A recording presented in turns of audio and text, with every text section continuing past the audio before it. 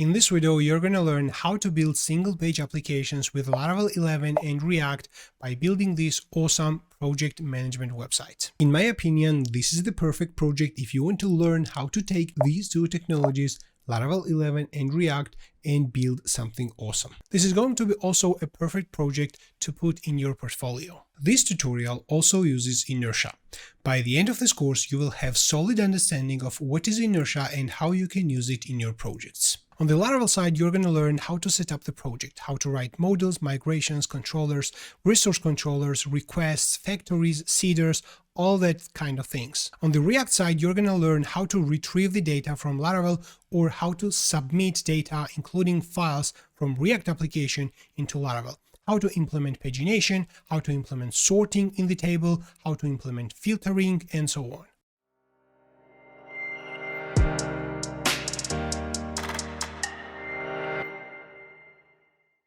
Hello everyone, my name is Zura and I'm the Codeholic.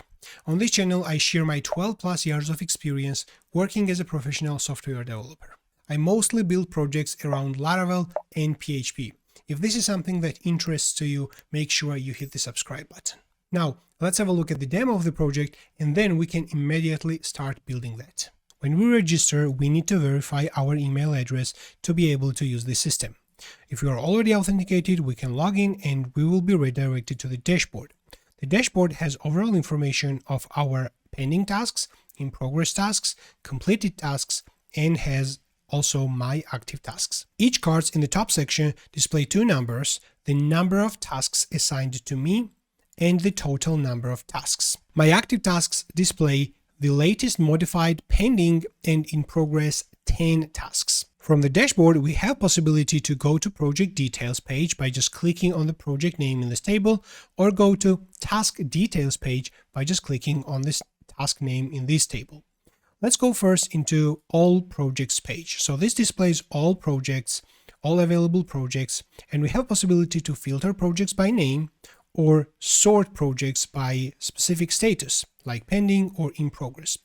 We also have possibility to sort projects by status, by name, by ID, create date, and due date. We also have Pagination, which preserves the scroll position while we are navigating between different pages. Okay, let's filter them by pending, and I'm going to also provide some search keyword to filter all the projects. We have possibility to delete the project by just clicking right here. It will ask the confirmation. If we approve this, the project will be deleted. We can edit the project and change the image, change the project name, its description, the project deadline, and the project status. By clicking on the project name, it's going to open project details page where we have more detailed information of the project, like the image, ID, name, status, and every other information. And if we scroll down below, we have the tasks associated to that project. And here we also have possibility to filter tasks by task name or status. And we have done this filtering in a more generic way so that you can easily add filtering possibility by other fields. We have also a possibility to sort by name or ID or status by other fields. We also have possibility to sort them by ID, name, status, create date, due date, or you can add other fields if you want. We also have pagination right here, which preserves the scroll position. We also have global tasks page at the top, which displays all the available tasks. And as you see, we have much more pages right here. And this global tasks page also displays the project name, to which project the task belongs to. And we also have possibility to edit specific tasks, change its image, or update its project, or update any information regarding to that specific task. Hit on submit, changes assigned user ID as well. And we also have possibility to delete the tasks, obviously. And we have this user section, which gives us possibility to add more users into the system. When adding new user, we have to provide the username, email, password, and confirm that password, and the new user will be added. And we also have this my tasks section, which displays all the tasks that is assigned to me, so that I can easily have a look what are my tasks and filter them by pending or by in progress value, and just whenever I complete the task, I can go into edit section and I can change its status into completed hit the submit button, and the task will be marked as completed. And every user has possibility to go to its profile page and update his personal information, update details, or completely delete his account. Building such types of projects require a lot of time and energy, especially for me, who is a father of 3 kids, as well as I'm working full-time. So I generally sacrifice my weekend to record such types of projects.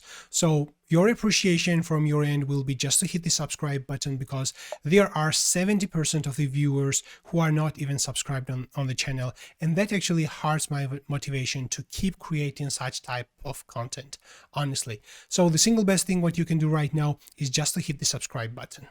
Now let's jump into the project. Before we start working on the project, we're going to set up the working environment. So here I have all the programs which you might need to set up the working environment, and follow with me. Whenever I don't develop my PHP projects with Docker, I generally develop with XAMPP. So this is what I'm going to do right now. I recommend to download and set up XAMPP for Windows or for Linux or for your operating system. If you already have PHP working environment set up locally, then you don't need to download this. But XAMPP is an awesome package. It contains PHP, MariaDB, which is the equivalent open source equivalent for MySQL, and web server Apache. Okay. We're going to also need a Composer, which is the package manager for PHP. You're going to need this as well. We're going to also need Node.js. Laravel is using asset building tools, Vite, and the Vite, in order us to be able to execute Vite commands, we will need Node.js. So this particular project I'm going to develop on VS Code. Sometimes I use VS Code, sometimes I use PHP Storm. In general, PHP Storm is much more intelligent, but I understand that it is not free. So in this tutorial, I'm trying to stick with my video viewers as close as possible. So I'm going to develop this on VS Code, and you're going to see everything what I'm going to do. Okay. I also recommend to download Git and have git bash command, because I'm not going to use CMD or PowerShell for certain things. I'm going to use git bash to actually set up the project locally, and also in the future. And also, finally, I always recommend to have the Laravel official documentation open, because whenever you are building a project, it's very hard to remember everything. So I generally stick with the documentation, open it whenever I need it, and just browse it for certain things. Okay, now let's close everything. I'm going to leave only Laravel official documentation. And now I'm going to open git bash. I'm going to navigate into desktop, and then I'm going to execute Composer create-project Laravel/Laravel, and then I'm going to provide the local folder name inside which I'm going to create my Laravel project, and I'm going to call this Laravel 11-React-Inertia. And we're going to hit the enter. It's going to download the latest Laravel version with all its dependencies, and it's going to set up the project for us. Okay, it finished installation, and now we're going to open it using VS Code. And now I'm going to open the terminal. I'm going to collapse the left side, and we're going to install Laravel Breeze, which adds registration and login functionality to our application. Also, Laravel Breeze is going to be the package using which we're going to add React to our application. Let me execute Composer require Laravel/Breeze, and I'm going to provide right here --dev flag as well. Let's hit the enter. Once Breeze is installed, we're going to execute php artisan breeze:install. Hit the enter. It's going to ask us which stack we would like to install. We have a couple of options. We have Blade with Alpine, we have Livewire, and we also have React with Inertia right here, and Vue with Inertia. We're going to choose React with Inertia. So here I'm going to type React. As soon as I type this, now the following command, first of all, it's going to ask a couple of more questions, like if we would like to have additional features like dark mode, for example, or Inertia server-side rendering. In this case, I'm going to just choose dark and hit the enter.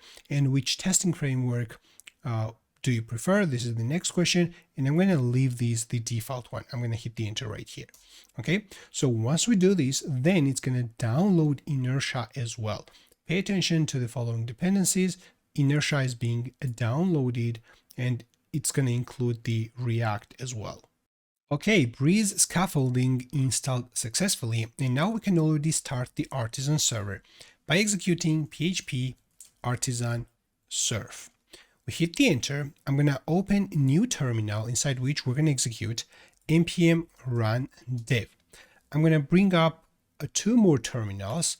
This one is going to be for Tinker, so I'm going to execute php artisan Tinker, and I'm going to explain what is Tinker in a little bit, and I'm going to bring up another terminal which is going to be for my artisan commands such as php artisan make controller, make model, whatever. So let's give them proper names. Like I'm going to call this serve, I'm going to call this vit, I'm going to call this Tinker, and this is going to be artisan. Okay, once we have the serve running and vit running, we can open the website at localhost port 8000, hit the enter, and we're going to see the following Laravel application up and running. Now I'm going to activate dark mode. For this, let's open the left side, left panel. We're going to open Tailwind config.js. I'm going to collapse the terminal, and here we're going to add dark mode to be based on class. This is the one change we're going to do. Next, we're going to go under resources, views, app blade php. This is what we're going to open, and here I'm going to add class dark. As soon as I save this and reload the browser, even you don't need to reload, the reload will happen automatically. You're going to see Laravel application running in dark mode. Now, let's see the power of Inertia. And for this, let's just pay attention to this reload icon. I'm going to navigate to different pages like login and register, and also pay attention to the bottom left corner whenever I mouse over on this login and register. You see, down below, right here, the URL is very valid and correct URL. It looks like it is a traditional page, login and register. But now pay attention to the reload icon. As soon as I click login, this reload icon does not move. And we see a progress bar right here in the following area. Let's go back and click on register and pay attention at progress bar right here. Click on register. Okay, it didn't trigger the progress bar because once it was already loaded. Let's click on the already registered maybe, and maybe forget password. So the navigation from page to another page happens through Inertia. That's a single page application, and the pages rendered right here are actually React pages. Now let's try to register. Whenever we register, we are automatically approved. Let's hit the enter. I was able to register and I'm also logged in, okay? Which is something I want to avoid, and I want to implement the email verification. For this, we're going to open user.php model, which is inside app models folder, and we're going to implement, that's going to implement must verify email contract, okay? Once we implement this user class from must verify email, then whenever we register, we will be able to, the system will send an email verification which we need to confirm. Okay, let me actually try to reapply migration so that my newly registered user is gone, or maybe I can go into profile and I can just delete my account. Okay, I was able to delete. Let's go into register. I'm going to provide the same details. Let's hit the enter. And here it is. Okay, so now it sent us email verification, which we need to verify and confirm. But where was that email sent? So let's open .env file, which is inside the project's root directory right here. Okay, and if we scroll down below, we're going to see this mail. Where's mailer, which is log by default. And this means that every new email is not sent anywhere, but it is saved inside log files, which we can find under storage logs Laravel log. Once we open this and scroll down below, there are some more logs, but at the very bottom, we are going to see the following email. This is already an email. Let's scroll up a little bit to find the beginning of the email. This is the email body. Let's scroll up. Here we go. This is it. Okay, pay attention. From Laravel, the email comes from Laravel verify email address. If you scroll down below, please click the button below to verify your email address. Here's the link. I'm going to click on Control on my keyboard and then mouse click on the link. Which, does it open something? Yes, it opened. And now I'm verified and I'm also authenticated, okay, which is cool. I think I clicked that twice. So this is the previous link which I can reload and I'm already verified and I can log in. If I click this, it opens in the background, but I'm already authenticated. It doesn't do anything. Okay, we can close this. Now let's understand what is Inertia and how that works. Inertia basically is a glue. It is not a framework. It is a glue that connects the front end to the back end. Okay, so in our case, we connect a React application to a Laravel. Inertia actually can be used even with different backend frameworks. Out of the box, Laravel Breeze supports Inertia with Vue.js and Inertia with React. We have chosen to build this application with React, and now we're going to have React front-end application. Now, let's understand how Inertia works, how it does the job. If we open up blade.php, which is the main layout file, we're gonna pay attention to a couple of attributes and directives. So here we have Inertia attribute added on the title. Okay, so in the title, actually, we have a hard-coded app name. But whenever we navigate from one page into another, pay attention, we have welcome Laravel right here. If we go into login, we see login Laravel. If we go into forgot password, we see forgot password, and so on. So basically the title is changed dynamically based on this Inertia attribute. If we remove this completely, save the page, we're going to see Laravel right here. It doesn't matter on which page we are, it's going to be still Laravel. Now Inertia is not able to update the title of the page. That's why we need Inertia attribute right here. Now, if we scroll down below, we're going to see a couple of directives like routes. We see this vite react refresh and so on. And let's explain all of them step by step. This routes directive is responsible to generate all the registered routes and make those routes available in React components. Because we're going to need those routes to create the proper links from React application from one page into another. But we define those routes not in the React, like if you are familiar with React, you define the routes generally in React Router, right? But in our case, we don't define those routes in React Router. We define them inside web.php like we define routes in traditional Laravel website. Like here, for example, we define the slash route, we define the dashboard route, we define the profile route, and inside auth, we even have more routes such as register, login, forgot password, and so on. Okay, and we need to use these routes in the React applications. That's why we make those routes available in the React application through these routes directive. And that happens using Ziggy package. So we have also Ziggy package installed.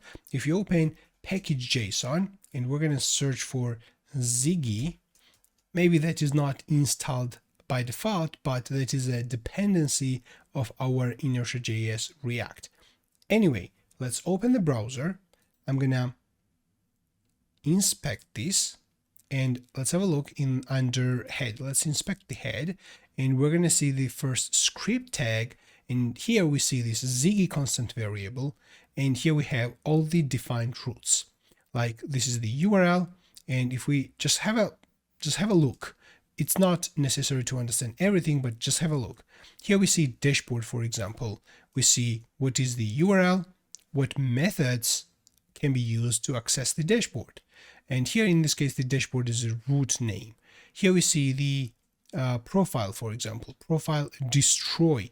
what is the URL, and what methods can be used to destroy the profile, and so on. Okay, using this approach, we have all the defined roles available in React. Let's close the package.json.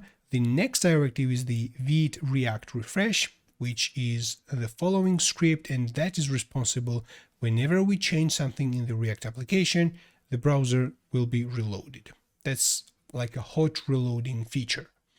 The next one is the vite, which is, I think, very familiar. It's going to load the app.jsx and all the pages related JSX components. Whenever we reload this page right now, if we observe that what is generated by this vite directive, we're going to see this is the one. Let's enlarge this. So this is the one which is generated by this vite directive. This is it, and here we see pages welcome JSX. Okay, so using this page variable. But if I go into login and then I reload the page, then I see right here pages out login JSX. And here we also have CSS, which is the entire Tailwind CSS in our case. Also, when we navigate between pages, I'm going to open the network and I'm going to search for the pages, because this is the interesting part. When we reload in this case, we're going to see login JSX is loaded. So JSX is basically a React page. But then when we start navigating from one page into another, so we see welcome JSX right here. Okay, now dynamically welcome JSX was loaded. We click on register. Now register JSX was loaded. Now I click this already registered and login JSX was loaded. And you get the idea, right? And basically we loaded all the pages. And now when we go back, nothing more is loaded because login was already loaded and it is not going to load anymore. And using this, we get a very high performance single page application. Okay, that's cool. Now, where are these pages located? All these pages are located under resources, JS pages. And these are the pages we are going to also create and modify inside this folder, inside the pages.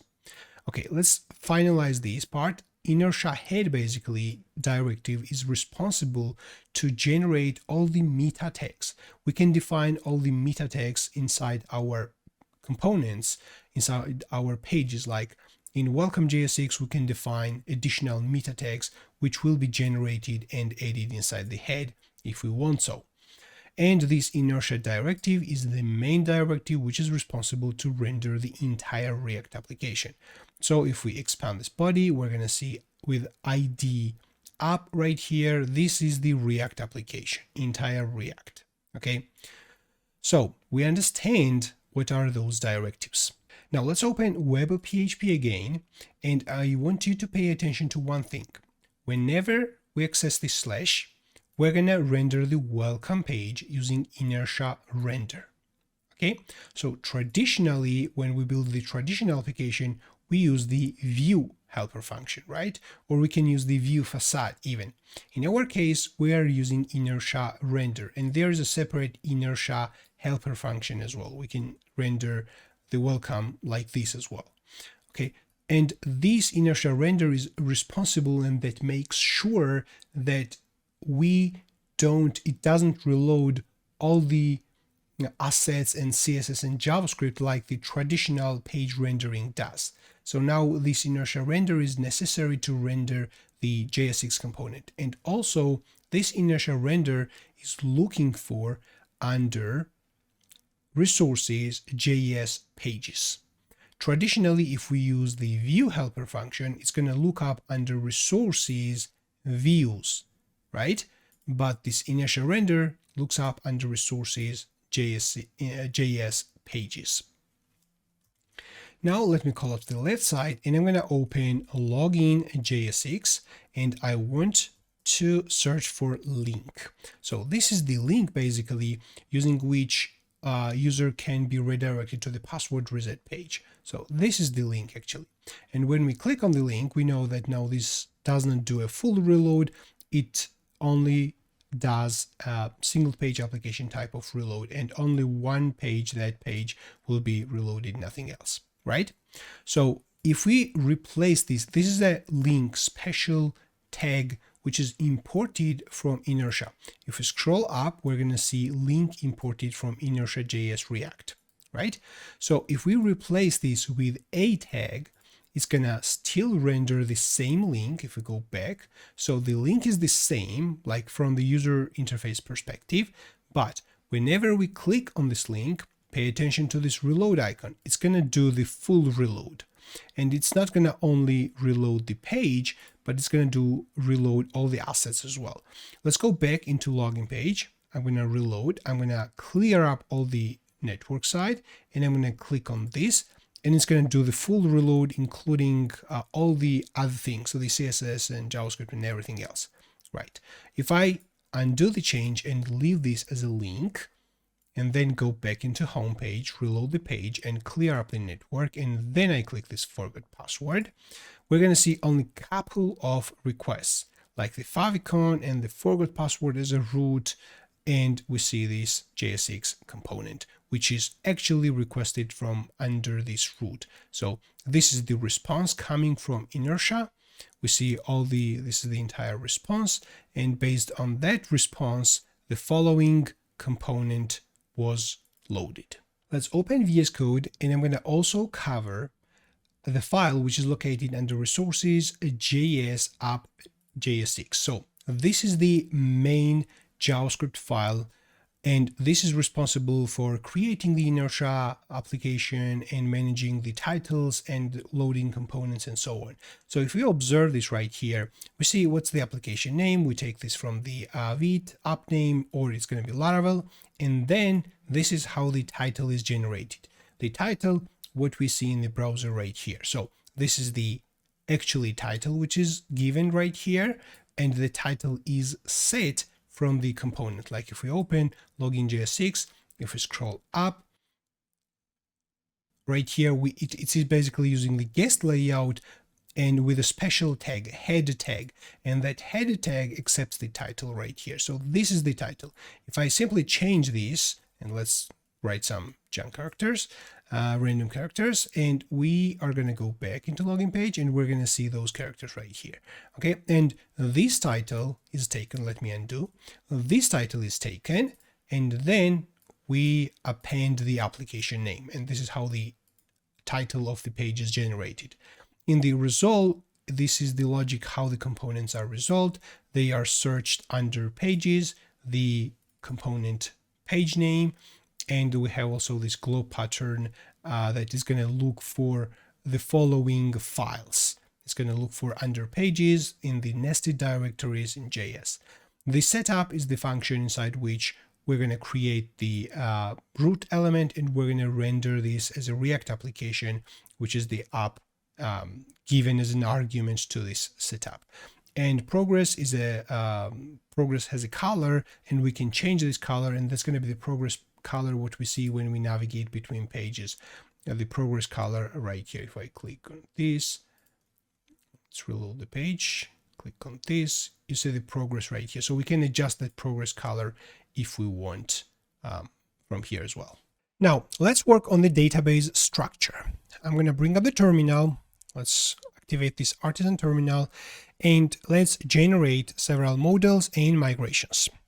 PHP artisan make model project model is going to be the first one which I'm going to generate, and I'm going to also provide two flags. One is for the factory. I'm going to generate the factory as well, and I'm going to generate the migration as well. So -f and m. Let's hit the enter. So 3 files were generated. Look at this. So first of all, this app models project PHP was generated. It also generated database factories project factory, and it generated this migration file. And whenever we again hit Control on our keyboard and mouse click, it's going to open the file in the VS Code, which is exactly what we want. But let me generate the second model as well. PHP artisan make model, but in this case we're gonna provide task right here. we are gonna give the same flags. We need to generate factory as well as the migration for the tasks as well. Okay, so let's hit the enter. Again, it generated 3 files, and let's click on this migration file, control and mouse, and it's gonna open that as well. So now we can close the terminal, and we're gonna work on this migration file. So let's start with the projects. What fields do we need? Let me quickly generate those fields. So we need name for the project. We need a long text as a description. We need timestamp to be due date. Timestamp, due date, which actually can be nullable. Okay. We also need to provide status.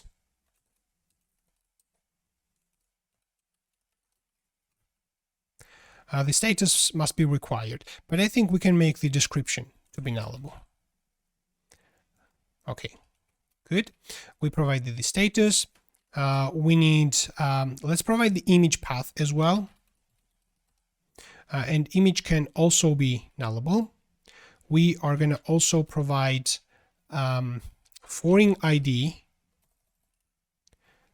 Foreign ID, the column name will be created by, who created the project, and that's going to be constrained on users. On delete, let's restrict on delete by default. Okay, and let's duplicate this line, and we're going to have updated by as well. So we have name, we have description, due date, status, image path, created by, updated by. 3 fields are nullable. I think this is good. Now let's open tasks table and generate columns for it.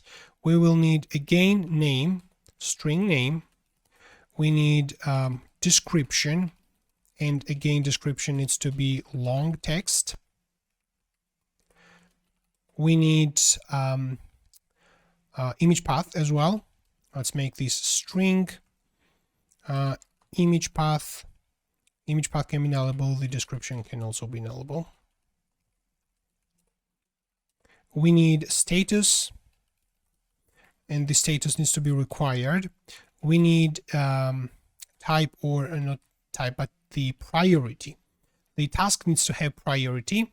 In task, the status and the priority needs to be required. We can provide extra information such as tags or etc., but I think we can skip that. Actually, we don't need to overcomplicate things, and just let's make the main focus on the actual full stack application functionality, Laravel, React, single page application. Okay, not too much details. Now let's provide like the due date, maybe due date, and the due date can be again nullable.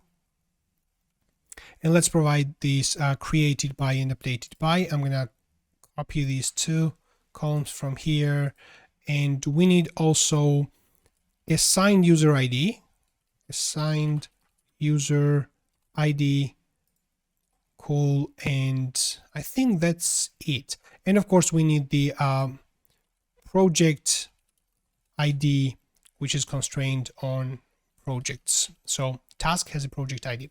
So we have name, we have description, image path, status, priority, due date. We have assigned user ID. We have created by, updated by, and project ID. Okay, all of them are required except due date, image path, and a description.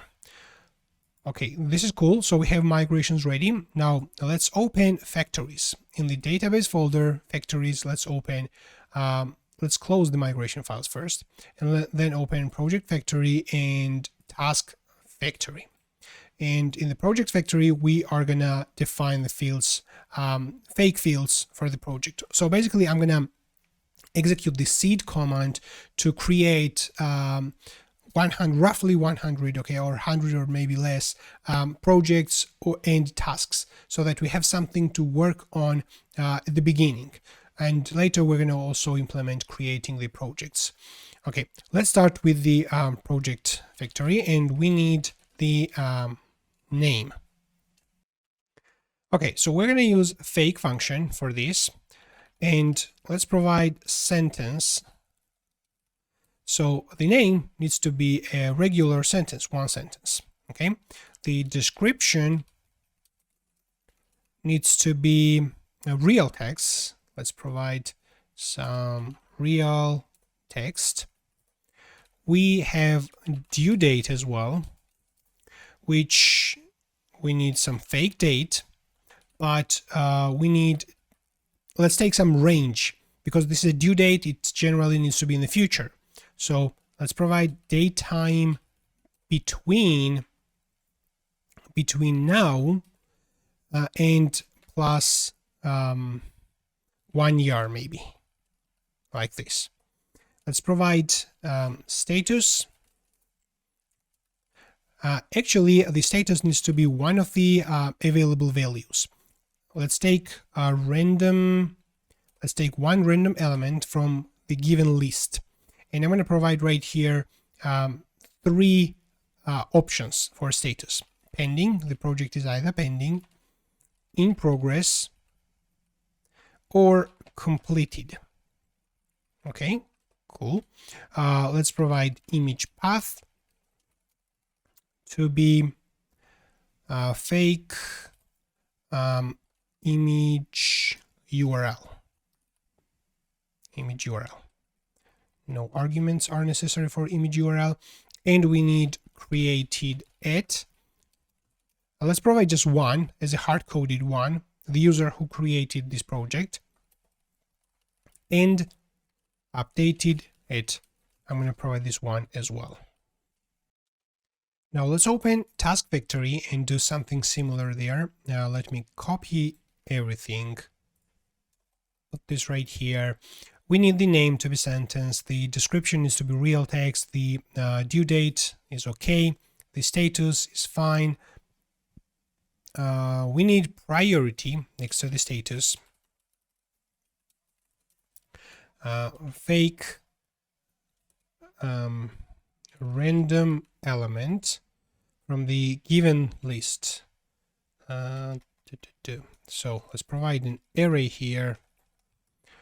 We need low, medium, and high. So these are the priorities we're providing. We can leave the image path. We need also assigned user ID. Let's put this right here. Assigned a user ID, and I think that's it. So name, description, due date, status, priority, image path. Let's move this down like this. Cool. Okay, perfect. Now let's open database seeder, which is under database folder seeders. And here it already there's already code to create single user, but I want to update this. So I want to create my user. Let's call this Zura. Provide my email. I'm going to provide my password here, which will be which we need to pass into bcrypt because we want to save the encrypted passwords in the database. 123.321 and A. Okay, this is the test password. We need to have it at least 8 characters containing with uppercase letter and digits and so on. Okay, whatever. And let's also provide email verified at, and we're going to provide time, which is the current time. So whenever we execute the seeder, it's going to create this single user. Okay, and now let's create also use the factory, project factory, as well as the task factory to create fake projects and the tasks. So for this, we're going to use project factory.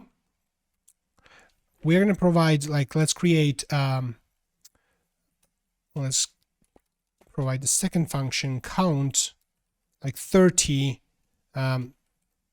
30 projects, and then each of them needs to have tasks. Has tasks like 30, and then we're going to execute create. This project model needs to be imported from app models. Make sure that the following import is added by VS Code at the top. Okay, so I think that's okay.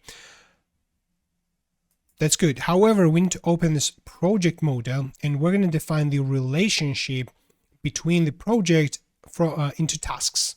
Okay. Public function tasks return this has many task. Awesome. Now we need to execute migration with the -- seed option to create the tables, what we just generated, and also create this seed data. Let's bring up the terminal and execute php artisan migrate -- seed. Before I execute this, let's open this project explorer, and in the database we already have this database.sql. Okay, if that file doesn't exist right here, then whenever you execute the following command, it's going to ask you to create, or it's going to automatically create it. But for this project, we are going to use the SQLite database, which is the simplest one to set up and just make it working for beginners. Okay, if you know what you are doing, you can easily switch to MySQL, and you're going to find the database connection details right here in the .en file. Laravel 11 changed this actually, and the default one is SQLite. In the Laravel 10, the default one was MySQL or MariaDB. You could obviously change into SQLite, but in Laravel 11, the default one is SQLite, which I'm going to leave. I think it's good for absolute beginners. So you don't need to worry about the database. Okay, so that's good. I'm going to leave this into SQLite, and now let's actually execute this php artisan migrate -- seed. Okay, we have some sort of error. Let's expand this on full screen. Let's have a look. The create projects table was executed, create tasks table was executed. However, here we have this error, unique constraint violation exception. Look at this, integrity constraint violation, unique constraint. Okay, so we are about to create new user in the database, which has this email zura@example.com, but that user already existed in the database. Okay, that is the issue. So I'm going to actually drop every table and then reapply the same migrations. So I'm going to execute php artisan migrate : refresh, which will again drop all the tables, reapply them, and then reapply the seeds. So while we are developing this, I'm going to probably execute this php artisan migrate refresh a couple of times. And while you are doing your projects from scratch, feel free to execute this migrate refresh, which will drop everything and reapply.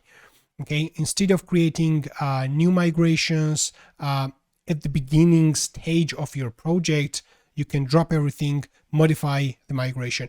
Imagine that we made some mistake in the migration. For example, we missed one column which we want to add right here. Okay, there are two options. We can update this migration file, we can drop everything and re-execute, or we can create new migration file, and which the migration file will be just an alter table, add new column right there. So again, I want to make this very clear. If the project is you're developing from absolute scratch, okay, and you're at the very early stage, and you even have not pushed your changes, committed and pushed your changes through Git, you can modify an existing migration, just roll back everything and execute migrate refresh with -- seed or without, it doesn't matter in this case. But if you have already pushed your project, if the project is cloned by your teammates and they already execute the migrations, then changing this migration is bad idea. I'm telling this to beginner developers because you might think that, okay, I can always change the migration and reapply, but your developers, your teammates have already executed this migration and the migration is marked as executed in the database, and they will have trouble if you just make the changes in existing migration. You have to create new migration if your project is pushed, if your project is cloned by another developers, and of course if the project is also set up on production environment. If you have any questions regarding this, please let me know in the comment section. I will be happy to answer your questions. Okay, now let's execute this. PHP artisan migrate refresh dash seed. It's gonna first of all roll back all the migrations, existing ones, then reapply all the migrations, and then it's gonna seed the database. Here we have again error not null constraint failed project created by. Okay, created by was specified as null in one of the factories. Here it should be created by here as well. Here as well, created by and updated by. Cool. However, we can provide created at and updated at as well. Created at will be current time, and updated it will be current time, and we can copy this from the project factory and put this in the task factory as well. Now I can clear this and I can execute the same thing, migrate refresh, which will again drop everything, run migrations, and then it's going to start seeding the database, which it looks like it is working right now. But because we are creating several records actually in the database, it's going to take a few seconds. So we are actually creating 30 projects, and each project has 30 tasks. So totally we are creating almost 1000 objects in the database. Okay, the seeding was completed. The migration files were applied, and now I want to use this Tinker. So Tinker is a command line interface to interact with the Laravel. Okay, we need to execute PHP artisan Tinker, and the Tinker comes by default with the Laravel's installation. And here I'm gonna actually check how many objects are in the database inside the projects table or inside the tasks table. So we can execute app models project : count. Okay, this is regular Laravel code which you can put in the code as well, but whenever we hit the enter, it's gonna execute right here and gives us the output. And let's see how many tasks are in the project in the database. Task count, we see 900. So this is exactly what we expected. We can also execute task query paginate like 5 and hit the and then we can call get, I think, or we can call all. I don't remember by heart every single thing, but this gives us also a possibility to query all the objects. Now look at this. So we executed paginate and all, and it gave us 5 tasks. So this is the first task. We have the ID, name, description, every field which is in the database. This is the second one. This is the third one with ID 3 as well, fourth one, and fifth one. Okay, it gave that information to us. Okay, so this Tinker is sometimes which we might need to check, and yeah, in this case I can just close this, and we have the database already prepared. We have the tables, we have the factory ready, and we have the seed data ready as well. And let's just test if we can log in with this email and password. I can save this. Let's open the project. I can reload this. I will be logged out, and I can click login with this password. Yep, I was able to log in. I can update my password. Now let's create controllers. I'm going to bring up the terminal and let's execute PHP artisan make controller. First, let's create project controller, and I'm going to specify -- requests and -- resource right here. But I'm going to also specify the model -- model equals project. So I'm creating new controller and telling the Laravel that this controller is for the project model. It is the resource controller, and it also needs requests. Okay, what does this exactly mean? Let's hit the enter and I will explain. Okay, have a look. So 3 files were created: store project request, update project request, and project controller.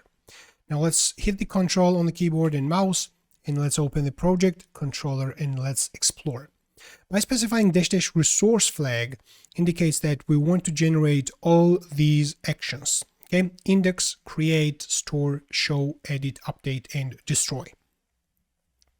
By providing -- requests indicates that we want separate request class for storing the project as well as for the updating the project, which it actually did. So it created these 2 projects. And whenever we implement the actually saving the project or updating the project, we have to implement the correct code right here in this store project request. We have to do the proper logic in the authorize or just return true, and we have to properly define all these rules.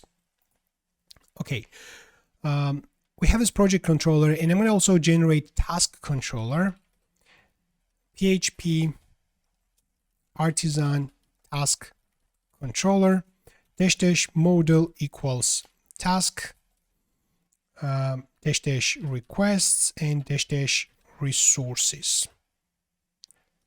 resources. Let's hit the enter. PHP artisan, sorry. PHP artisan make controller task controller. Let's hit the enter. -- resource, I think. Yeah, not resources.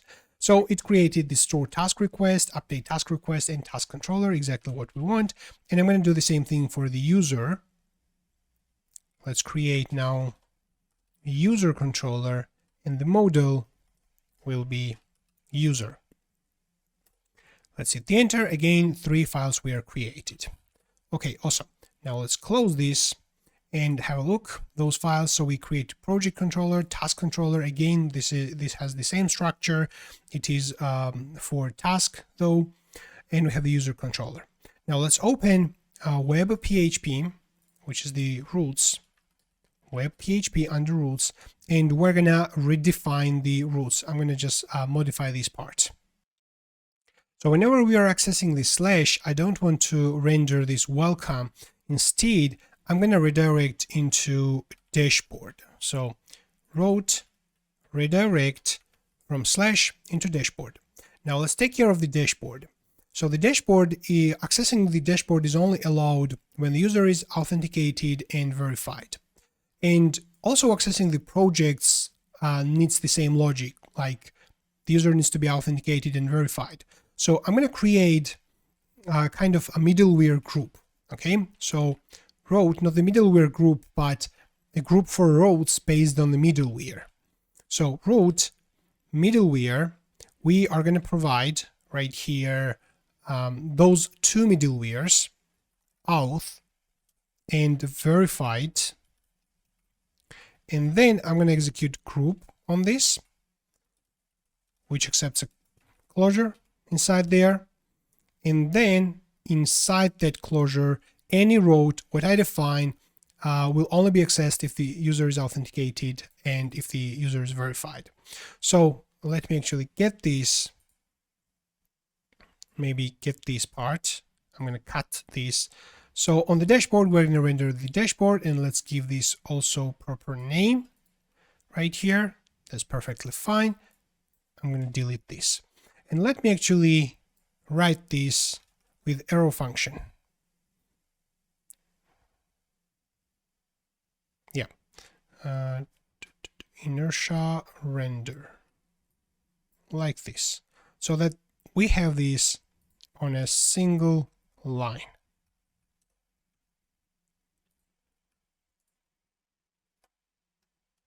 Okay, perfect. So now this is going to work in the same way. We can have a look. If we just try to access the home page, basically if we just try to access the slash, it tries to redirect to the dashboard, but we can't access the dashboard because it requires authentication, so we were redirected to the login page. Once we log in, then we can access the dashboard. If we can just access to slash, we will be redirected into dashboard.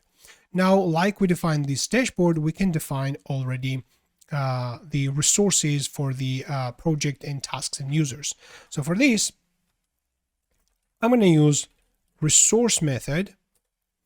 I'm going to provide right here the resource name, which is going to be project, and the controller will be project controller. Okay, make sure that the project controller is imported right here. And I'm going to duplicate this line 2 times. Here, I'm going to write task. Here, I'm going to write user. And let's provide the correct controllers, task controller here, and user controller here. Make sure that the task controller and the user controller is also imported at the top of the files. Okay, now we define these project, task, and users. Now let's have a look what routes are available. PHP artisan route list. If we hit the enter, we're going to see all the routes that is available. Okay, and I'm interested in the one which we defined right now. So we defined this project route, which is to get, and the route name is called project index, and that's gonna be the following function: project controller index. We have the post on the project to create new one. We have the get to render, get or head to render the project detail space. So basically here we see all the routes which is for the resource controllers in general. We have the same thing for tasks, and we have the same thing for users. Okay, now I think it's time to start rendering projects. But before that, let's open the layout and let's add projects and users and tasks in this layout section. So the layout is basically called authenticated layout, which is under resources JS layout. So let's open this, scroll down below, and we see the dashboard. Basically, this file is large, and I want to change the indentation into 2 spaces because whenever my file grows, basically it goes on the right, and this is not convenient.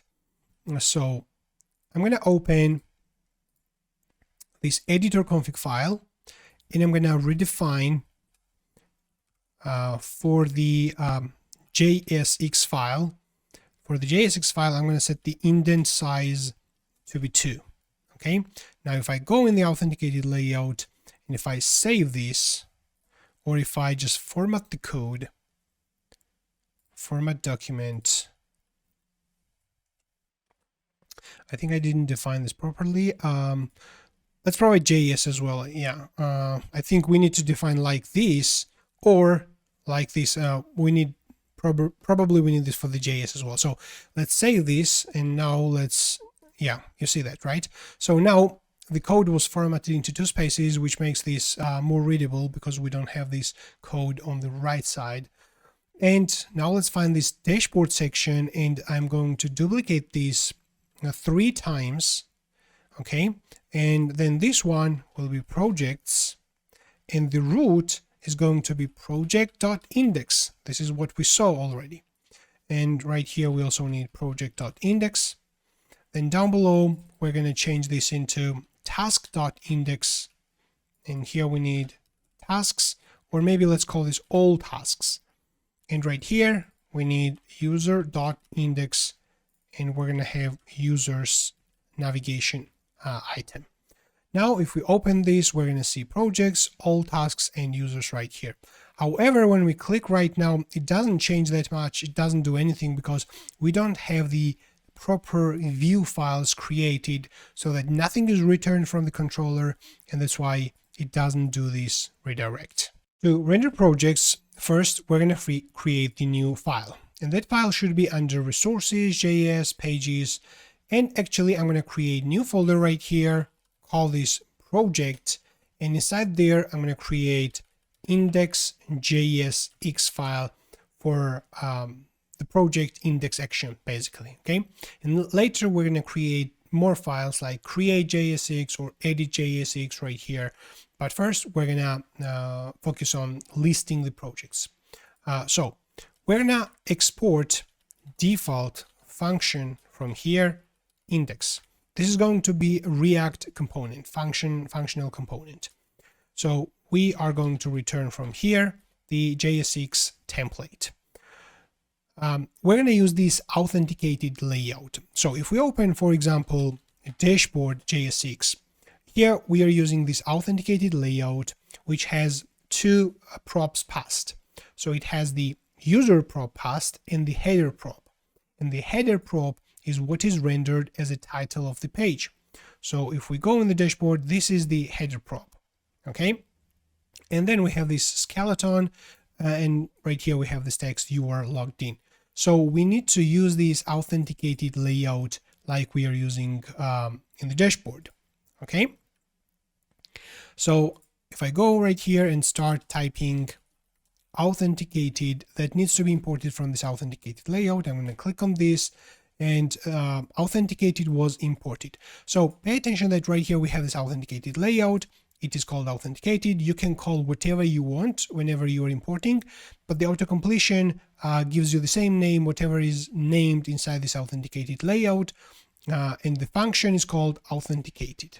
Okay, we can change this authenticated layout, and now whenever we start typing, if we remove this, whenever we start typing authenticated layout and import that, it's going to do this proper import. Okay, that's good. Now we need to pass these two props. Let's go in the dashboard. I'm going to copy these two props in the authenticated layout, and I'm going to pass this. However, pay attention that the user, this auth needs to be imported, accepted, not imported, accepted as a prop, because Inertia passes all the data as a prop. So if we open, we have this dashboard. Okay, right now we're going to accept the auth, but I'm going to show you one thing as well. For example, let's open profile controller, and the profile controller renders this profile edit view, which the profile controller passes two variables: must verify email and status. So if we open right now profile/edit, right here we have this must verify email and status. Okay, so these are two variables which are passed as a prop from the controller. Okay, whatever we're going to pass to Inertia's view from the controller, then we can accept this as a prop inside the React component. But you probably have a question: what is this auth and how this is available right now? Because we don't actually pass this from the profile controller. Okay, so this auth is available through the Inertia's middleware. If we go into app HTTP middlewares, we have this handle Inertia requests. Okay, and if we scroll down below, we're going to see this share, and we have this auth user, which is the currently authenticated user.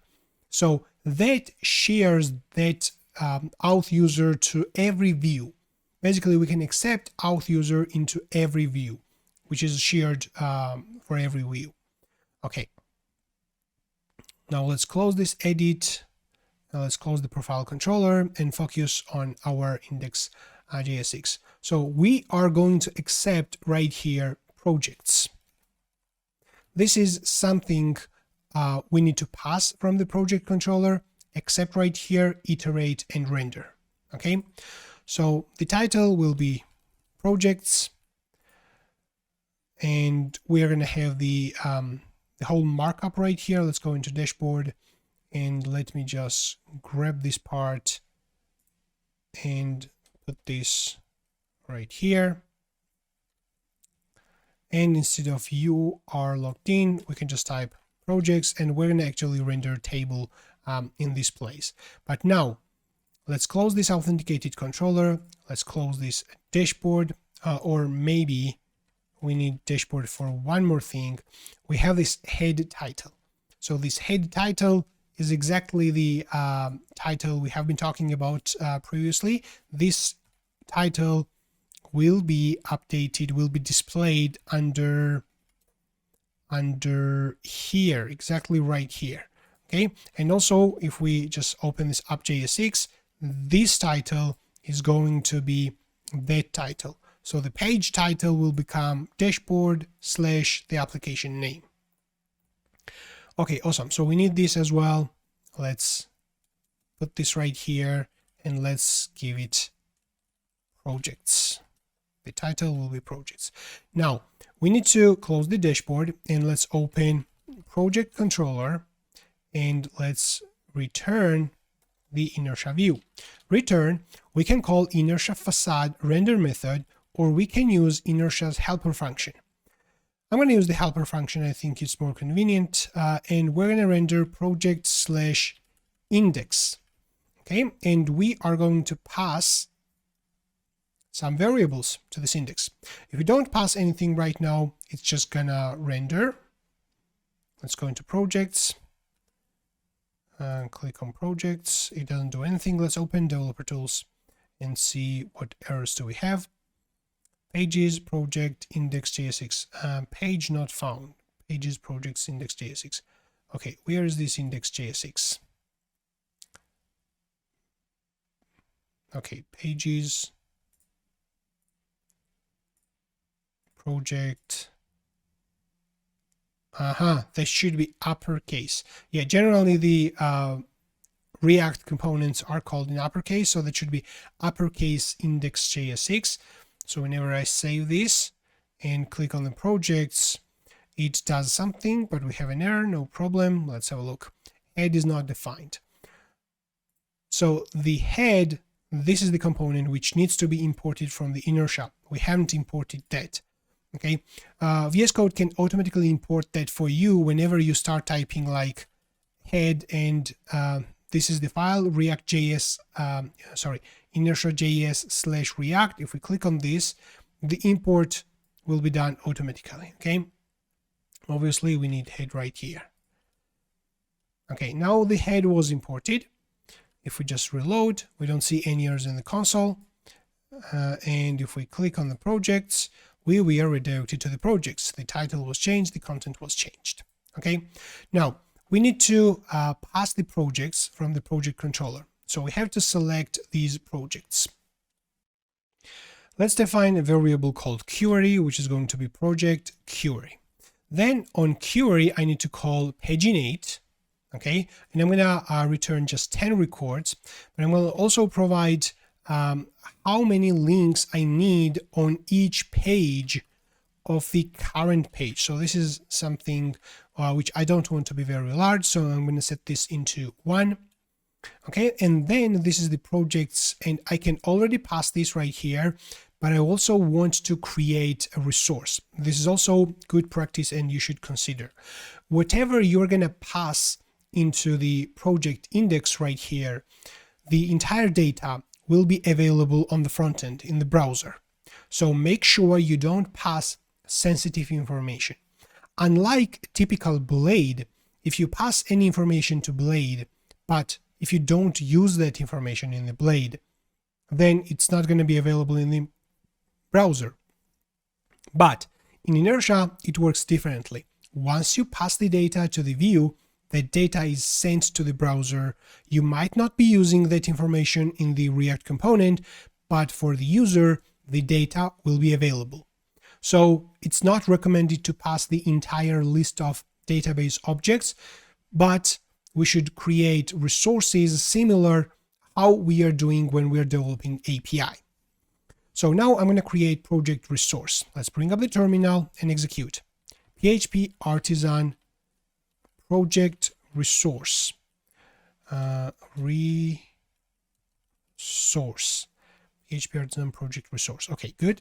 Let's hit the enter. Sorry. PHP artisan make resource project resource. Right? Let's hit the enter. Project resource was created. Now let's also create task resource. Task resource. Let's hit the enter. Okay, task resource was also created. Now let's open project resource and we are gonna adjust this part, what needs to be returned to the browser.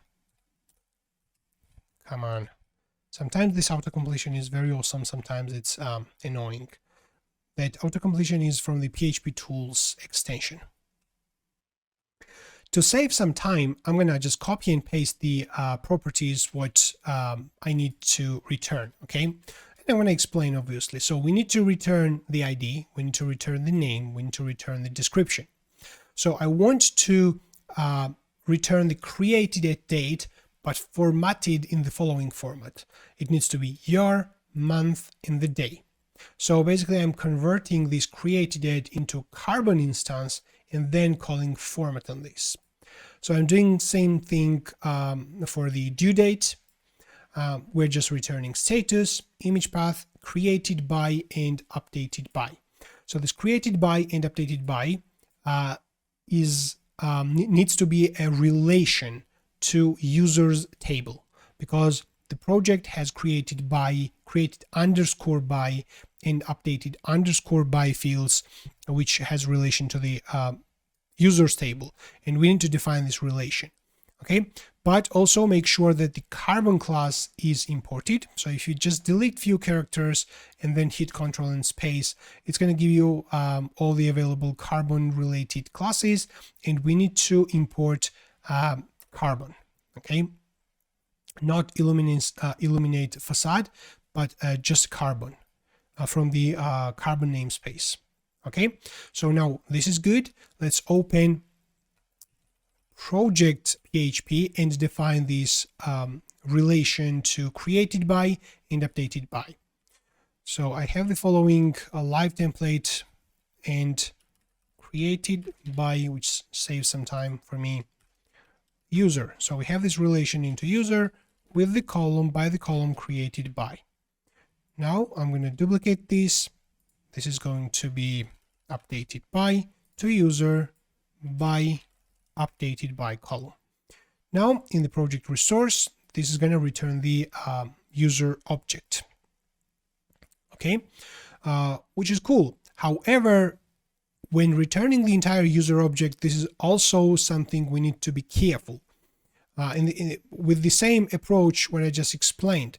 So if we're going to return the entire user object to the front end, then this can be visible in the browser, and we might not want that. I'm going to explain what I'm talking about right now, and then I will modify this part slightly. So I think I don't want this project PHP. I'm going to close this, and in the project controller, so we have this projects, which is a result of pagination, and then I'm going to pass these projects, and I'm going to use project resource right now and call collection on this, and give the projects variable right here.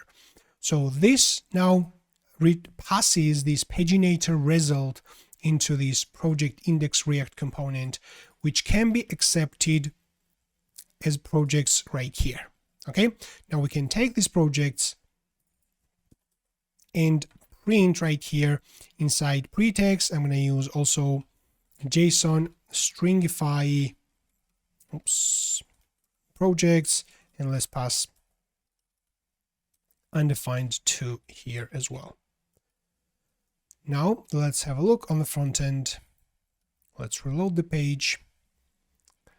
Collection on each page does not exist. Okay, let's see. I think this on each page needs to be called. Sorry, what is this? Excuse me, this should be on each side. On each side. On each side of the current page. Sorry. So here we go. So here we have all the data. So this data is all the projects we have. So we have the ID name, description, whatever, okay, which is part of the project. Here we have this created by, which is the user object.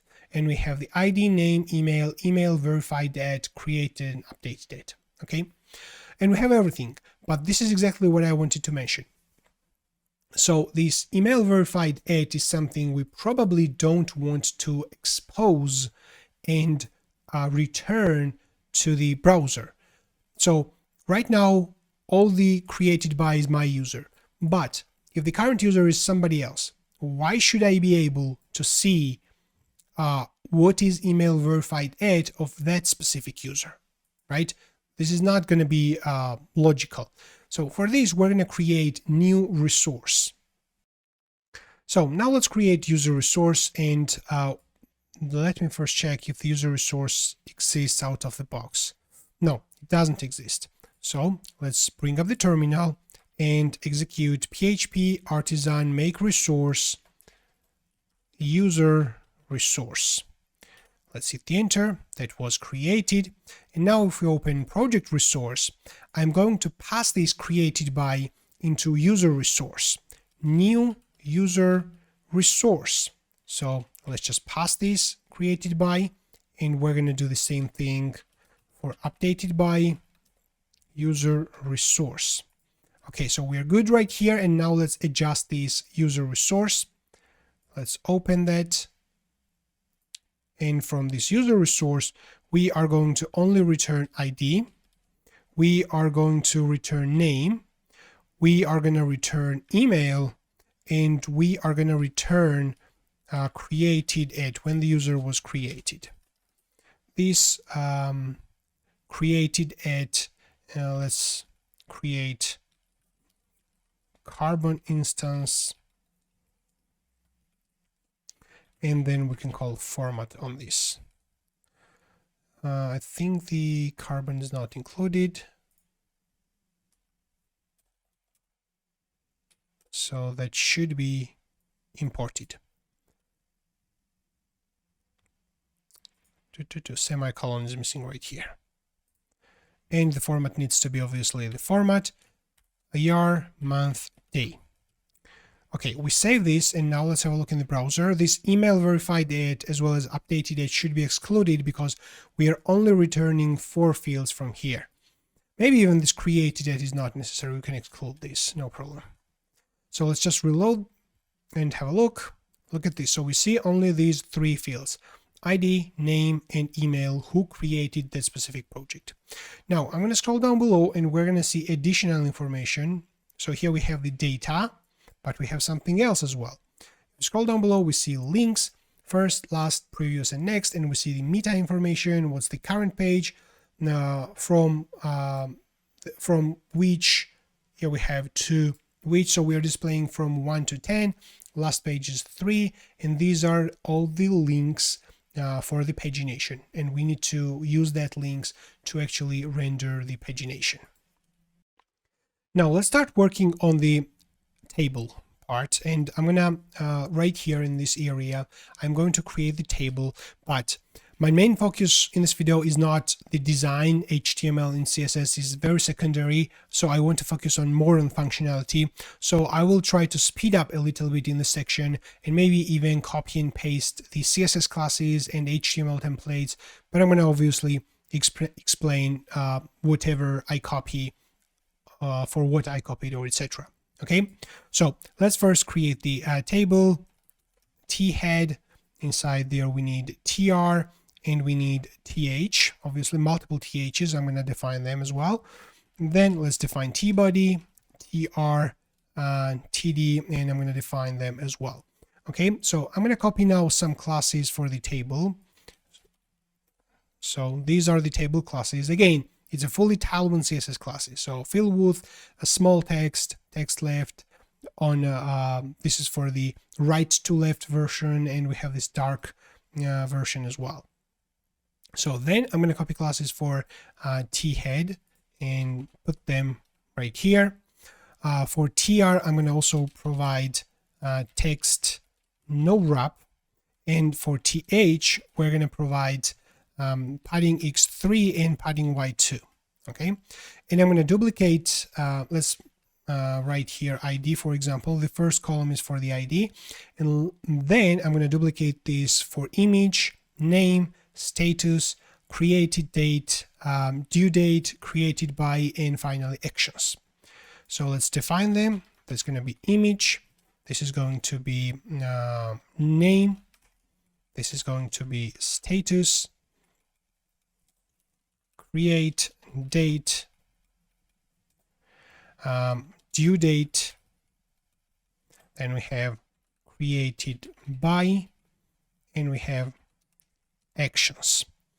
Okay, and now let's focus on tbody. I'm going to copy classes for tbody as well. Actually, tbody doesn't need classes, but class for tr is necessary. So these are the Talon CSS classes for tr, and we're going to iterate now our project's data. Okay, and for each data, we're going to render this tr. So let's use now projects data map, data.map. We have here project, and we're going to return JS6. So I'm going to return the following tr from here. And let's define now classes for this td as well. So it needs to have padding x 3, padding y 2. Let's output project ID. Okay, awesome. Let's duplicate this. Actually, this is the project ID, right? So I'm going to make this a little bit darker. So I'm going to use th. Then we're going to have the project image. Let's change this into td. And then we're going to have the project name as well. And I'm going to make this darker as well, maybe. And let's use, or maybe we can use td. Okay, again, I'm spending some time on a td. I'm going to hit myself into hand whenever I start doing this.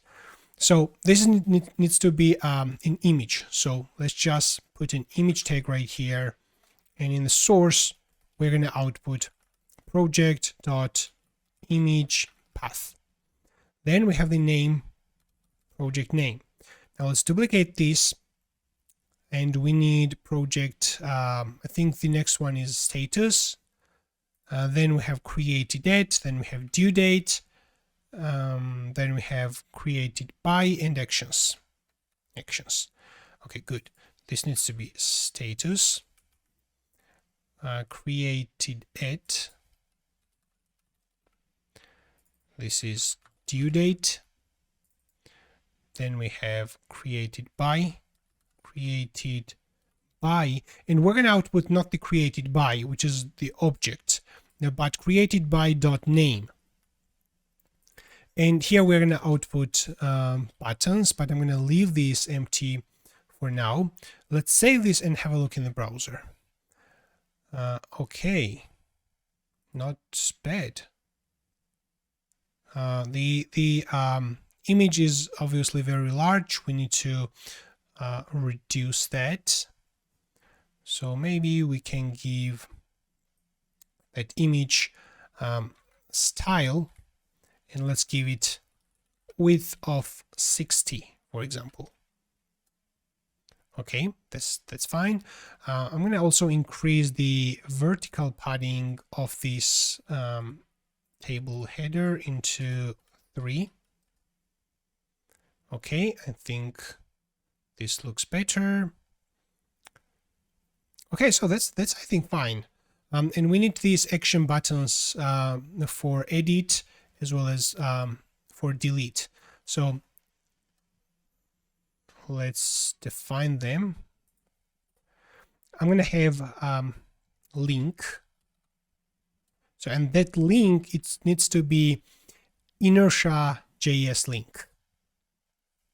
Okay, that needs to be imported. That link needs to be imported right here. If the link is not imported, you're going to see an error. So the link was imported.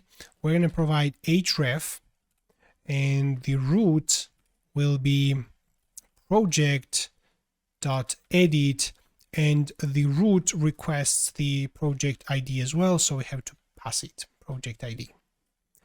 So, and then let's just let's also give some Talon CSS classes to that link, text blue, and again, CSS classes are not important for this video. I'm just going to give it for nice looking, and let's give it text also edit. So here's our edit button. I'm going to duplicate this, and I'm going to give it delete text. As for the classes, it needs to be the following classes. So instead of blue, we're going to have the red classes. And for the delete, that needs to have also the delete or destroy. Destroy. don't remember by heart, but we're going to see. So we see these buttons right here, and I'm going to give these T head just text right. And I think now when this is on the right side, it is nicely aligned. So just to make sure that the texts don't fall into the second line, we can also give it text no wrap right here. I'm just going to do this and then, yeah, that's it. Okay, awesome. Okay, now we need to take care of the pagination. At the top, at the bottom of the table, right here, I'm going to render this pagination, but I'm going to create a separate component for the pagination. I'm going to do this under JS components, which is a generic folder for reusable components. So in this components folder, let's create pagination.jsx. Let's collapse the left side. Export default function pagination. This is going to accept links as a prop. We are going to return the following JSX. So we need a nav HTML element with the text center and margin top 4. So inside there, I'm going to iterate over received links. So links.map. We need link, and let's return. This is going to be Inertia's link. So this is the class that needs to be imported. Okay, awesome. Now this link needs to have text as well. So first, let me just write link.label here, and we can see how this looks like. Let's go back into index.jsx and use that pagination.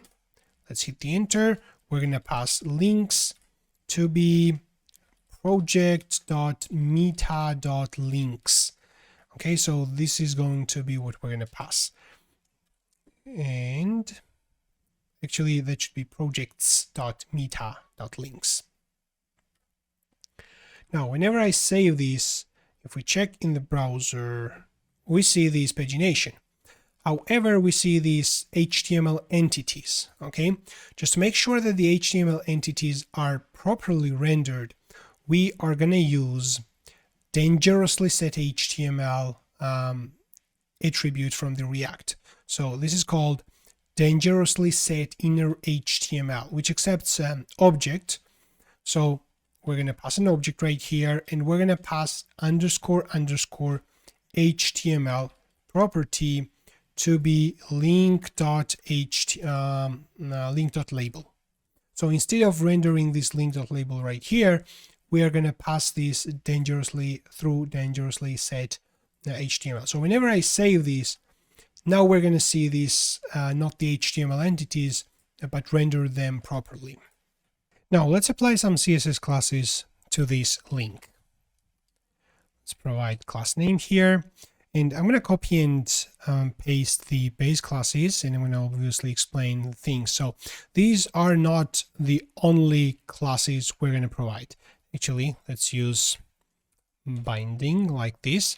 So these are the base classes, but besides that, I'm going to add conditional classes as well. For example, if the link is active, and each link has this active true or false property. So if the link is active, then I'm going to add bg gray 950. Otherwise, we're going to add an empty space, okay? And right here, I'm going to put also extra white space. We need extra white space here as well because we're concatenating classes, and we just need to make sure that we have white space right here and white space here as well. And plus, I'm going to add also, like if the link URL doesn't exist, if the link URL does not exist, so then we are going to mark the link as disabled. So I'm going to use text -gray like 500, but I'm going to also use exclamation mark right here to generate this class with the important keyword because that needs to override that text gray 200. Okay, I'm going to also give it cursor not allowed class. Otherwise, and we probably need white space here, or I think we don't need because we don't have any more classes, conditional classes, but like leaving a white space here doesn't hurt. So if the URL does exist, however, we're going to give it on hover PG gray 950 as well. Okay, so yeah, this is the class name. For each link, we're going to provide also key as a, because we're iterating over the links, each link needs to have its own unique key. We can provide link.label as a key right here. And we obviously need to provide href as well, which is going to be link.url.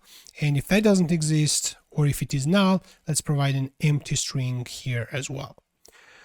Okay, so now let's have a look. I'm going to save this and let's check in the browser. And this is how our pagination looks like. So when we click on this, now the second page is open. We see page 2 in the browser. We click right here and the third page is opened, and then the next button is disabled. Pay attention that when we navigate between pages, we scroll at the top. Okay, this is the default behavior in Inertia, but because we have this single page application, we can preserve the scroll if we add to this link preserve scroll attribute prop. Okay, once we add this, then if I scroll down below, click on 2, we navigate between pages, but the scroll position is completely remained. So this is actually really awesome. So the next thing what I'm going to do is just to display these pending, completed, and in progress in a different colors, as well as proper text needs to be displayed right here instead of underscore. We need more user-friendly texts. Now let's open Project Explorer, and under resources JS right here, I'm going to create new file called constants.js. We can call it JS6 as well. It doesn't change anything, but we are not going to have actually JS6 expressions there, so we can call this JS. And I'm going to again copy and paste several constants from here. You can find all these in the GitHub repository of the project in the corresponding file. Like you can check these under, you can see this under the project, resources, JS, and constants. And you can also copy and paste, or you can go ahead and type this. I initially typed it as well. So, but I'm going to explain what this actually does. So this gives us the project status CSS class map. So whenever the status, project status is pending, we're going to give the following CSS class to certain HTML element. Whenever the project status is in progress, we're going to give that class. For completed, we're going to give it a green class, and so on. Whenever the status is pending, we're going to render the following text. For in progress, this text needs to be rendered. And we have the same thing for tasks. Okay, so this is for the task text, the status CSS class map. This is the task status text map. This is the and we have two more for the task priority. Okay, so we're going to use that now in this index JS6 in the place where we are actually rendering the status. So right here, so when we render the status, I am going to use this project, let's just delete everything, project status text map. Okay, and that needs to be imported. So that was automatically imported from by VS Code. And then I'm gonna, this is actually a map, an object, JavaScript object. So we're gonna pass it the project status, and this will render the user-friendly text for each project. So let's have a look. Something was errored. Resources, JS, constants, JS. does not provide a named export project status text map. Constant.js. Why it doesn't provide project status? Here it is. Well, it's strange. It does provide named export. Yeah, this is it. What is that? Child in the list should have a unique. Yes, we don't have this key on the TR, so we need to add that as well. Right here, each TR needs to have key to be project ID. I'm going to give it project ID. Now we're good. If I just reload, I don't see any errors. But right now the texts are in user-friendly text. We don't see this underscore anymore. And I'm going to give it also proper CSS classes. So right here, I'm going to put this in a span. Okay. And then I'm going to give the following class names to that span. So I'm going to give it some hard-coded classes like padding x3 and padding y1, for example, or maybe padding x2, padding y1. I'm going to give it also rounded, and I'm going to give it also text white, then white space, and I'm going to concatenate this with project status class map for the given project status. So if I save this and have a look,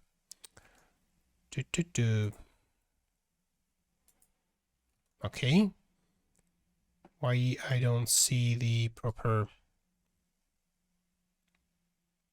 PG Ember 500. Okay, I think I know the reason. This BG Ember 500 was added. What if I change this file? It needs to do this rebuild. Okay, if I just rename this into JSX, so I think it's gonna work. Obviously, I need to fix that.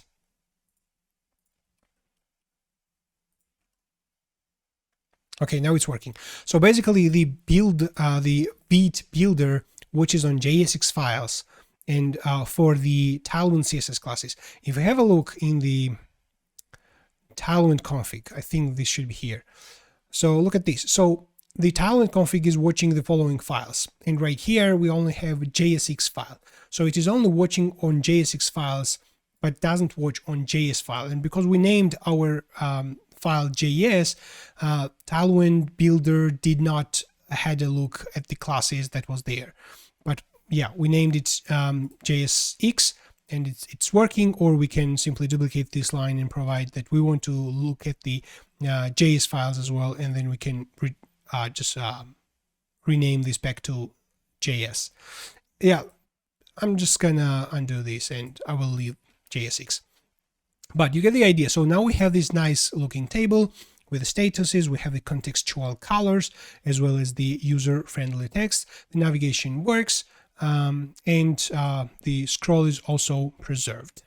Now, let's implement filtering of the data of the projects in the table. So let's go in the index, projects index, and scroll down below, and we have this T head, and I'm going to actually duplicate this T head. Okay, we're going to have the second T head there, and I'm going to create the search input fields under name and status. So I'm going to only implement searching by name and status. So right here, I'm going to put a field, and here I'm going to put a field, but for the rest of the THs, I'm just going to leave them by its default values. We can even remove this class. Okay, so of course, right now it was formatted, but let's just put here input. What's the component name? So there exists default components, which comes with the Breeze, Laravel Breeze. So resources.js components, and we have these. where's text input. Okay, so let's use text input component from components text input class that needs to be imported.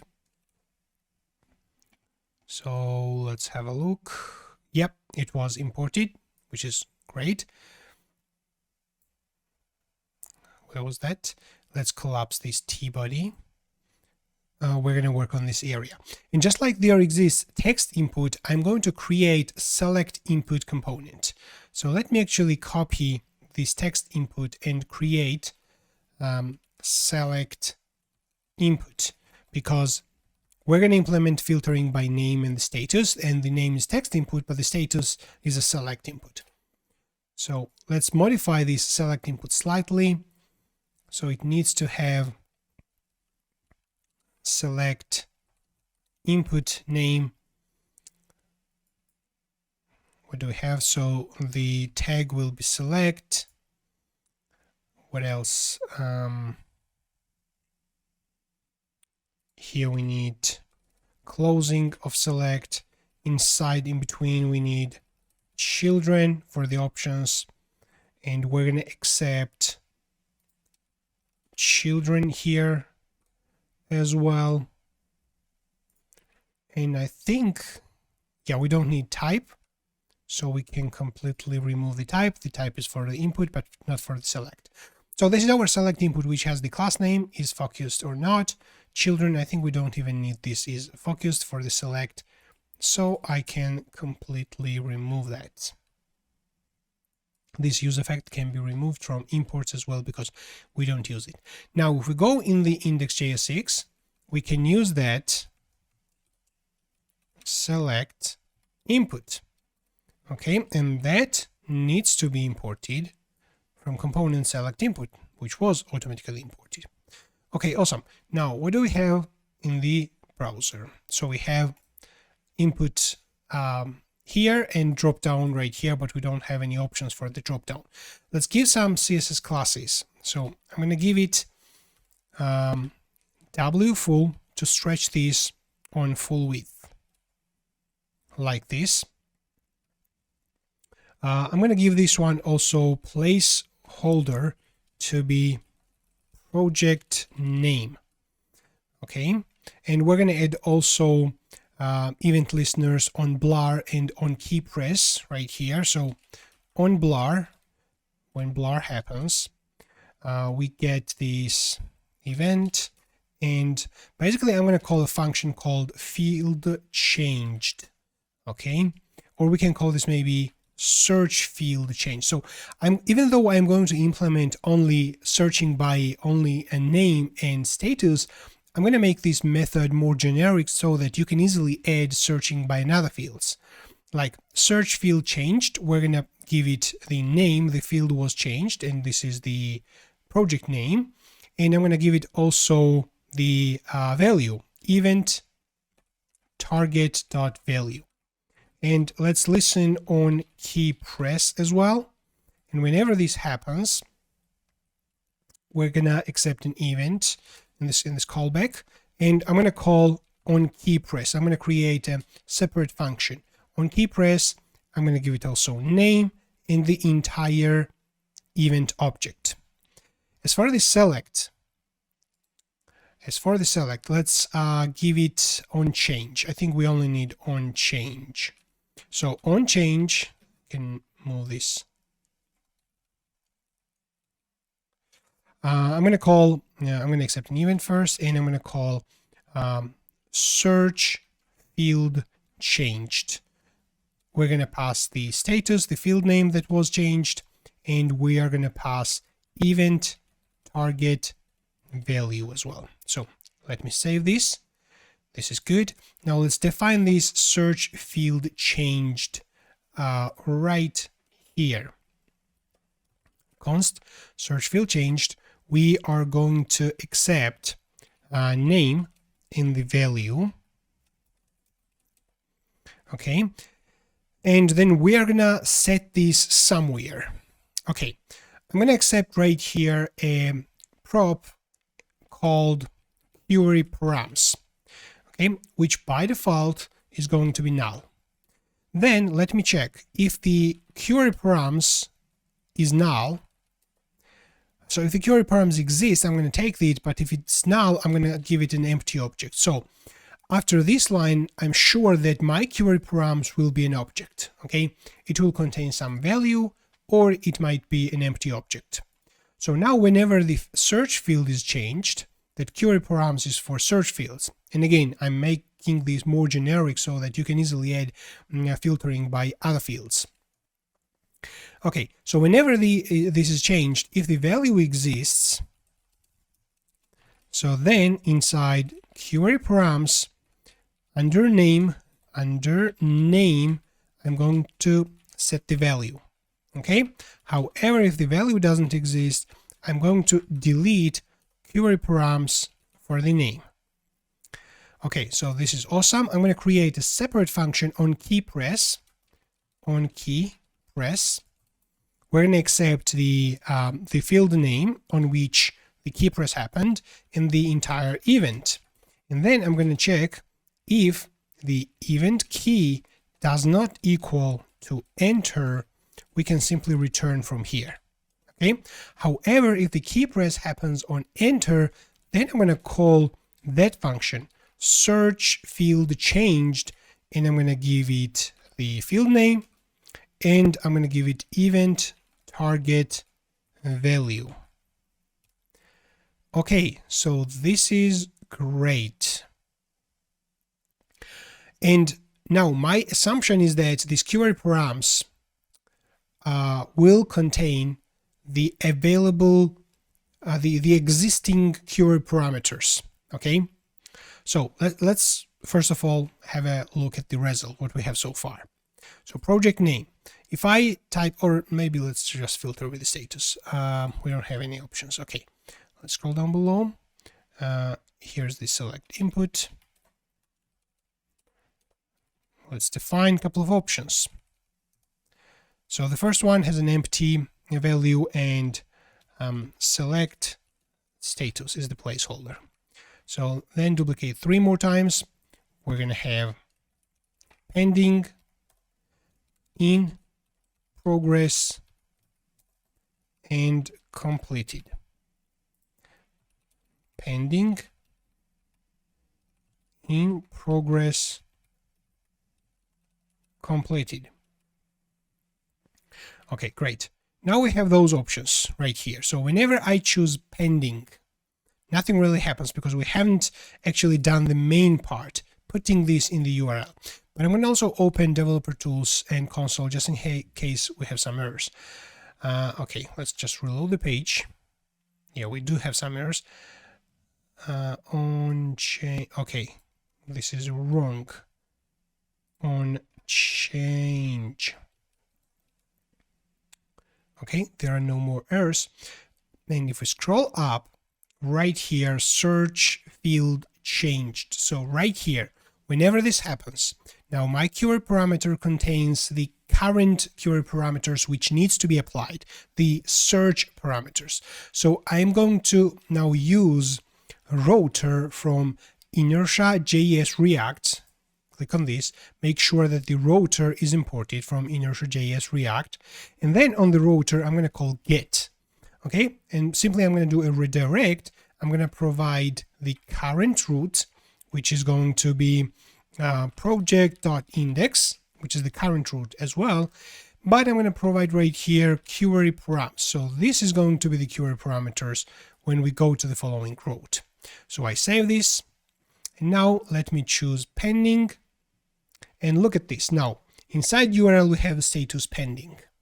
If I change this into in progress, inside the URL we have in progress. If I type something right here and hit the enter, in the URL we have name $, but we actually lost the status. So this is something we need to preserve right now. So, and I'm going to do this with the help of backend. So I'm going to open project controller, and right here when we have this query, so I'm going to basically get those query parameters, implement searching, and then pass those query parameters to the project index as a query parameters, like query params, like I am, let me close unnecessary files, like I am expecting right here. Okay, I'm going to close all unnecessary files. Cool. So we're going to pass right here request query, which means that every query parameter will be passed right here. But I also want to check if request name exists. So this auto completion sometimes is annoying. Okay, if the request name exists, then no, this is good. Okay, then we need to add the following where. So on query, where name likes the request name. If the request has status inside there, then we're gonna add the following where. Query where status is the request status. Okay, I think this is good. And then we're passing all the query params to the view. Okay, however, if those, by default, these query params will be an empty array if there are no query parameters. We don't want to pass an empty array, so I'm going to do, if this is an empty array, I'm going to pass null. And whenever this is null, then we're converting this into an object. So this is how we want. Now let's have a look. Just reload the page. And I will also add one more thing. Applying the same value in these input fields, search input fields. So if I scroll down below, this is our input field, and I'm going to provide default value to be query params.name, and for select as well, default value will be query params.status. Now look at this. Now we don't have any query params. I'm going to choose pending. Now here we see pending, here we see pending, and also the filtering works by pending. If I reload right now this, now the status is pending, we just reapplied, and also the filtering works. So if I type something and hit the enter, then it starts filtering. Okay, let's use this sit word. On blur, it filters. So we have now this filtering working by project name as well as the status. And obviously you can add more fields if you want. Now let's implement sorting of the projects by certain fields. First of all, I'm going to go on the backend side and go in the project controller, and I'm going to accept two new query parameters for sorting. So one will be sort field. From a request, I'm going to get sort underscore field. This is how I'm going to accept. And we're going to have sort direction as well. This is going to be sort underscore direction. This is going to be query parameters. And then whenever those fields exist, we can also specify default sorting. Like if they don't exist, let's use created at, and the value will be descending. Okay, and then on this query parameter, I'm going to add order by sort field. It should be singular, so sort field with the sort direction. This is how I am going to order sort field and sort direction. Now let's go in the index.js, the React component, and whenever the sort field and sort direction exists, they will be here in this query params. Okay, and the idea is the following, that we are going to click the table headers. So this is the search t head. I'm going to collapse this. I'm going to open this above t head. So these are the table headers, and whenever we click on these table headers, we are going to update that. So I am going to use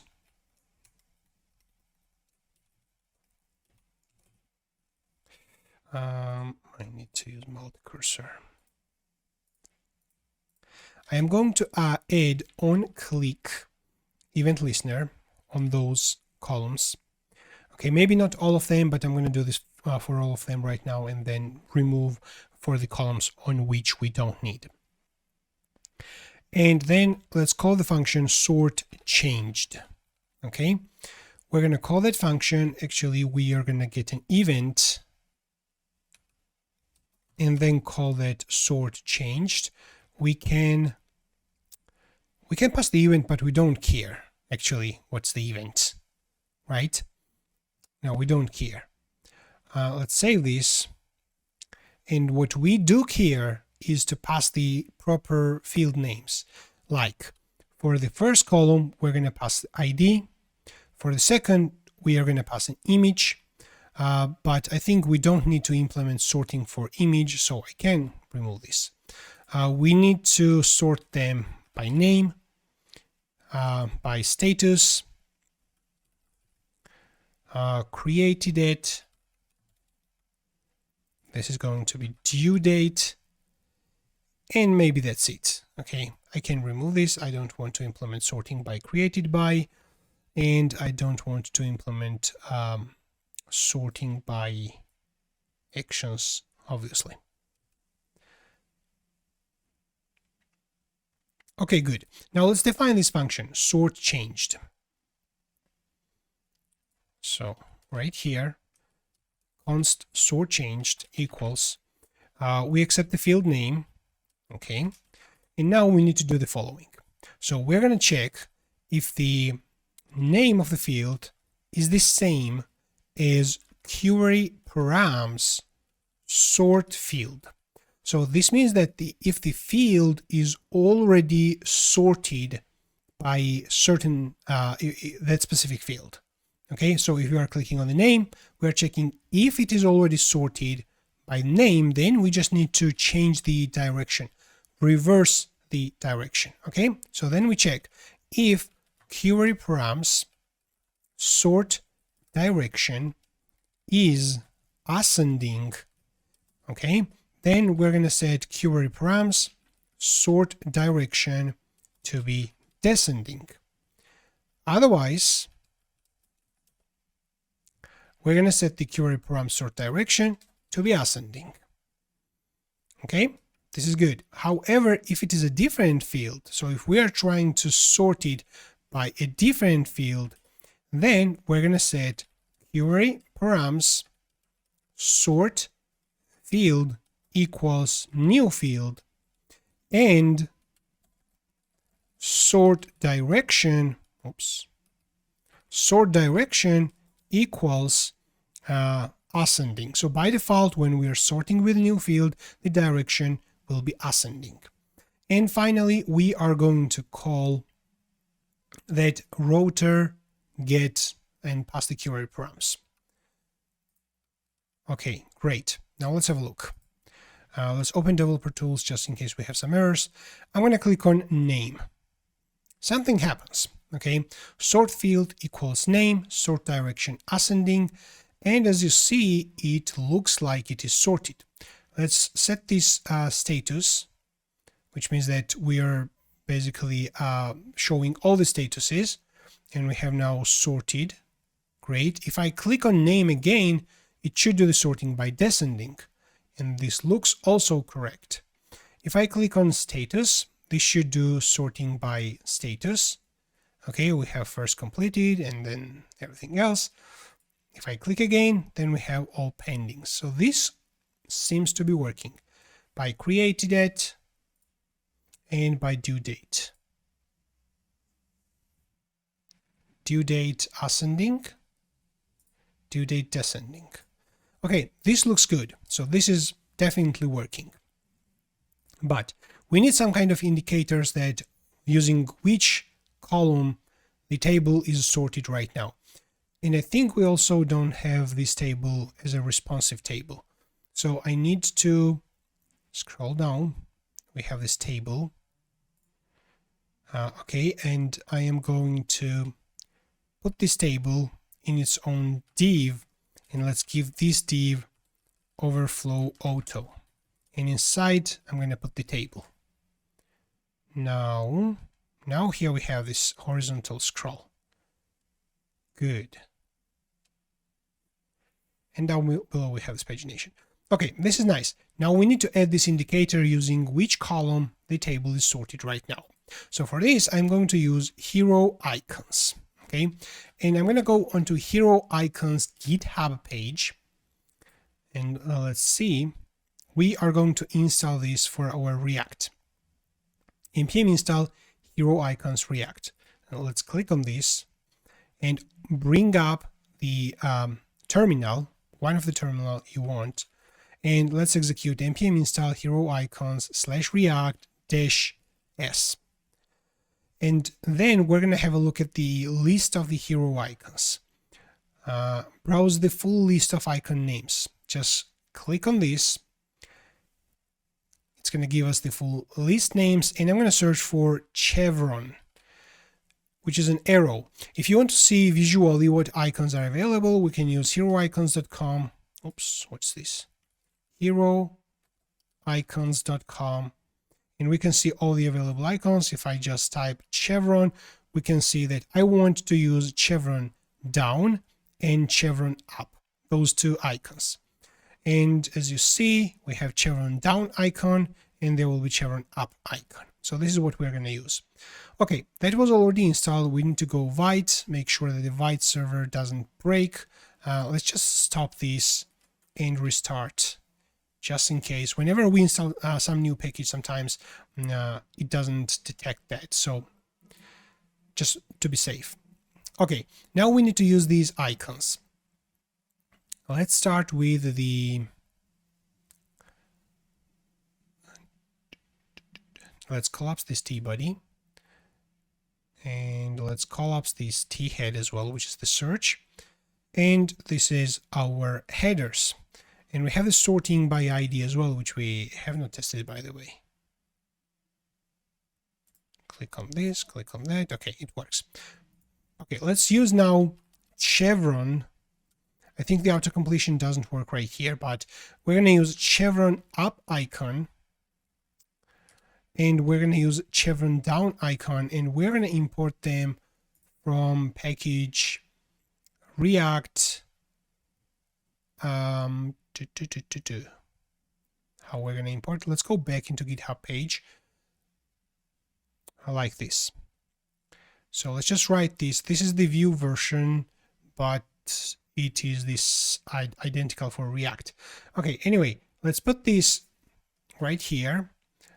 Hero icons, React. This 24 is just the size. We can use any size. I'm going to use 16. Hero icons, React 16, and we need chevron up icon, and we need chevron down icon. Cool. Now here we are using chevron up icon. Let's give it class name W4 with 4, and let's duplicate this, and we need chevron down icon as well. Now this is the ID column. Let's have a look. Now you see these two arrows right here. Perfect. Now let's give these th the following classes: flex, items center, and justify between. Okay. No, we're going to put these two icons in its own div. Now that's more like it. Okay. And I'm going to give the second one also minus margin top 2 to move this a little bit up so that these two icons are very close to each other. And I'm going to give also gap 1 between this ID text and the icons, just some space. This is it. Now I need to copy this. We don't have this sorting for image. It is not sortable, but we can put this in the name. We can put this in the status, in the create date, and in the due date. And also we need the following classes: flex, item center, justify between for those sortable columns, for the name, for the status, for the create date, and for the due date. Let's save everything. Oops, what we did.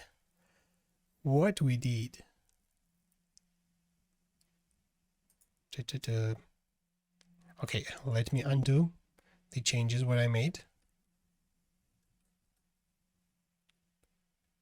Okay, this is good. Let's now redo the changes what I made.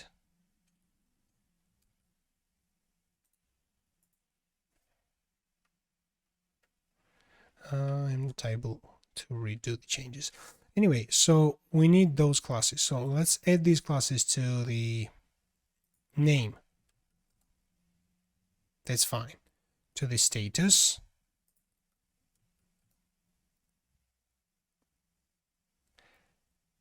Now, when I add this to status, what is going on? This flex and item center and justify between. Whenever I add this,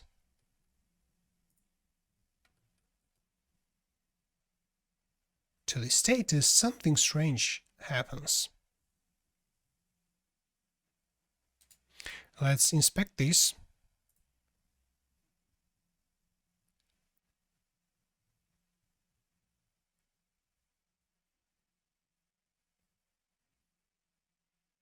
One, two, three. Why is this down below? 5, 6, 7.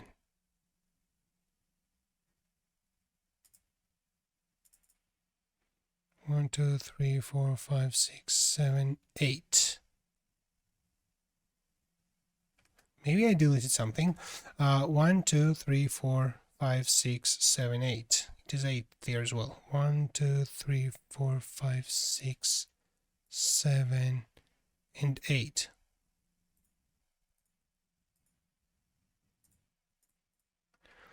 Okay, I don't know what is happening here.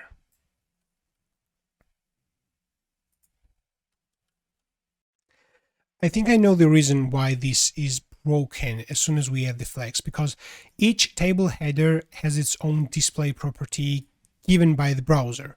As soon as we give it a flex, we are ruining it completely. So we should not give flex to the TH. Instead, the ideal solution will be to create one extra div inside TH and give all these classes to it. What if I get everything from here? Okay, then I'm going to create div. I'm going to give all the classes to the div, and then the name as well as the icon are part of that div. This is for the name. Let's see how name looks like. It is looking nice. Let's do the same thing for ID. Let's define this div and the closing section right here. Save that, but we can remove all the classes from this th. This is ID. I think this is looking good. Now we have the status. So let's get this div, remove all the classes from th, and wrap the status as well as the icons inside that div. This is status. Oops. This is the div. Get that opening.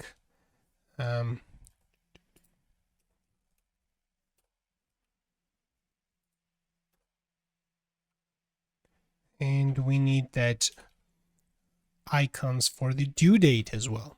So we can put this right here. And let's remove class name from the due date, from created date, and from, oops, I mistakenly almost closed this file. Okay, now look at this. So this is looking good. So we have these arrows, and I think we also need cursor pointer. So wherever we have this gap 1, here and here and here and here. Yeah, and that's it. Yeah, we need to add cursor dash pointer. Save this, and now we see the cursor pointer on the sortable columns. We don't have this on ID, which we need. Cursor pointer. Awesome. Okay, now whenever we click on the name, the sorting works. However, we need to also indicate that this is now sorted by that icon. And I think right now we have a lot of repeated code. Let me finalize this, and then we can try to improve it and make this reusable. Okay, but right now we are in the ID column. Okay, and whenever the current sorting is by ID ascending, I'm going to highlight this section. So I am going to change this into like this. Okay, so we have this class W4 plus I'm going to give it extra class. And that class will be if query params dot sort field equals ID. Okay, and if the query params dot sort direction equals ascending. So then we're going to give it text white color, otherwise we don't give it any CSS class. Now let's save this and click on this. Now look at this. The upper icon gets white, so this is an indication that this is sorted by ascending. Now we need to do the same thing. We need to preserve this minus margin top, so we can do like this, minus margin top 2. And if the query param sort field is ID and if the direction is descending, then we highlight that. Otherwise we don't add anything. Now if I click on this ID again, something happens. I think we need space here. That is. Okay, now we see arrow down below. Click on this, arrow up, click on this, arrow down below. Okay, and we need to do the same thing for all the other fields. But again, as I mentioned, so we have kind of a repeated code for every column, which is not ideal. If you're building something production ready, you don't want such type of repeated code for every column. And even if you are doing more and if you have multiple tables, you're going to have this repeated code across multiple tables.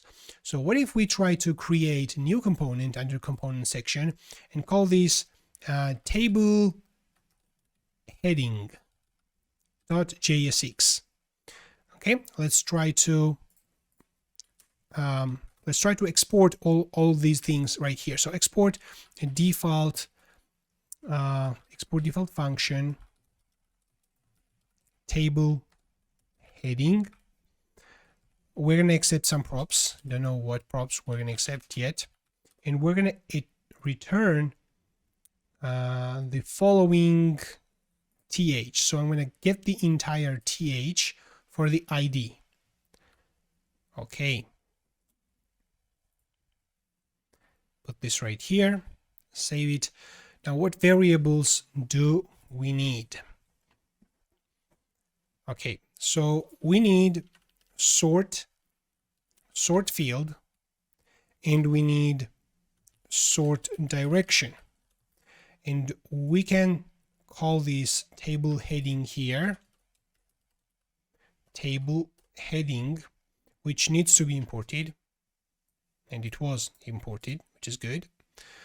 But we're going to pass sort field to be query params sort field, sort underscore field, and we're going to pass sort direction, which is going to be query params dot sort direction.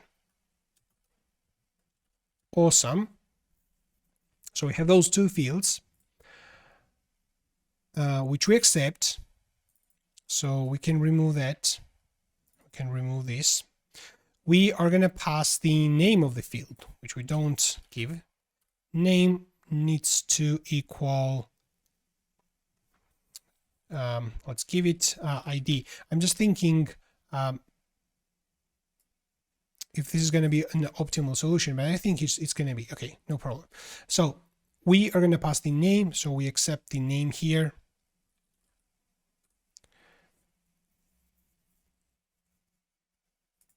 And then we're going to pass also whether this field is going to be sortable or not. We are not going to always render the following div.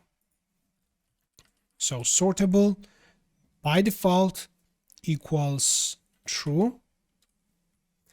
And by the way, the sort field and sort direction, we can give it default values.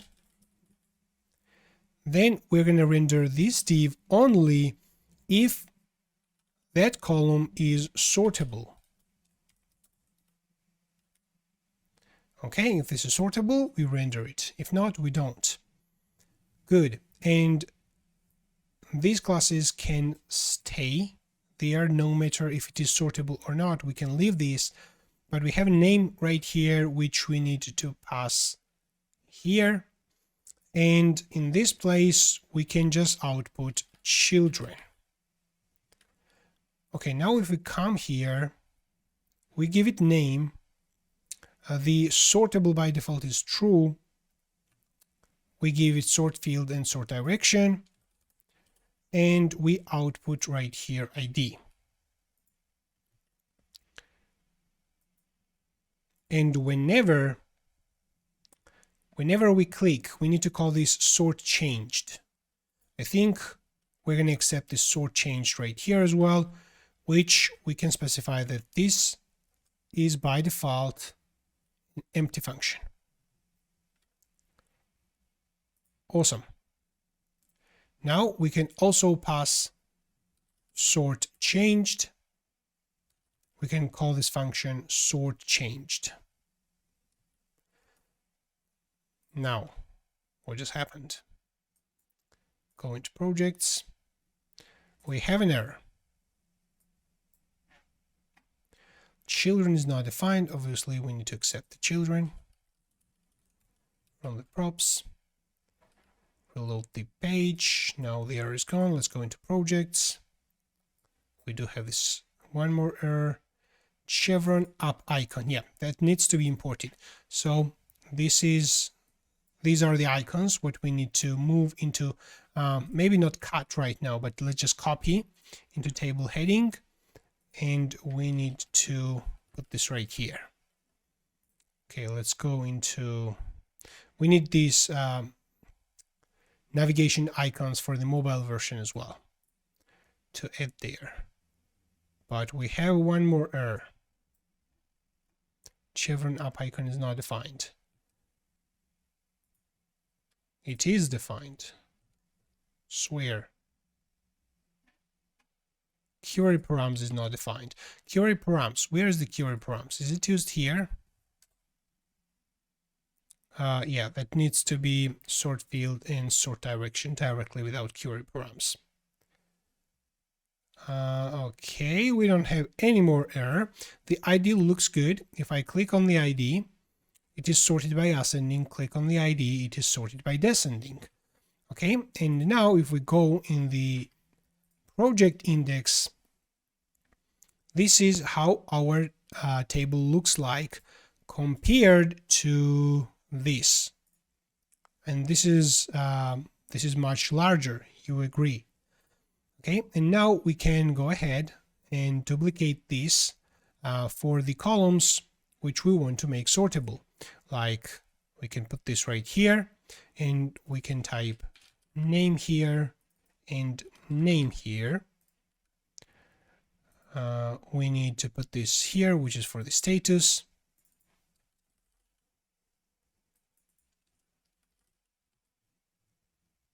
We need to put this here, which is going to be for created at, create date, and for due date.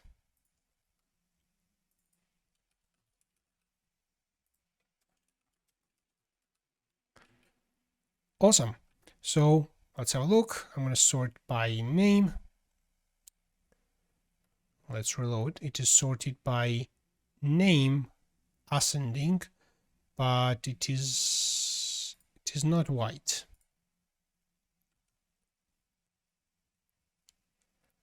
Okay. Here's the name.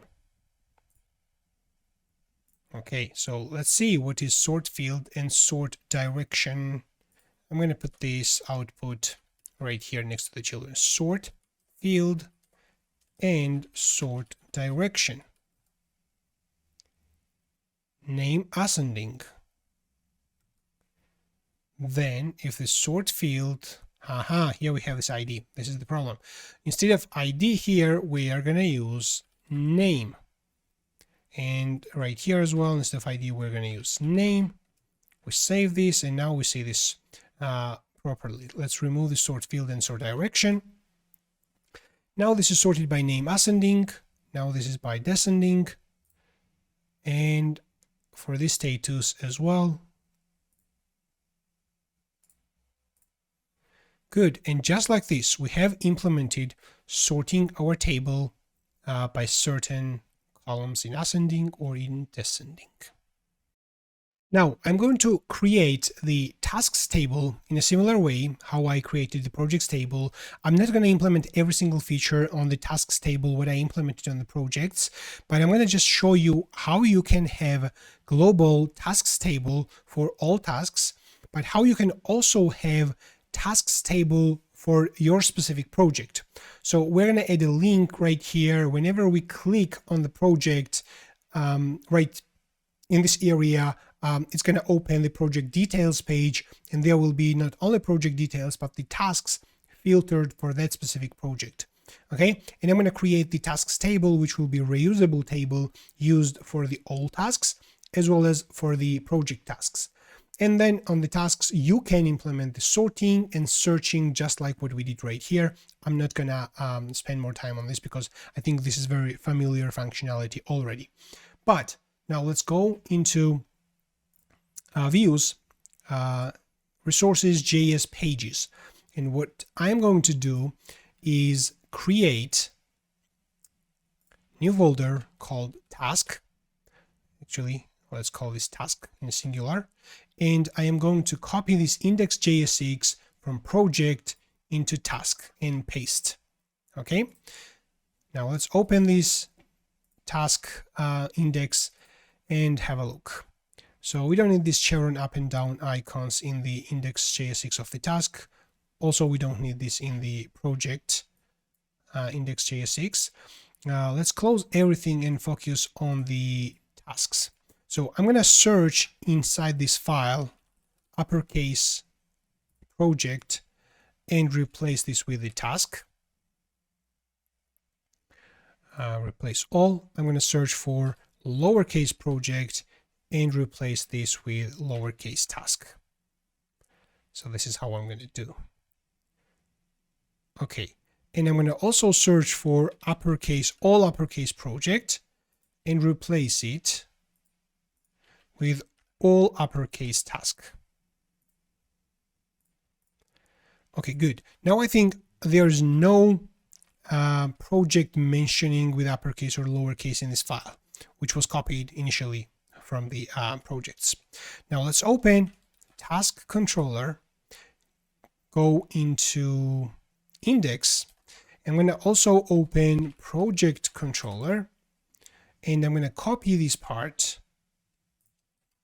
and put this in the task controller. And let's adjust this. So first of all, instead of project, we need task model, which needs to be imported like this. So task query, sort field, sort direction, we need that. We can have this on the backend side. I'm not going to delete the request name as well as the request status. That's fine. Then what do we have? So we're going to have task index. We're going to pass tasks here. That variable needs to be called tasks. And instead of project resource, we're going to use task resource. task resource. Does this task resource exist? Yes, it exists. Okay, and I think we also don't have project mentioned here, which is fine. If we open task resource, we need to implement this and return the proper information. So let's open project resource and copy a few things from here. No, everything from here, basically. So ID, name, description, created at, due date, status. We need priority. We need image path created by. We need also assigned user information. Okay, good. And what else do we have? Let's open create tasks and table migration. Assigned user created by, updated by, and the project ID. And yeah, we need this project as well, which needs to be passed into project resource. So I'm preparing everything for the task resource. So this carbon needs to be imported right here. So we have this every field. The project is a relation into project, but we're going to return the project resource instance from here, which on its own will return the following type of object. Okay, we are doing the same thing for the assigned user, created by and updated by. However, the assigned user might not even exist. So maybe we need to do the following check. If assigned user exists, then we return the resource. If not, we're going to return null. Now let's open task.php and we need to define these relations. Okay, belongs. So we need project like this. We need assigned user, which needs to be related by assigned user ID. Okay, and we need also created by,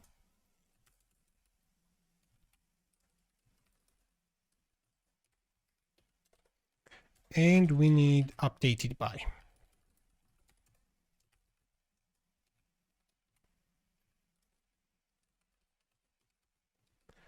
Okay, good. We have this task resource. Let's open task controller again. I think everything is good. We are returning tasks and query params. Now let's go into browser and click on all tasks. And here we go.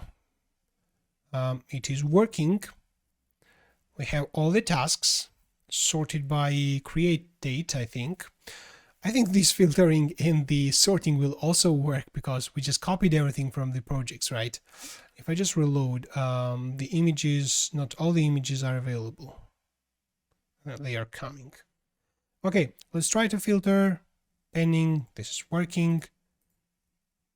Okay, good. Yeah, filtering is also working. And if we just sort by ID, this is also working. So everything is working on the tasks. Now, what I want to do is to use that task index, that component inside the inner view of the project. Okay, so if I go in the project, I'm going to implement a link from here. Whenever I click on this, it's going to open the project details page, and I'm going to render the same table, this exact same table, but filtered by specific project. Now let's open project index file, index.jsx file, and I'm going to create link whenever we click on the name. So here we have this T-body, and here is the name. So whenever we click on the name, we are going to redirect to the project details page, project show page. So first, we're going to use this link right here. Let's provide href. Root will be project.show, we're going to provide the project.id. This is the TD. I'm going to change this into TH, and also on hover, I'm going to give it underline. When mouse over, just give it underline to for user interface. Okay, and I'm going to give it also text white.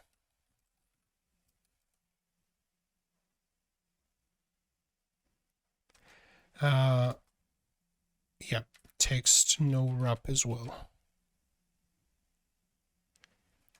Maybe text just gray 100. Again, I'm spending time on UI things. Anyway, so now whenever I click on this opens the project details page, which right now doesn't exist. And we're going to create that. So for this, we're going to open project controller, and we're going to go into show, and we are going to return Inertia project/show, and we are going to pass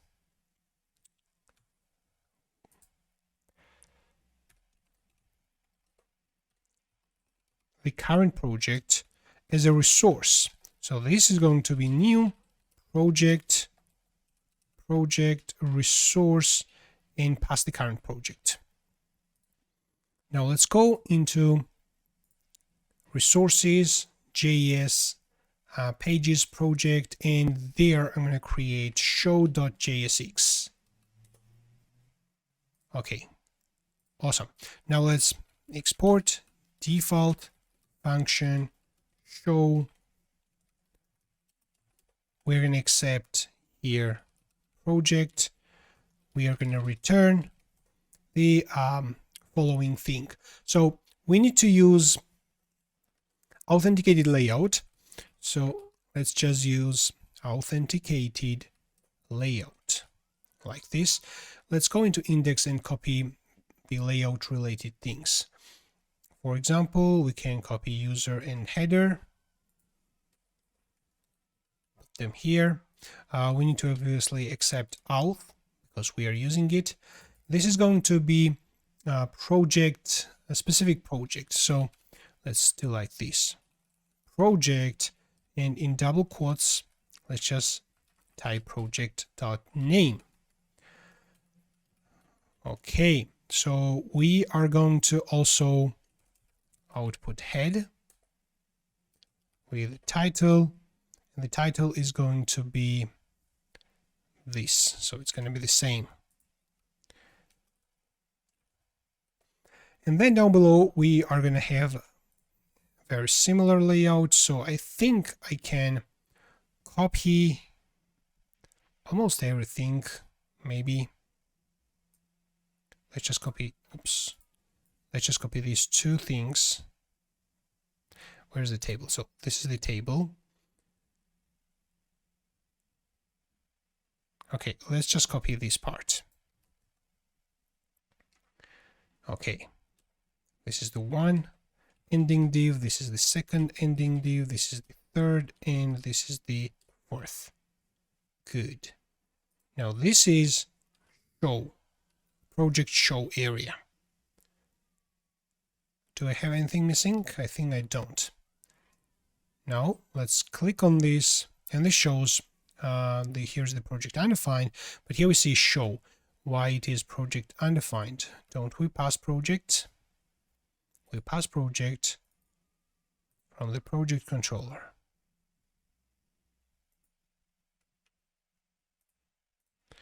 Okay, let's print what is this project. JSON stringify project. It has data. Okay, what we need to do is go into project controller, and we need to disable a wrap. So on public static wrap equals false. Just like this, we disabled the wrap. Now this is the entire object, and here we see this project title. Okay, now we need to display the project details right here. Let's remove this pre, and this is the place where we are going to display the project details. So I'm going to have two such type of sections. One is going to be for the project details, and second is going to be for the tasks table. Okay, so here, let me actually copy and paste a couple of HTML part, because this is going to be full HTML. Okay, so this is going to be the project image. So here we have it. So it has a full width and fixed height and object cover. So this is how the image is going to look like.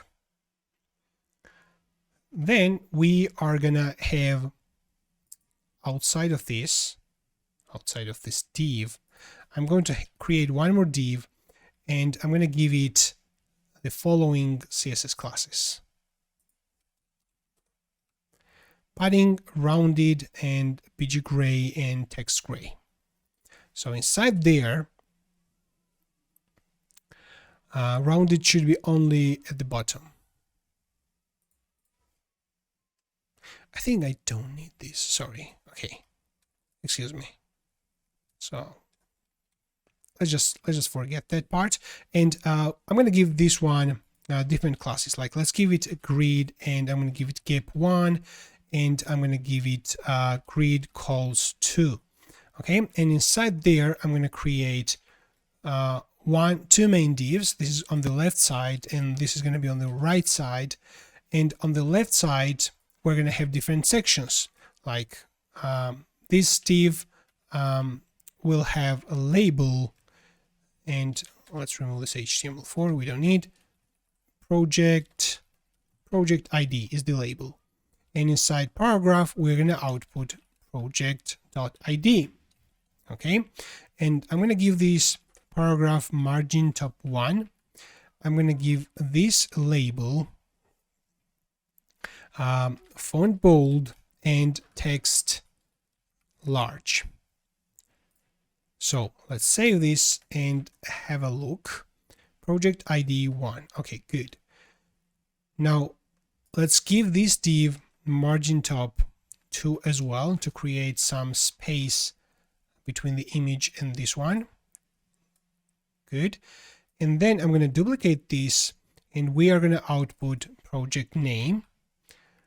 And here we need name as well, but we're going to give this div margin top like 4 to create enough distance.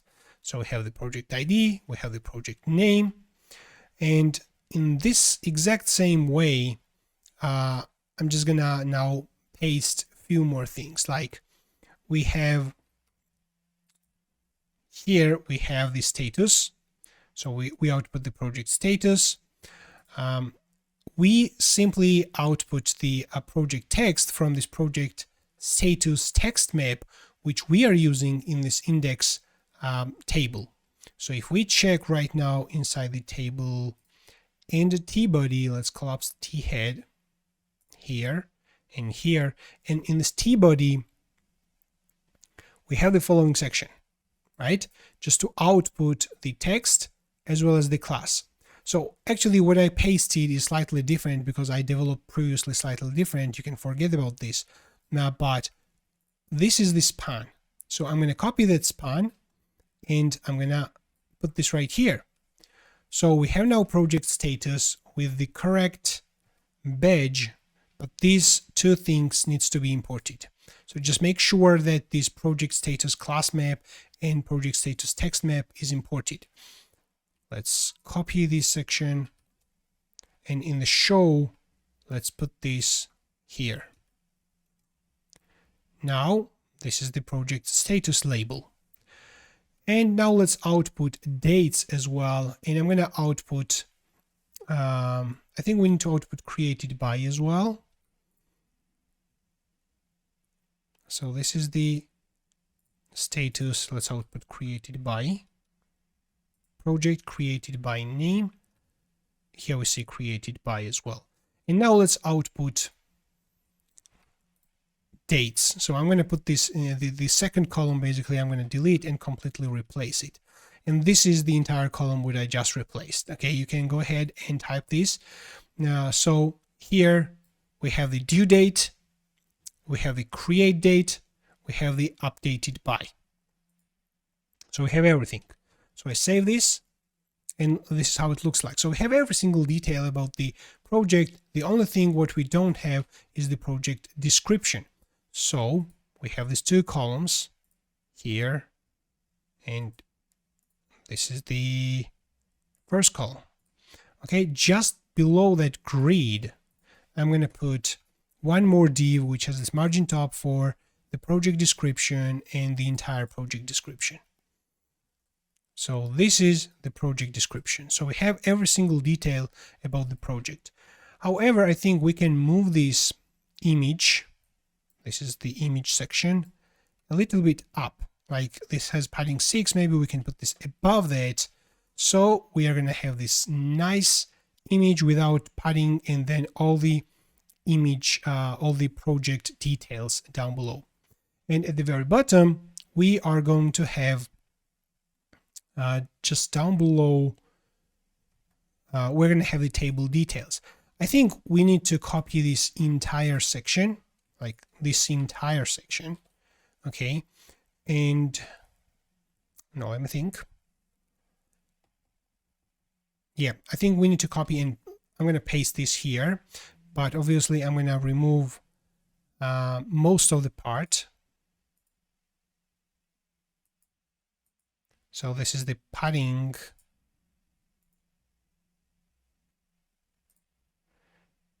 Okay, I'm going to remove this, the project details. I'm going to remove this image, and this is the place, like this is the place where table goes here. If I save that, then we see table goes here, and this is going to be where tasks will go. However, how we can use this tasks table, which is actually a page. So it is a page component. It has its own layout, if we see, and its own head and everything. So we cannot simply use the same component inside project details, but instead we're going to create reusable tasks table component. So inside tasks, I'm going to create tasks table.jsx. Then from the tasks, let's get the table with its overflow auto, because that is the overflow auto is necessary for the responsiveness with the pagination as well.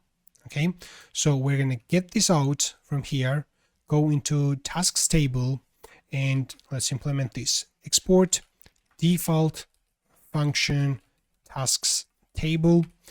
We are going to accept tasks. I think this is the only thing what we need, and then we're going to return inside fragment. Let's put these two components. So we have the main div for the table and the pagination. Now if we go into the tasks index, right here we are going to use tasks table, and we're going to pass tasks. Now let's see first of all how this looks on the global tasks page. It is broken. Let's see what is the error. Table heading is not defined. I see. So here we have table heading imported. We need to take this out and put this in the tasks table. I think we need to move a lot of imports basically. So this is the table heading. If I just reload, I think it was fixed, or wait, let's open developer tools and let's go into all tasks. So we have another error. This is query params is not defined. Okay, I think we need to accept query params as well. Query params right here, and we need to pass those query params as well. So let's pass query params, query params. we will have more errors, I'm pretty sure, and we just need to fix those errors. Sort change is not defined. Okay, so we have that sort changed here. On key press as well, we see that now this is unused. VS Code tells me that on key press is declared, but its value is never used. That's probably because we moved that into tasks table. So I can get this, the search field changed. I think this is also unused. So basically, I think I'm going to get everything from the tasks table. Like this. From the tasks index and move this into tasks table. Okay, but let's have a look. We have also unused imports. So those the pagination, for example, and the select input and text input were used inside the table, but now moved into tasks table. So we have to actually take those imports out, go into tasks table, and put them like this. Also, those statuses we need to put right here, and also this link and rotor. So I'm going to copy this line, delete link and rotor from here, go into tasks table, import them, and I don't need head, so I can remove head from here. Now, if we check tasks table and reload the page, we don't see any errors, and we see tasks table. Okay, let's test if it's working. Pagination is working. Filtering is working. Sorting is working. So everything is working on the tasks table like it was working before. Now, if we go in the projects and click on a specific project, we're going to use the tasks table right here. So let's open this project show, and let's use now tasks table here, but we are going to obviously provide tasks and query params. Do we accept tasks and query params? No, we don't. So we need to accept tasks here and query params. And I think also, let me close unnecessary things. I think also when we are like normalizing query params here, we can move these into tasks table. So we accept query params and we normalize them right here. By default, this can be null. Now from the show, we just take these tasks and query params and pass them right here in the new tasks table. Query params, query params. Okay, great. And we normalize the query params right here. The only question right now is to pass these tasks and query params to the show component from the project controller. So here we are only passing project.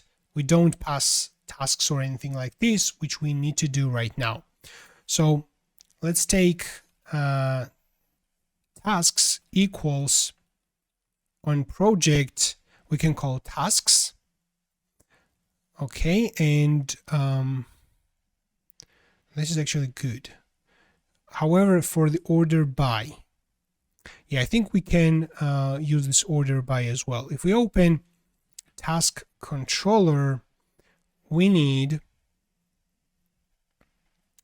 this part. So I'm going to get this, grab this code, put this here. However, we need query. So what I'm going to do is just get this and call this query. So now on query, I'm going to add filtering and filtering by status, whatever. And then on query, I'm going to call order by like this with these fields. And then we're going to call paginate, and then we're going to call on each side. So I think that's identical. So the only difference actually is that how we're going to get this. So I'm going to get everything for what we have for the tasks. And this is how it's going to be. So the only difference is this line. So for project controller show, we're going to get the project tasks filtered by project. But for the task controller globally, we're going to get all the tasks.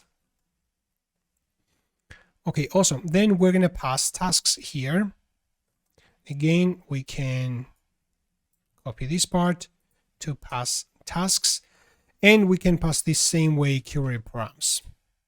However, I think task resource is not imported, so hit the enter, and here's the task resource. Now this is imported as well. So this is the project show. We pass now tasks and query params. Now let's go into project, click on specific project, and here is the table. Here's the table for tasks of specific project. There's only 3 pages, which proves that this is filtered by project. Awesome. Okay, and one additional thing. Obviously, we're going to remove this margin top. It's too much. It's a visual part, but it's a very easy to remove. So let's just give it padding X12 maybe. What? Wait. No, padding bottom 12. Okay. One like a real world type of scenario will be that whenever we are displaying all tasks, we don't know which project specific tasks belongs to, right? So in ideal case, we need to display the project name as well in this case, so that to easily identify which project the task belongs to. And maybe we should have this filtering by project as well in this area. The filtering is something which I'm going to skip, but let's implement display the project name right here. So if we have a look in the task resource, let's open task resource.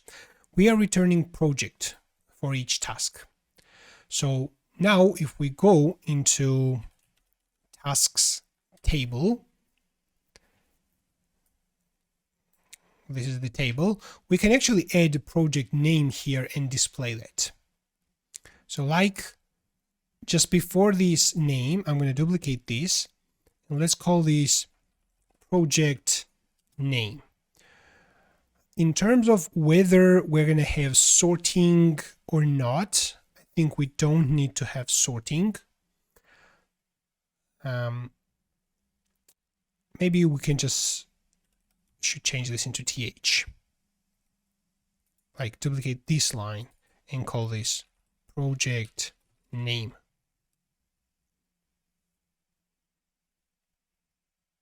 Yeah, let's remove this part,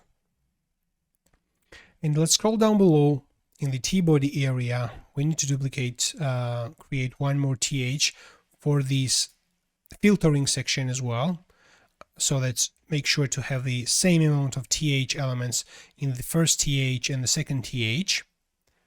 Let's collapse this, and then I'm going to create right here, duplicate this, and output project task.project.name. So I save this, and now we see project name here.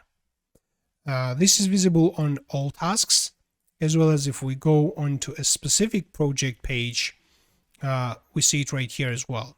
But we can hide that when we are on a specific project page. We don't need it. So how we are going to do this? We can simply add one more configuration, like prop in the tasks table, and let's call this hide project column. By default, it's going to be false, so we don't hide it.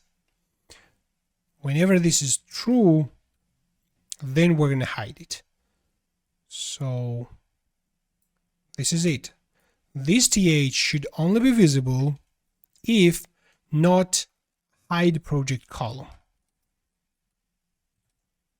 Like this. If not hide project column, then we're going to render this. Let's scroll down below.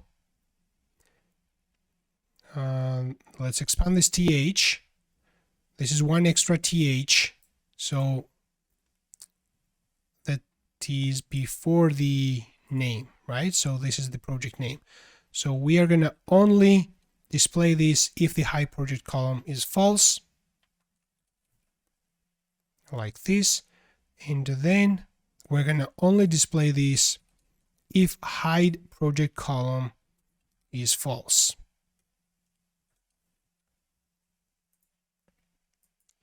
Awesome. And then from the project show.jsx, we are going to pass hide project column equals true. Now I save this, and now we don't see this project column when we are on a specific project page. But when we go on the all tasks page, we see the project name here as well, and the task name itself, and everything, basically what we should see. Now let's implement creating new project. Let's go, let's close everything basically, and I'm going to open project index, and right here next to the h2 I'm going to create a link, and there's going to be a button like add new. Let's give it proper CSS classes. So those are Talon CSS classes, but I'm going to wrap this h2 and link inside either div or fragment, but I think I'm going to put this in the div.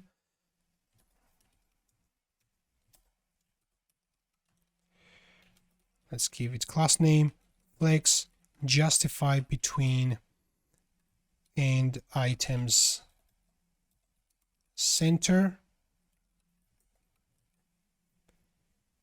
And let's provide this link href. It's going to be root project.create. Now let's save this, go into projects, and we see this add new button. Whenever I click on this, it doesn't do anything because we don't return anything from the project controller create action. So let's open project controller and find this create action. We have the store, and this is create. Return inertia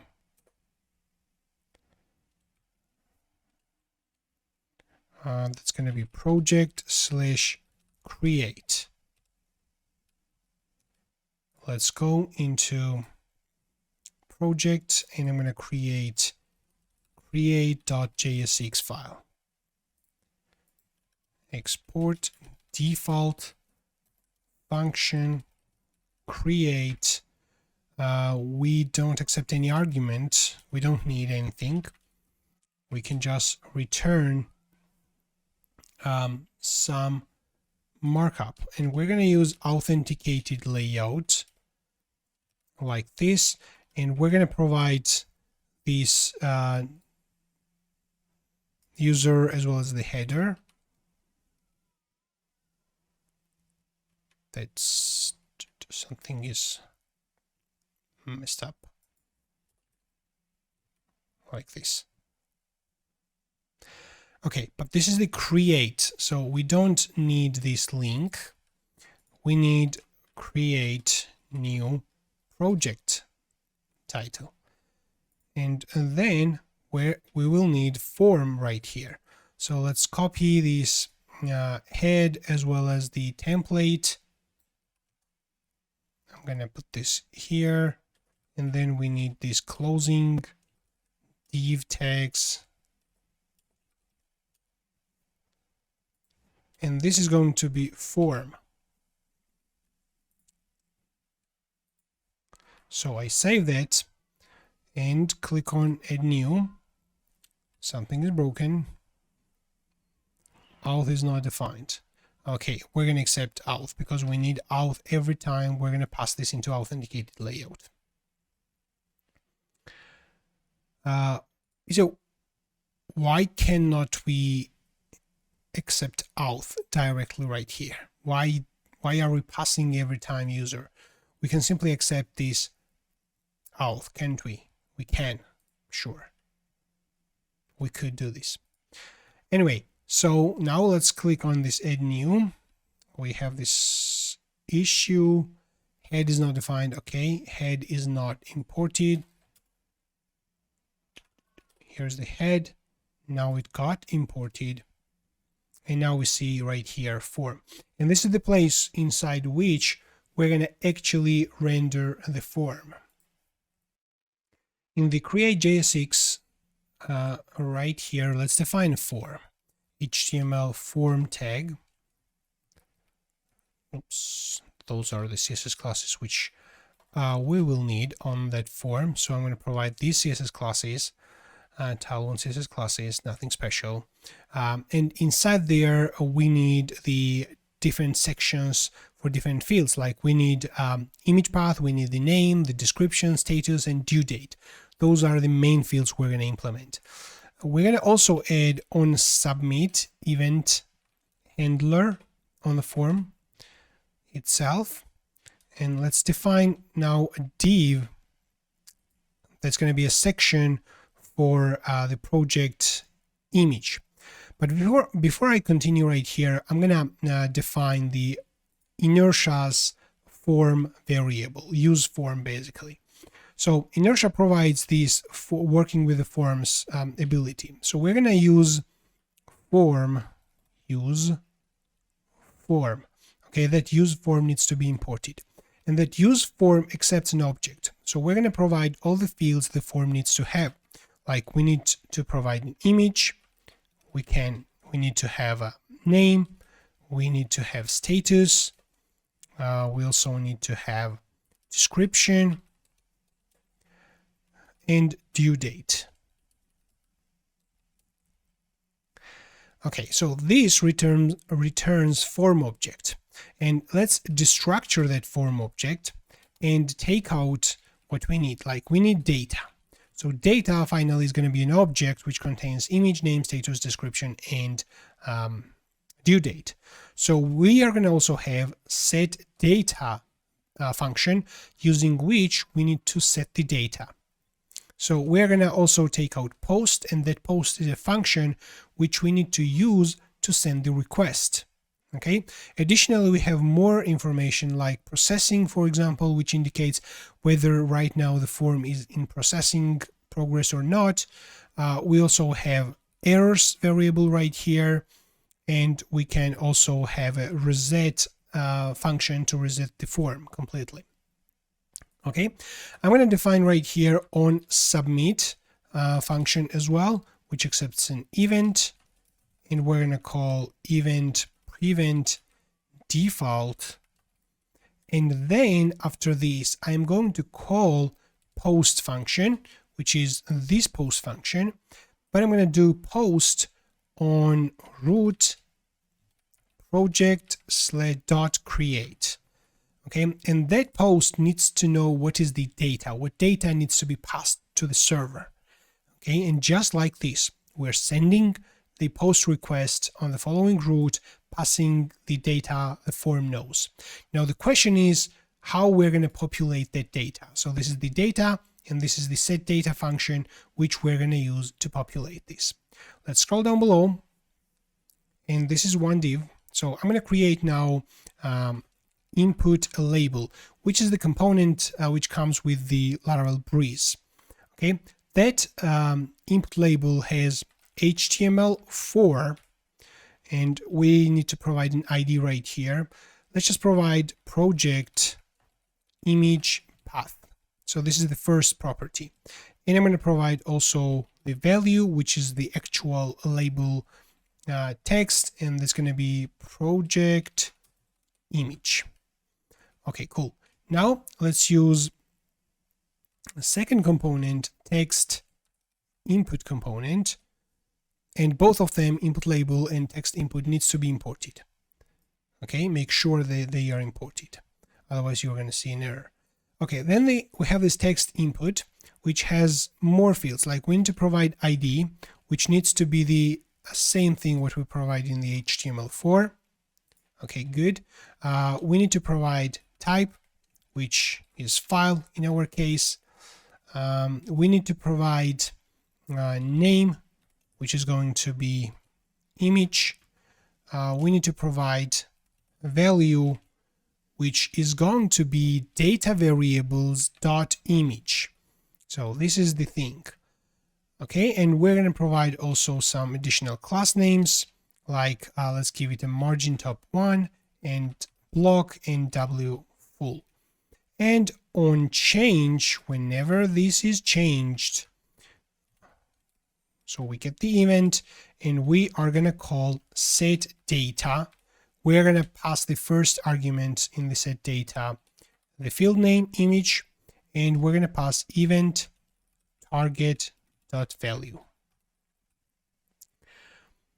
Okay, let's save this and have a look. So this is our input. However, we have so many HTML elements. I think we don't need this outer div.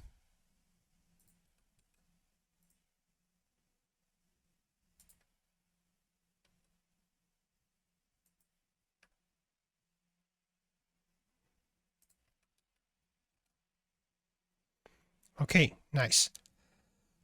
So this is the project image, and we need now the same thing for the project project name, the project description, input, and status.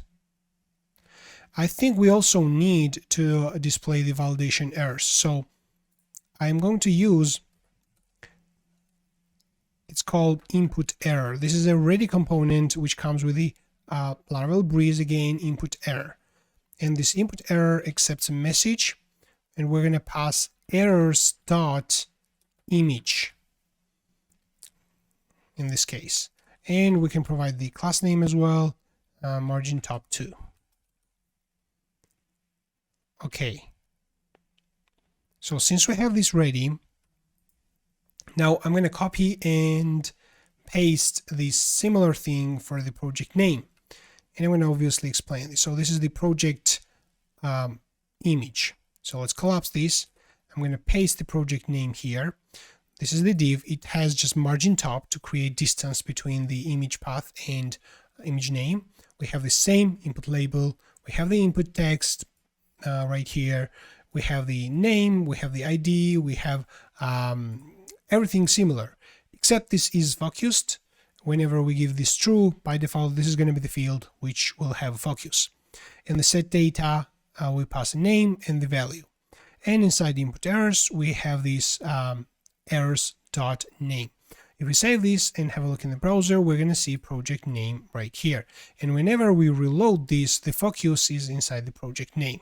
Okay, this is what this is focused basically does. So in the same way, I'm going to now collapse this and paste the project description.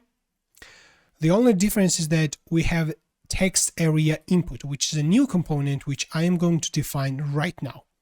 But imagine that this is a text area. Everything is the same. Okay, HTML4 value, ID name value.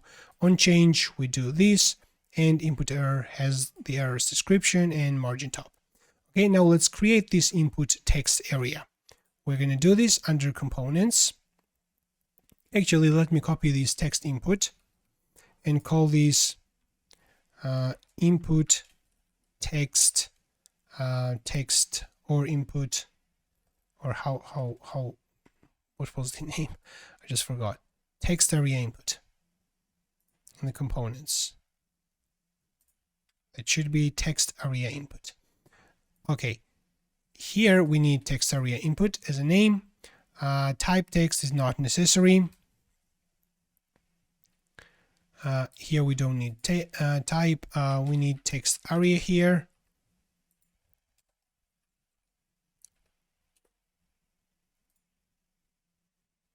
And I think we can leave everything.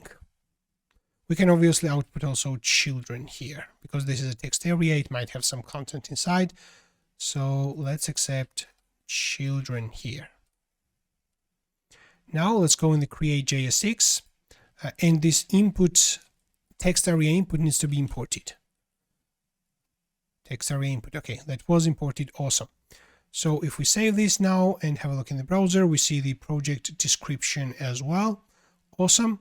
And now I'm going to copy and paste the other two fields as well. So let's paste both. Let's collapse the last one first. So this is the project due date, project deadline. So this is everything what we have. So it's very identical. You can pause the recording and just type this. I just want to reduce the total video duration, because the larger the video gets, the more complaints I actually get. So yeah, this is very repetitive thing, and I'm going to try to also speed up and save my time as well. But you can just pause and type this. I was actually going to pause this, but I'm just trying to save my time. And if this is something annoying, please let me know in the comment section as well. Just I'm trying to save some time for me as well while doing the repetitive things. Okay, if you have any questions, again, just ask in the comment section. But I think this is very, very identical what we have already done. Okay, so collapse that part. Expand this. So we have the project status, we have the select input, which we have already used in the table for searching. Okay, we give it name, ID, status. On change, we set the status, and we have these 4 options. Here we can also give it text, please select status, or just select status. Okay, awesome. So we save that and have a look in the browser. We have some error. What is the error? Select input. Okay, so this needs to be imported.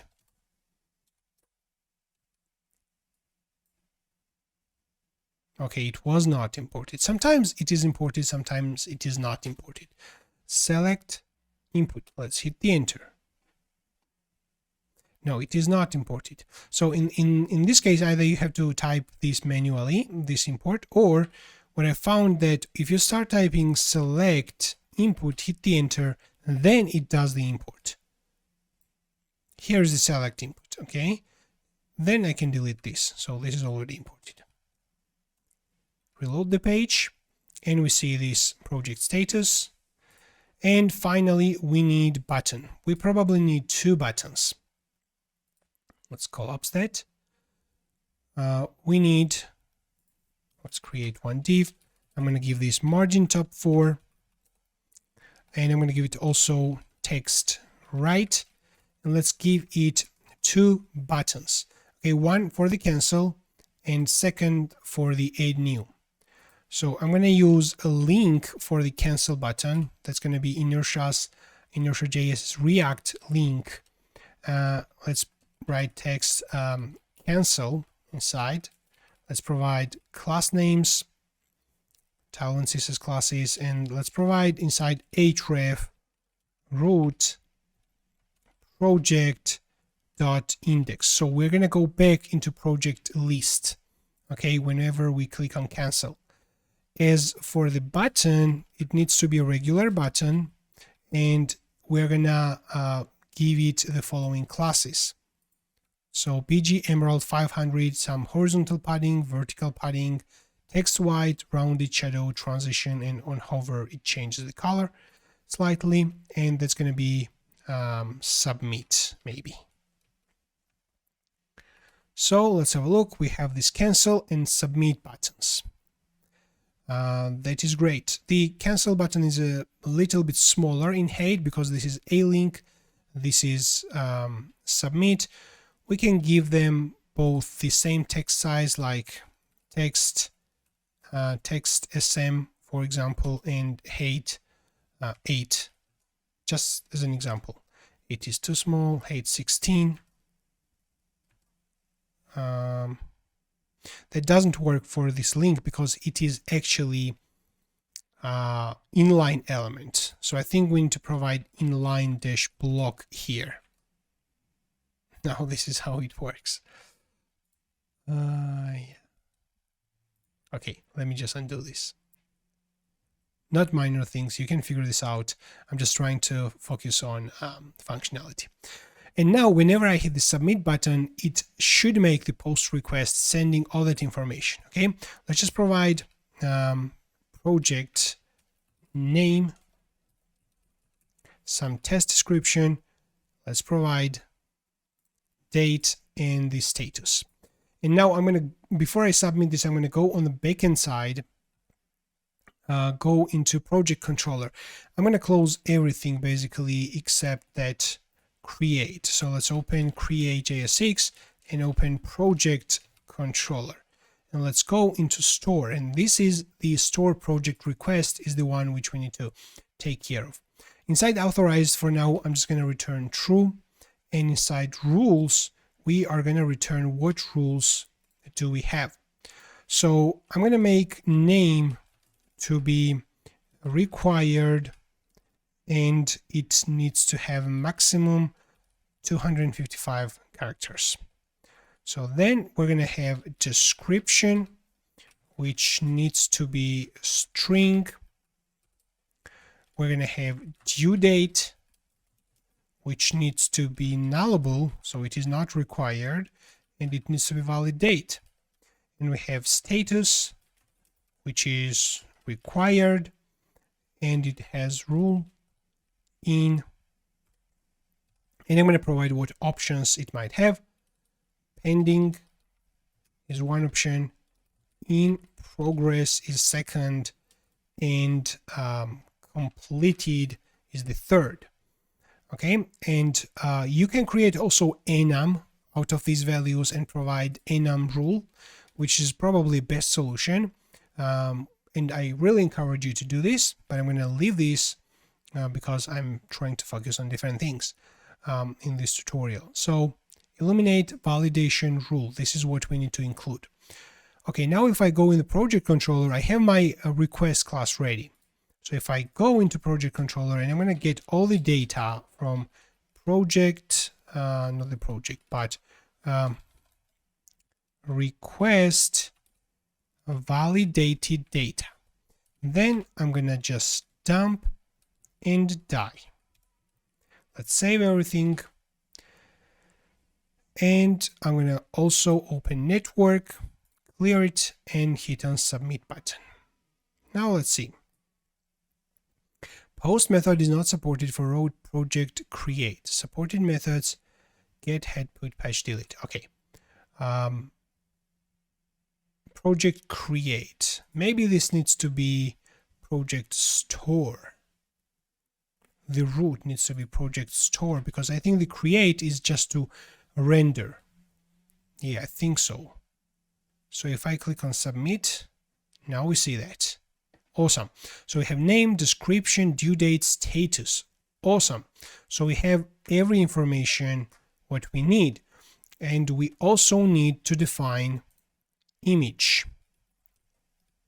Image needs to be a valid image. I think we need to specify also nullable. So we save that. Let's choose an image. Click on submit. Image field must be an image.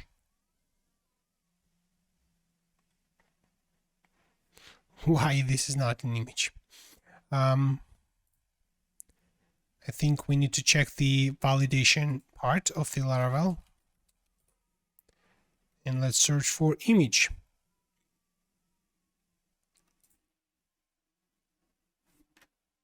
Okay, the file under validation must be an image. JPG, JPG.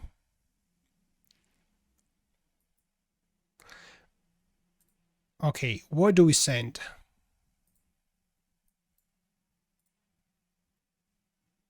Okay, we're sending this as a regular string. Okay, this is interesting. Okay, let's skip that part and we can come back to this.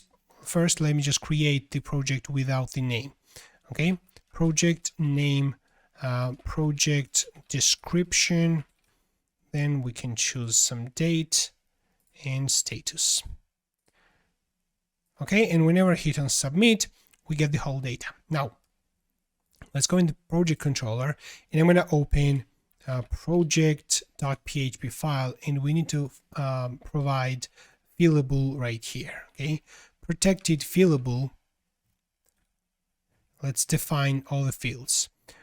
We have, what do we have? Image path, we have name, we have description, we have status, we have due date, we have created by, and updated by.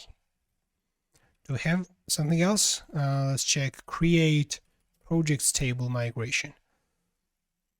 Yeah, I think we have just provided everything what is available in the project. And then let's call project create, passing the data. This is going to return created project, and then we can return to road. We can redirect user to road project.index. Okay, once the project is created, we redirect user to project index page where the new project will be available. So let's close this. I'm going to click on submit, and let's see. We don't provide created by, which is required. Okay, so we can add this created by right here. Data created by is going to be auth ID, and updated by. Now we need to import this auth facade, and updated by is auth ID as well. So let's close this and click on submit. Okay, project not road, project not defined. To road, here we just need to provide the road name. Whenever we have this to road, we don't need to actually pass the result of the road function, but this accepts a name. I think the project was created because the error was right here, so I think that completed successfully. Let's check. Let's create project 2 and hit on submit. Now look at this. So 2 projects, pending statuses, project 1 and project 2. Those are the one what we just created. Now let's display also success message when the project is created. Let's go into controller, and whenever we are about to redirect user to a specific page, I think we can provide with as well, with some session name, like let's give it success, and then the message, project was created. However, we need to get that success message and use that into a different place. So we are redirecting this into project index. Then right here in this index, we are going to pass success, which will be session success. Whatever name we gave right here with this session name, session variable name, then we take that success. So now if we go into project index,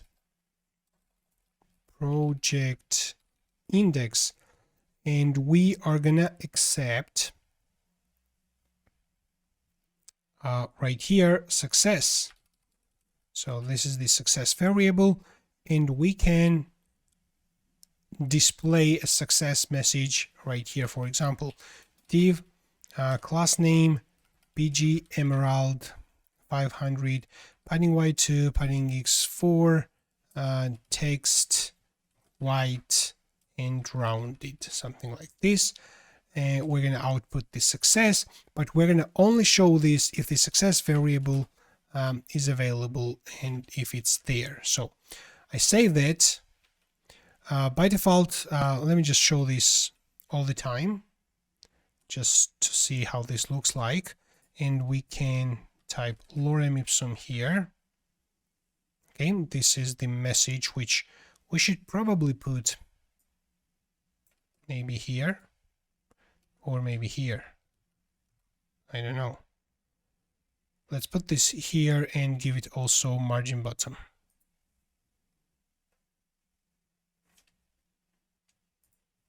Margin bottom 4.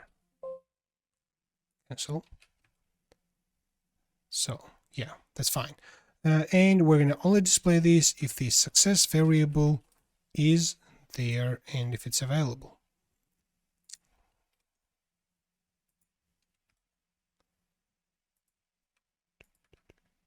Like this. Okay, now let's click add new. I'm going to create project 3, some description, and let's provide in progress status. I'm going to click on submit, and we see we should have seen success. Save, and we see project was created success message.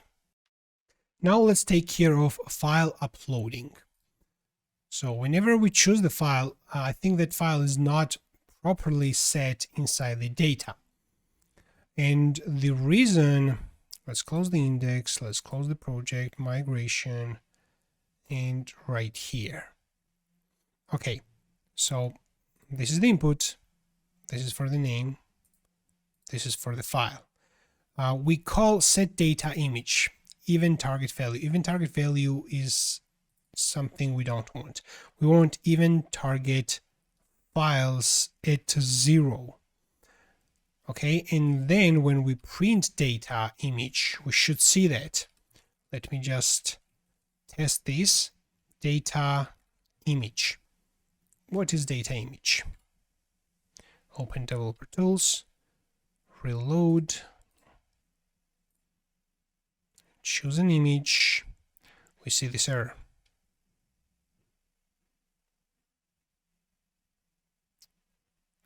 Okay, we are not able to print that, but I think now the data has the image inside. So if I just choose image,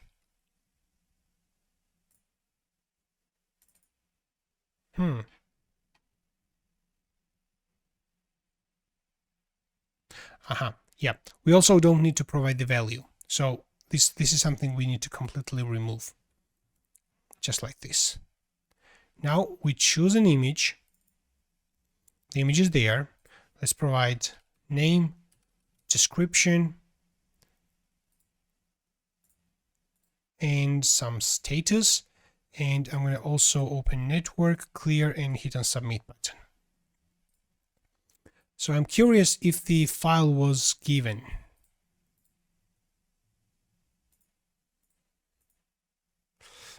It doesn't show the payload what we just passed because the request completed successfully. This is sometimes how Google Chrome displays that information. Anyway, so we're gonna go into controller store, and we're gonna get the data, and we're gonna dump the data in die. So now whenever I'm about to add new project, click on submit. Description field must be a string. Okay, this is something we need to fix as well. The description needs to be nullable. Click on submit, and now look at this. So we have this image which is uploaded file. Awesome. Now we need to take this image and save on the file system, and then return the proper URL. So let's get the image from data image if that exists, otherwise we're going to get null. Once the project is, or before the project is actually created, so if the image exists, we're going to save that image. So image, that image is basically uploaded file. Illuminate HTTP uploaded file. So I'm going to add an annotation right here. So variable image is uploaded file.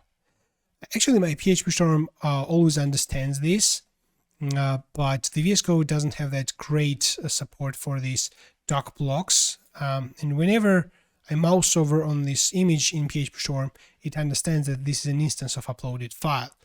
Now, maybe we just need to provide the fully qualified name, which will be illuminate HTTP uploaded file, but I doubt it's going to work. Illuminate HTTP uploaded file. Okay, anyway, so on that image, we're going to call a save. I think I'm going to call store here and provide the path, and the second option can be a disk inside which I'm going to store this. So this is the project image. So I'm going to store this under project dash, maybe provide the project ID, but I think we don't have the project ID yet because the project is not created. So I think we need to generate a random string and put that inside. Okay, inside project folder, then I'm going to use str facade, generate random string,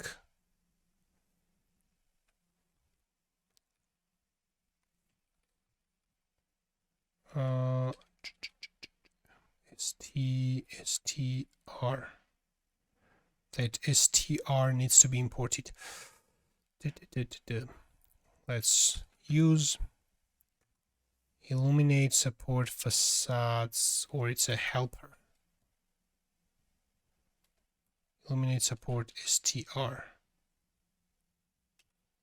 This is it. And this one has, I think, random. Yep, it has this random function with the default 16, so it generates random string. So down below, where is it? Where is that store? Here. So str random is the path inside which I want this to be saved, and the disk is the public. So I'm putting this, so this is going to return path, which I'm going to put inside data image path, just like this. So if the image exists, I'm saving and updating data with the image path, and then image path will be saved in the database. The only thing which I haven't done is link the storage into public. So let's execute php artisan storage :link. So now the link has been connected. So public storage link has been connected into storage app public. Okay, this is good. And now let's try to upload an image. Yep, I'm going to click on submit, and project was created. So the image is broken. Something was saved in the database. Okay, the image is broken. We're going to see if the file is available on the file system now. It should be under storage app public. Under project, this is the image, and this is great.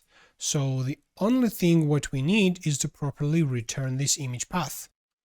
And we're going to do this in the project resource.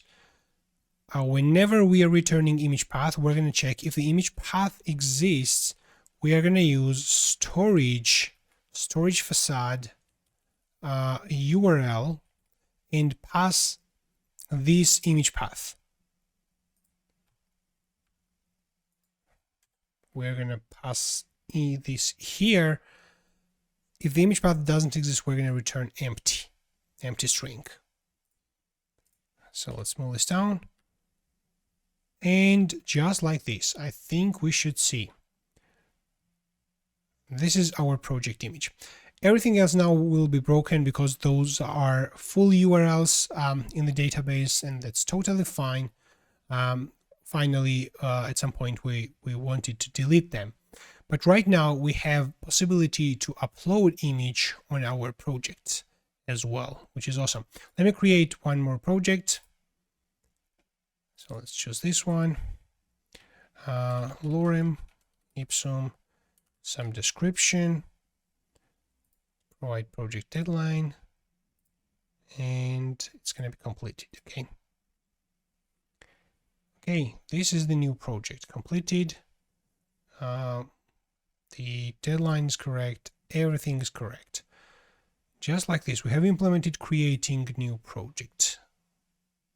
If we go inside, we're going to see the project details, description, everything basically. What errors do we have in the console? Those are related to images, which we can fix. The tasks table is empty, and in this case you can just display a text that there are no tasks if the tasks data does not exist in the tasks table. You can easily do that. Now let's start working on updating the project details and deleting project. Let's go into project list and let's implement delete first, because this is always very easy to implement. Let's go into project index, and at the bottom we have this delete, which actually redirects into destroy. I'm not sure if this is called destroy, but this is not going to work. So if I click on this, it opens project details page. Yeah, so we need to change this into maybe a regular button, and whenever we click on this, we're going to call the function delete project.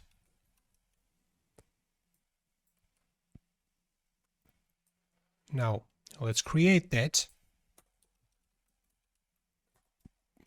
Const delete project. That equals something. So first, let me ask the confirmation. If window confirm, are you sure you want to delete the project? Okay, if this is false, then we are going to return from here immediately. Okay.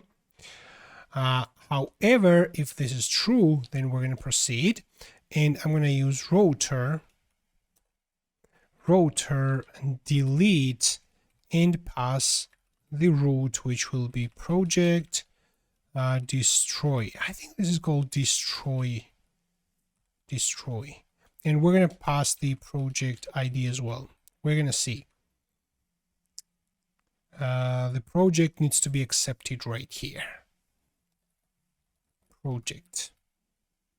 So let's check this delete project. On click, we're going to get an event. Then we're going to get just call the delete project, and we are going to pass the project. Let me save this and have a look.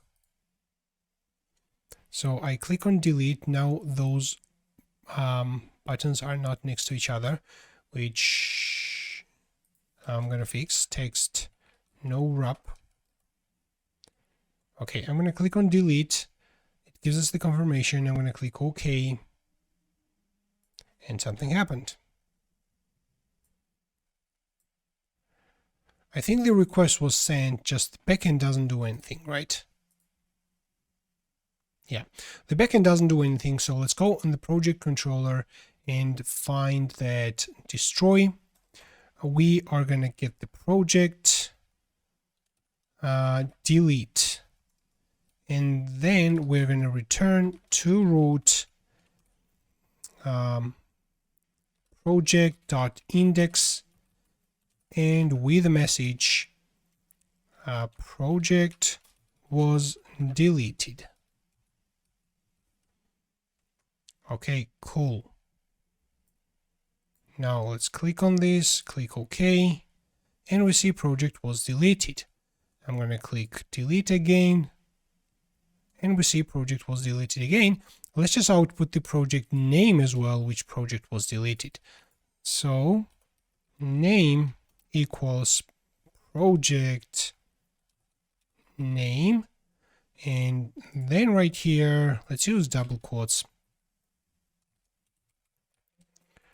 Project name was deleted. Project test was deleted. Awesome. Cool. Now let's focus on the editing part. So whenever I click on edit, it should open the project edit page. For this, let's come right here and we are going to return Inertia project/edit, and we are going to pass project resource, new project resource, like this. Semicolon is missing here.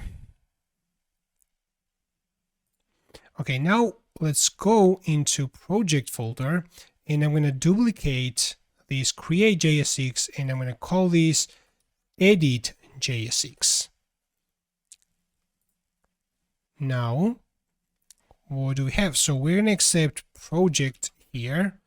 Then I'm going to take this project and output project dot whatever is this, project dot name.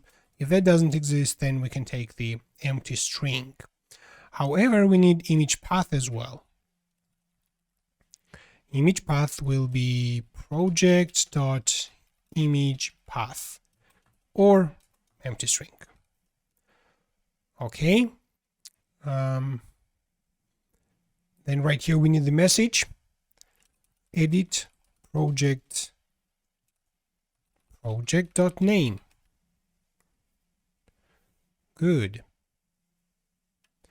Now let's have a look on in the browser. I'm going to click on edit here, edit project name 2. Let's put this in the double quotes. Okay, nice. We have the information field. Just I want to display the image as well. I think I don't have a valid image. So let's create new project, test, and some status. Click on submit. Now this has the valid image. If I click on edit, I should display this image right here so that the user knows what's the current image, and then he can replace or she can replace if they want. So here we have this input for the image path, but I'm going to display a div, which I'm going to only display if the data dot image path exists. Do I actually need this image path inside the data? No, I don't need it. I can simply access the project image path. So I can remove these parts. And then right here, if the project image path exists, we can output that div. Inside there, we're going to have image project dot image path.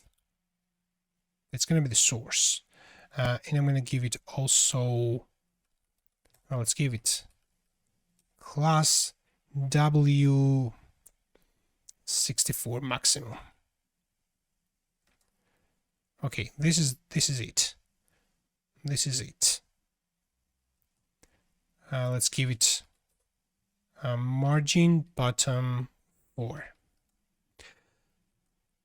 not top, but the bottom.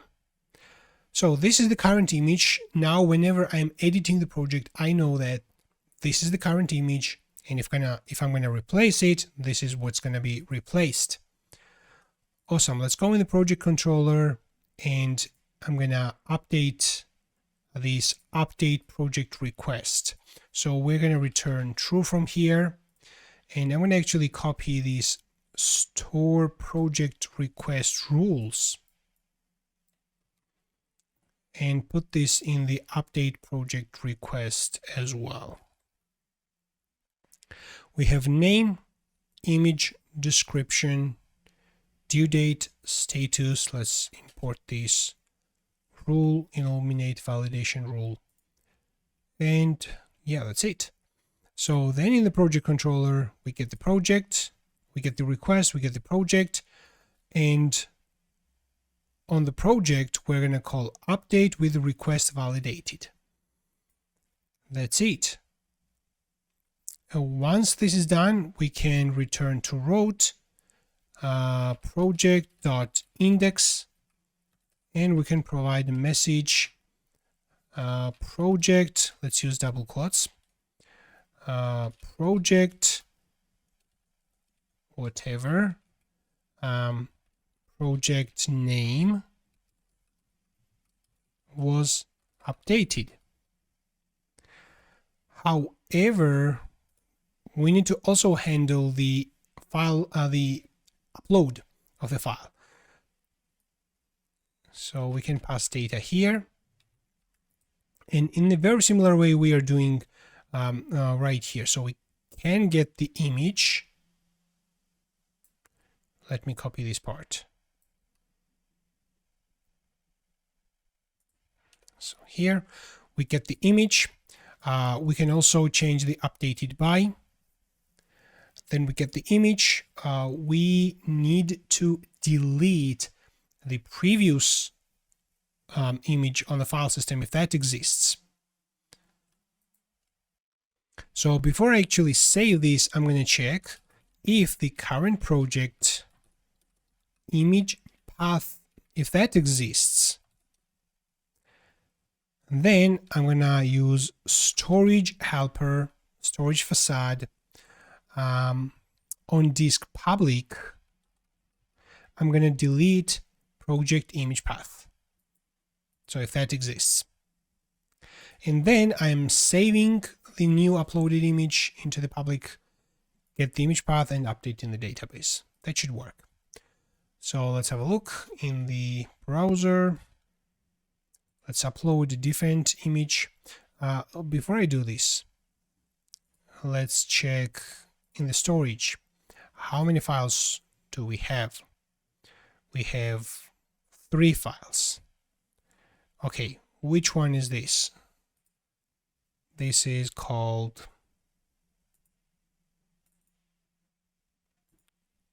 .6.9. This is it. So I think I can delete this and this. Okay, and now this needs to be deleted and the new one needs to be created. So let's choose. I'm going to choose this one. I'm just changing the image. I'm just going to leave everything. Hit on submit. Project was created. Okay, I think I missed something. In the edit JSX on submit, we are going to send the request on project update, and we're going to pass the project.id. Yeah. So we just created a new image, which is fine. New project, and let's check the storage. Now we have 2 folders right there. Okay, anyway, I'm going to update the first one.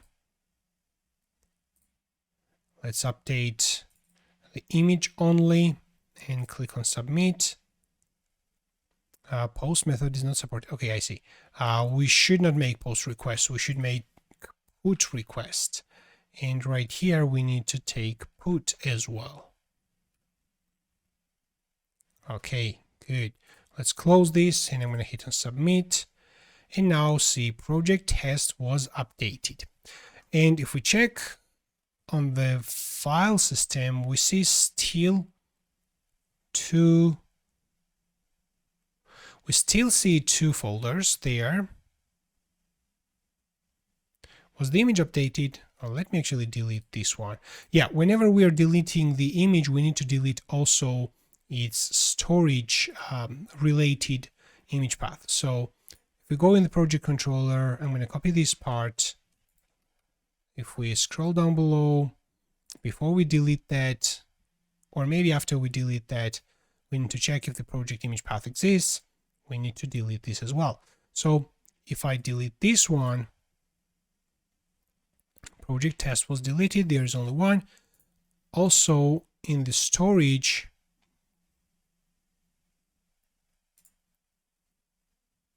there should be, yep. Yeah, the image was deleted, there's empty folder, and this is still available. Let me delete this one as well.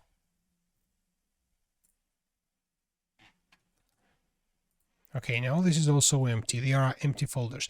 I think we should delete those empty folders as well. So I think we just need to delete dear name of that image path. So it's gonna delete the entire folder in this case, I think. So I think I can manually delete this folder and not this, but this. Okay, good. Let's edit an existing project and add an image. Click on submit. Okay, now we see this error. Project name is required. The name field is required. What just happened?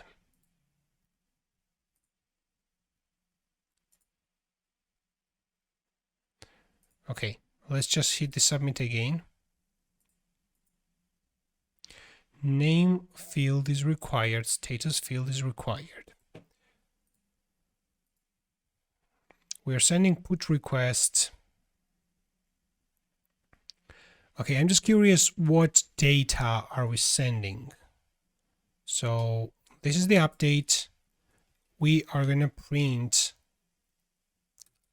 all the data.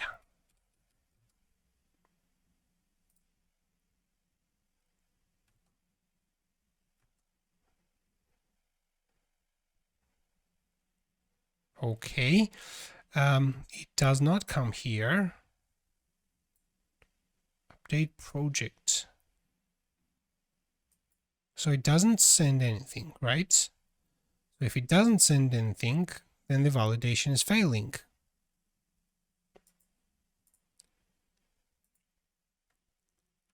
Okay.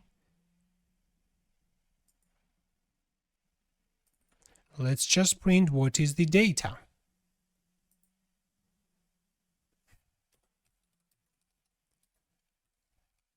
JSON stringify.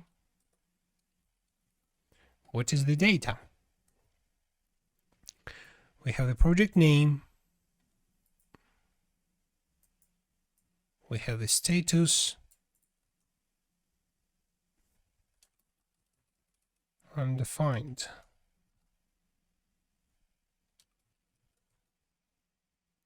Project name, status, description. Why do we get this name field is required?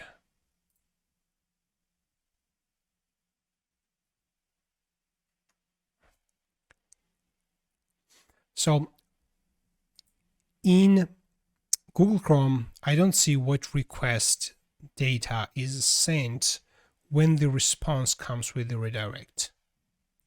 I don't see that. So I'm just going to check this in Firefox. I opened the Firefox and checked this here as well, and I discovered that the file name is passed, as well as the whole data, like the status and the name, everything is passed, but for some reason I was still getting the name field is required. And then I remembered that in Inertia, or in Laravel basically, if you are doing a file upload with the put method, you need to do it slightly differently. Okay, so we have to provide right here underscore method to be put you can't actually do file upload with an actual put method. So you have to provide method put, but you're going to still use post from the use form and post from here. Okay. And now if I go in my Google Chrome and open an image and click on submit, the project image 2 was updated. And we see that the image is right here, and we can check the storage as well. There is only one image at the moment, and now I'm going to replace this. This is the preview, and I'm going to replace this with another image, and I'm going to click on submit. Project name 2 was updated, and right here we see only one file. The folder was remained, which we can fix if we just go in the update, and instead of deleting the image path, we can use delete dir name of the image path. If that exists, we're going to delete the entire folder. And now if I delete that empty folder, then there's one folder inside there. There's the file. So I'm just going to hit edit. I'm going to replace this. Click on submit. I see the replaced image, and on the file system, I also see there are two images. My bad. Right here, I think we need to provide delete directory. Delete is for the file. We need delete directory, and we need the same thing for destroy as well. Let me just delete. Which one is the latest one? This is the latest one. This is not. So let me delete the old one.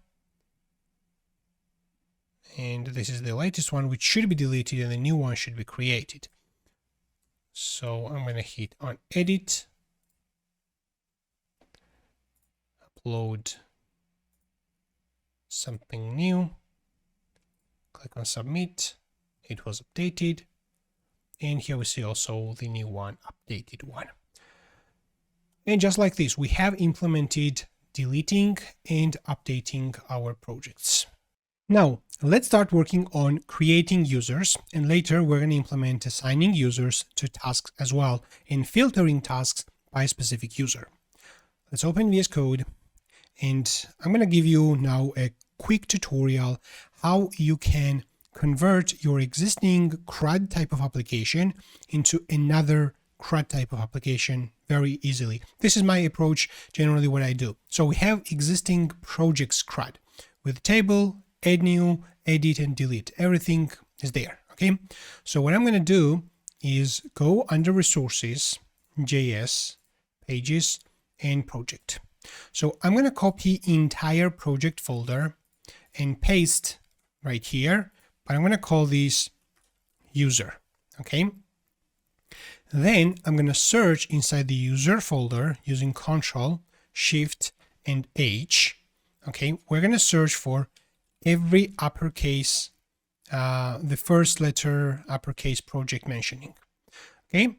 But we're gonna filter that under specific path. So we're gonna do this inside this user folder, not anywhere else. I don't want to globally replace project with user, but I want to do this only under resources /JS/ pages/user. Okay, this is the folder, and as you see, all the matchings right now will come from that folder. So I'm going to search for every uppercase P project, replace this with uppercase user. Okay, let's go ahead and replace 25 occurrences. Fine. Now let's find a lowercase project and replace it with lowercase user. Okay, let's do this replace. Then let's search for uppercase project and replace this with uppercase user. We are not going to use that part, but still I'm going to replace every project mentioning. So I'm going to do this. And now let me disable this case sensitive search and search for project. Project is not mentioned in this resources JS pages user folder anymore. So our views are almost ready. We just need to have a look and remove additional columns which we generally don't use. Okay, let's scroll down below, find the table section. This is the table heading. We don't obviously need all the columns, so let's go ahead and fix them. So this is the ID. Okay, let's leave the ID. We need the name. We don't want status for the user. Maybe we want email, so I'm just going to call this email. Created when the user was added. Okay, let's leave this created. Due date is something we don't want, we can delete. Created by, we can delete. And actions, we just need to leave. Okay, let me do an overview. The image also is not necessary, so I can remove that. Okay, so now we have the following columns. ID, name, email, created at, and action. So we have 1, 2, 3, 4, and 5 total columns. So this is the search section. We're going to leave the search by name and email, maybe. So the first one is for ID. This one is for the name. So I'm just going to delete the one and leave empty for ID. Now this is for the name. Placeholder is actually user name. That's the correct one. Previously it was called project name, but because we replaced that, now this is called username. Okay, here we have the status. I'm going to call these.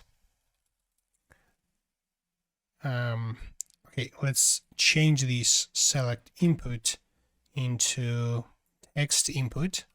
This is going to be user email. Here we need email. Here and here we need email. Okay, good. Then I think we need totally 5 columns. So let me count that. So this is 1, 2, 3, 4, 5. 1 is extra. I can delete that. Now, as for the TD itself, we just need ID. We don't need image. I can delete that. We need the user name, clicking on which it shows the user show page, which I think we don't need. So we can just display the user name without the link. And yeah, I think we can leave that. No, we don't need hover underline, but we can leave this text gray and text no wrap. Fine. Then we have this status area, which I'm going to just replace with the project email. Then we have create date. We don't need due date. We don't need created by. And this is edit and delete section. Okay, I think we have this main table ready. Now let's open project controller, and I'm going to open user controller. Okay, I think we need most of the things from the project controller. So I'm going to start with the index. So let me copy everything into user controller index. But again, we're going to search for all project mentioning. Let's search for uppercase P project. Replace that with user. Lowercase project. Replace with user. Okay, we just need to import this user resource. Fine. And the user model needs to be also imported, which is imported by default. Okay, so I think now this part is ready. So we are sorting this by create date. We have the name. I think we need right here email, filtering by email. So I can delete this because the status is by exact matching, but we want matching with like. So I'm going to do like this. User index query param success. Okay, everything is, I think, good. Now let's go and click on users. Okay, probably we have some error. We're going to quickly fix that. So those are the broken images, no problem. Let's clear this, click on users. Okay, there are no such exports in the constants, which is good, which is correct. We need to completely remove that part. Select input, we can remove this as well. Now we save this and click on users, and we are redirected to the users page.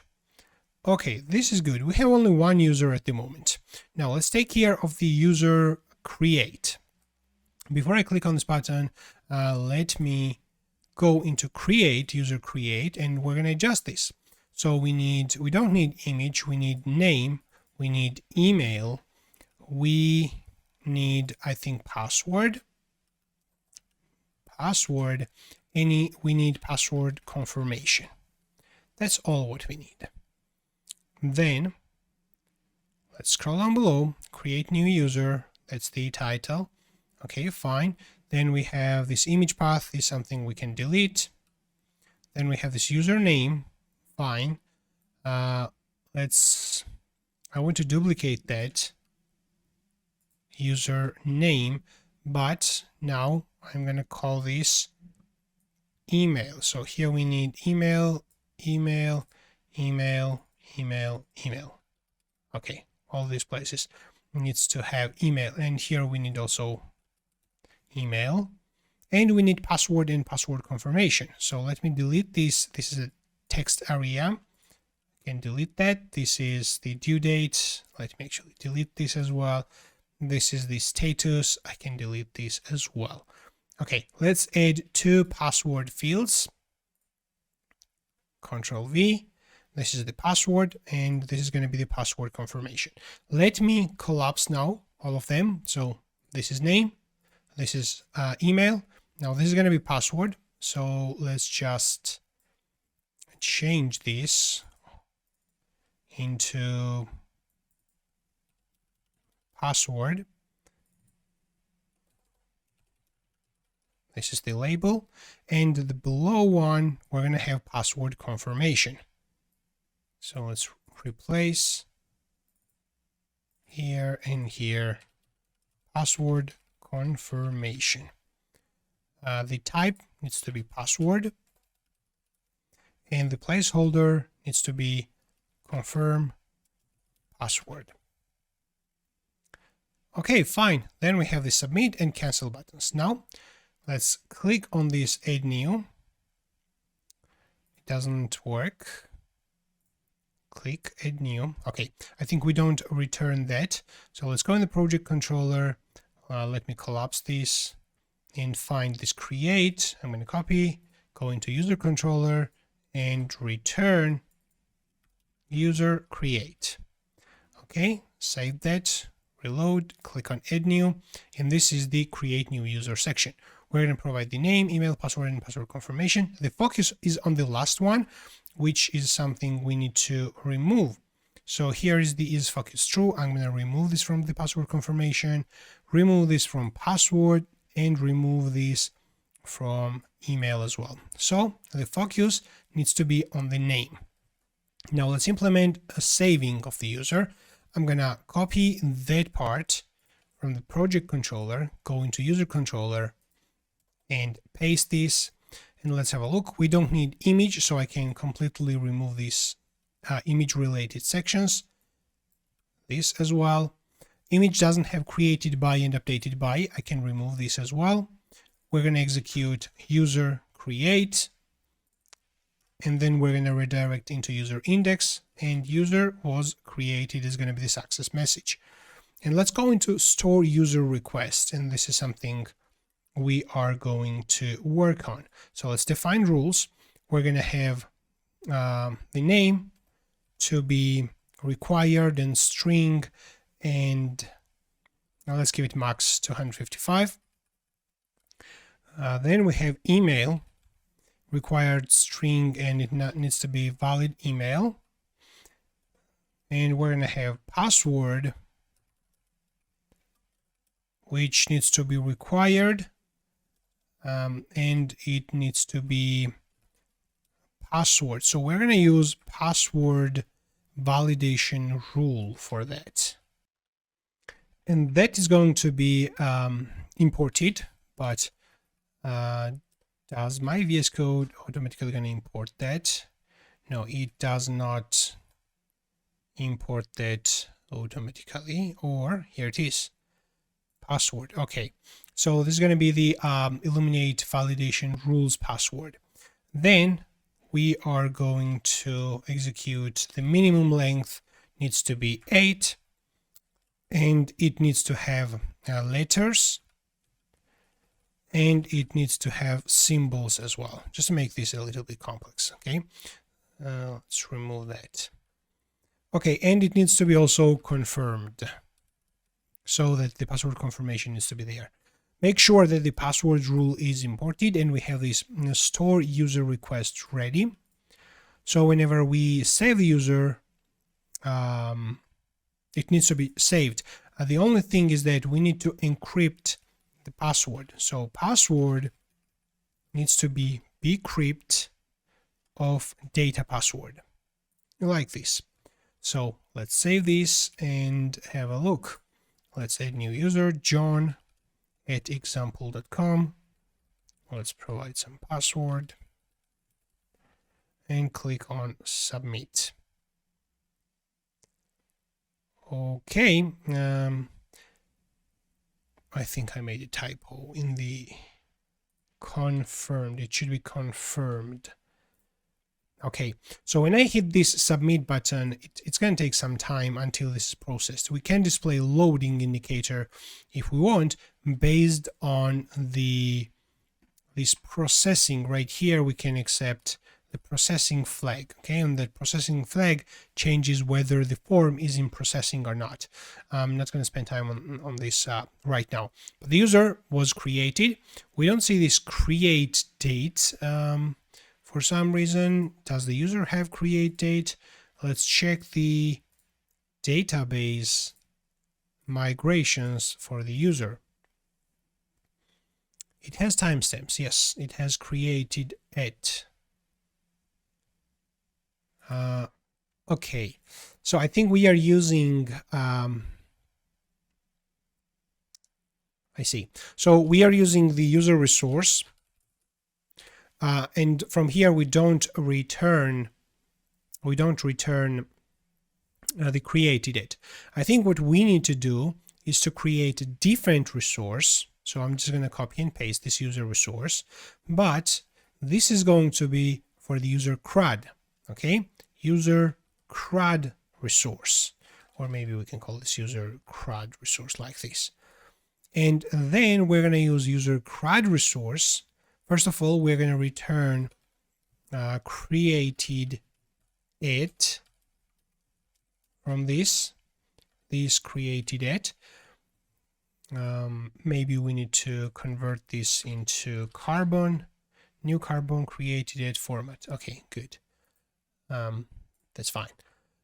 Then we can go into user controller, and I am going to return the list of user CRUD resource. Okay, I think the class name needs to be user CRUD resource as well. So let's go into user controller, and user CRUD resource needs to be imported. However, we don't need user resource anymore. Now this user CRUD resource will have created at as well. So if we just reload, we're going to see this created at. So what about searching? Let's type Zura. It finds Zura. Let's search for, okay, what do we return in the email? Let's search inside user CRUD resource. We return email. What do we output in the index?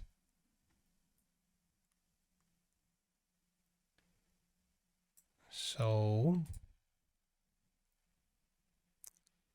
this is search section, email. Okay, now we output the email, and if I type John, now it searches for the John. So searching also works. So now we have implemented create new user and searching for the user. Whenever we click on edit, we are gonna do this as well. So I'm just gonna open this edit, And basically, let me grab the form fields from the create. We are also not using the select input and text area input from here, so I prefer to remove them if I don't use. So if I scroll down below, these are my fields. So I am going to copy them. So these 4 fields, and go inside edit and paste them. So this is the, by the way, this is the pre-tag which we still output, which we need to remove. We're going to remove from project as well. So here, so these are the fields, the 5 fields. So I'm going to remove all of them and paste the fields which we have in the create. So now whenever we click on edit, actually we need to return that from the controller as well. So if we go in the user controller, and if we go into project controller as well, we need to take this edit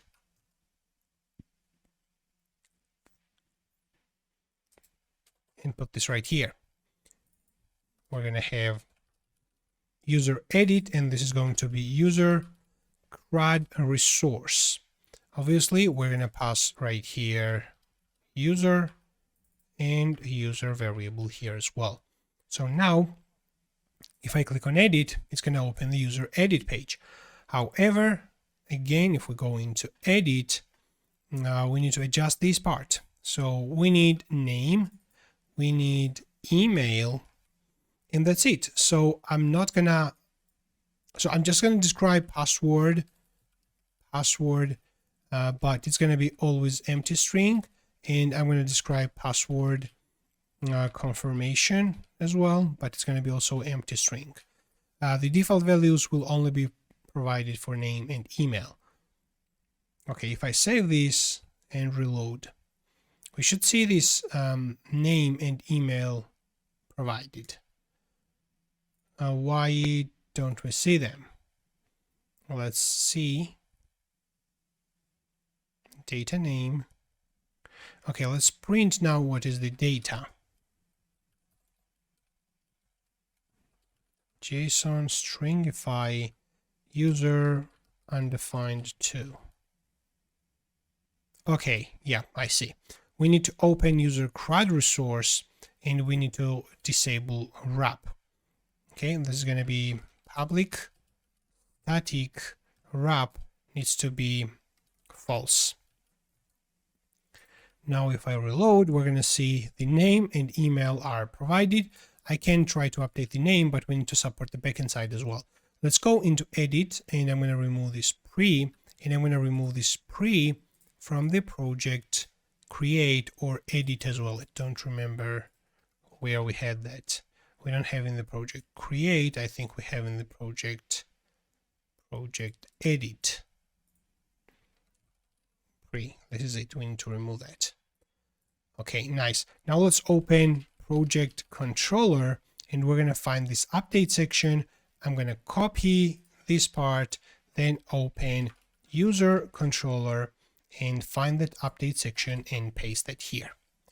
Okay, so instead of project, we're going to have user. So let me search for all project mentionings and replace this with the user.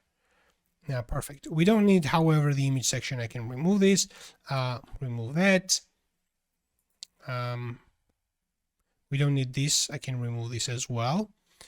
However, I need to check if the password exists. So let me grab the password equals data password. Okay, if that doesn't exist, we can take this as null. However, if we get the password, then we're going to encrypt that. So data password is encrypted data password. Yeah, we can just pass the password right here. However, let me have a look. User was updated. That's good. If the password exists, we're going to update the password. Okay, however, we need to also write this update user request part. Okay, in this case, I'm going to have a look at the store user requests. I think I missed something right here. So we have this email required string and email, but we also need to provide that this must be unique among users table under email column. Email. Okay, but yeah, that should be like this inside the store user requests. Okay, so let me copy this, go into update user request. In the authorize, I'm going to return true. Let me paste this here. We need this password validation rule. Fine. The password doesn't need to be required when we are updating. Okay. However, if it is provided, it needs to be confirmed. It needs to have this confirmation. However, in this case, whenever the email is provided, it needs to be unique among users' email, but basically we need to exclude the current user ID. So I think we can do this by just providing right here this ID at this part. Okay, so unique among users email column except that ID. So I think that should work. We can go now in the browser and just try to update the name. Hit on submit. Email has already been taken. Okay. And password field must be string. Let's provide that the password can be null. When we are updating the user details, password can actually be null. However, this is the part which we are gonna check. So let me go into Laravel's official documentation, which I have opened right here so far. I didn't need that much. And I'm gonna search for unique table column. Okay, this is exactly how we want. Yep, forcing the unique rule to ignore a given ID.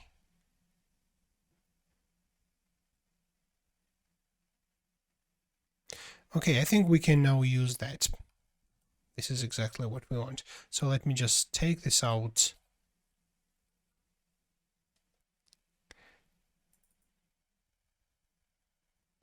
The rule needs to be imported. Eliminate validation rule. As for the ID, I think we're going to have this ID.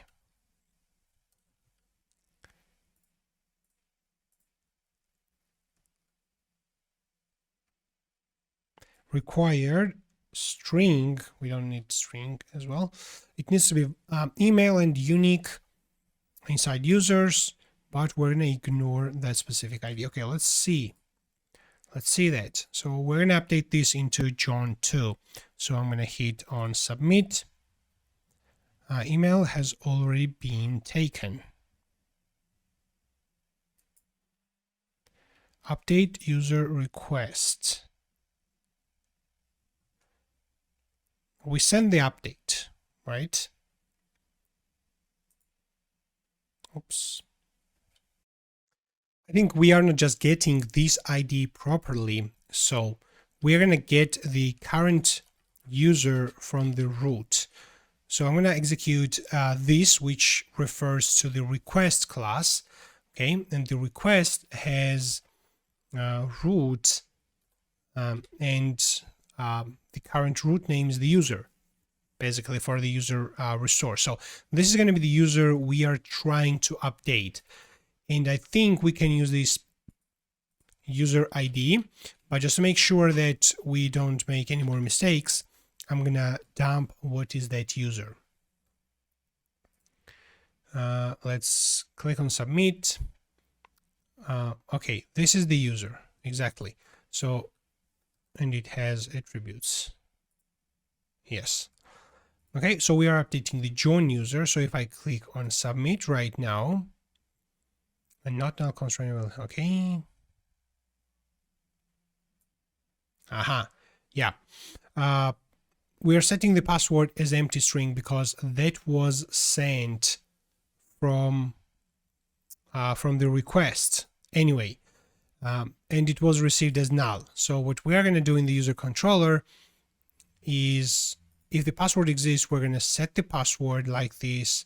If the password doesn't exist, we're going to unset data password, completely remove that. Hit on submit. Now that's going to work, and we have John 2 right here. So if we are going to hit on edit, and we can provide new password.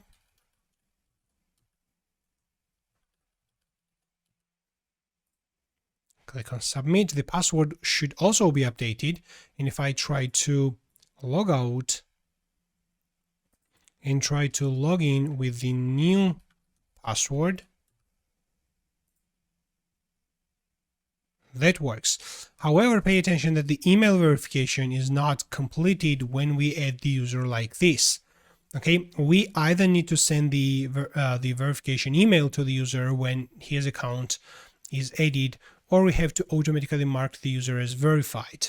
Okay, so in ideal case, probably we're gonna like when adding new user, we shouldn't even create the password for that user.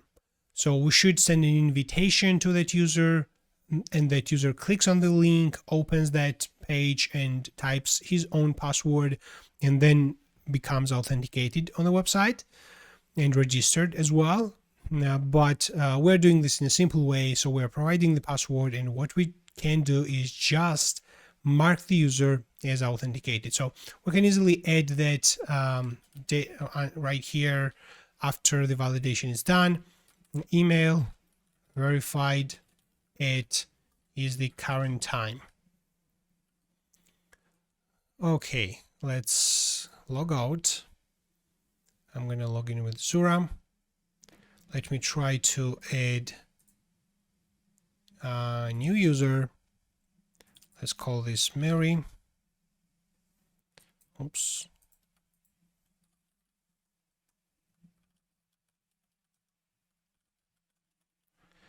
I'm going to hit on submit. And the Mary user was added. And what about the email verification? If we just log out and we just try to log in with Mary user.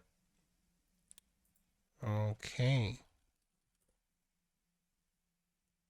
Okay, I think email verified at that variable was not, that didn't work. Let me check the user if we have this email verified at in the fillable, and I think we don't have, and that was the reason. So what we can do is set this email verified at, sorry. I did this during update. Anyway, it is not in this fillable, so it is not going to work. Email verified at. So either we need to provide this in the fillable, or we have to do it in a different way. So in this case, I'm going to add this in the fillable. So we are doing this email verification slightly differently. If we search inside entire project, we're going to see that this comes from the profile controller, from the couple of other places like update profile information. And that happens, email verification happens during when the user clicks on the email, right? So it doesn't generally happen when the user is created. That's why it is not inside the fillable. So if we add this inside the fillable and then go into user controller, let me cut this from here and put this right here when we add the new user. So in this case, it's going to work. So we'll log out. Let me log in with Zura. Go into users. Let's add second Zura.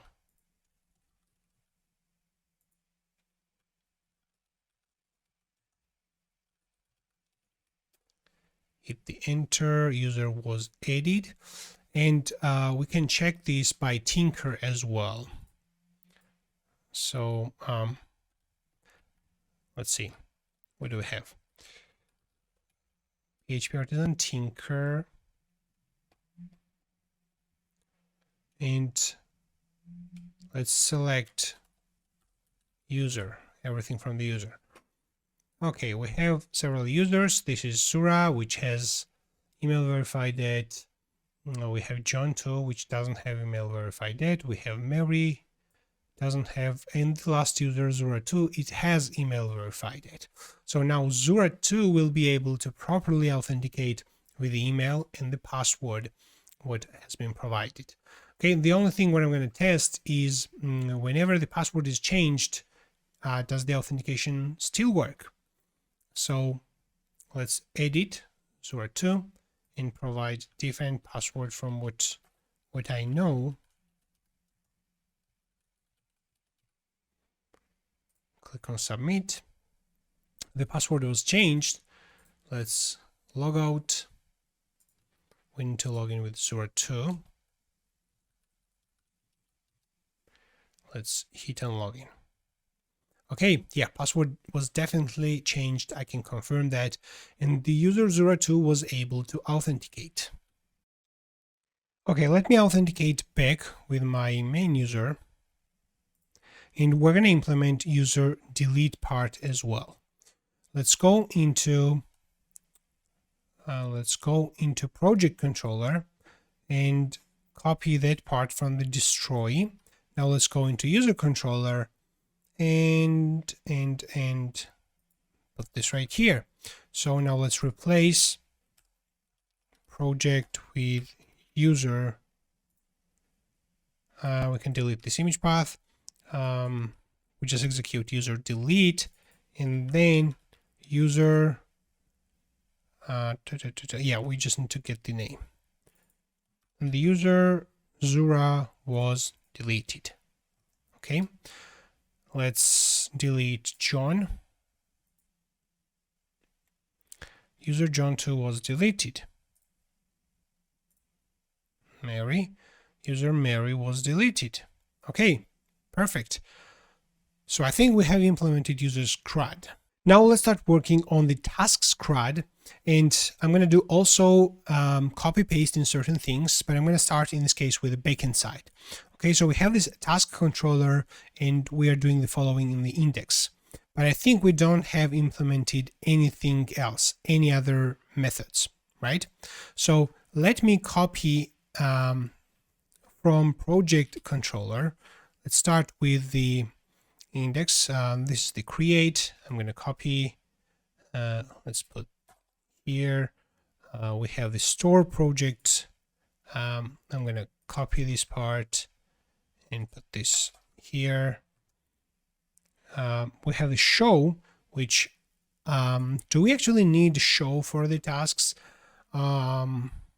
I think we can display show, or we can just use edit. It's going to be always editing. No, I think we need show. Okay, let's just copy this show part and put this right here. Let's copy edit. Then I'm going to do this replace. So this is update, and we have destroy. Now let me search for project, replace this with the task, not the user, but with the task. Let's search for uppercase project, replace with uppercase task. And is there any more projects mentioned? No, I think there's no project mentioned in the task controller, which is fine. So I think we have this controller ready. We just need several imports, like this auth class, auth facade needs to be imported. This str needs to be imported as well. This is illuminate support str. Let's put this right here. What else?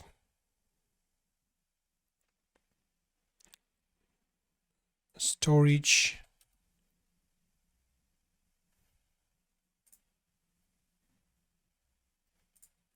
Okay, good.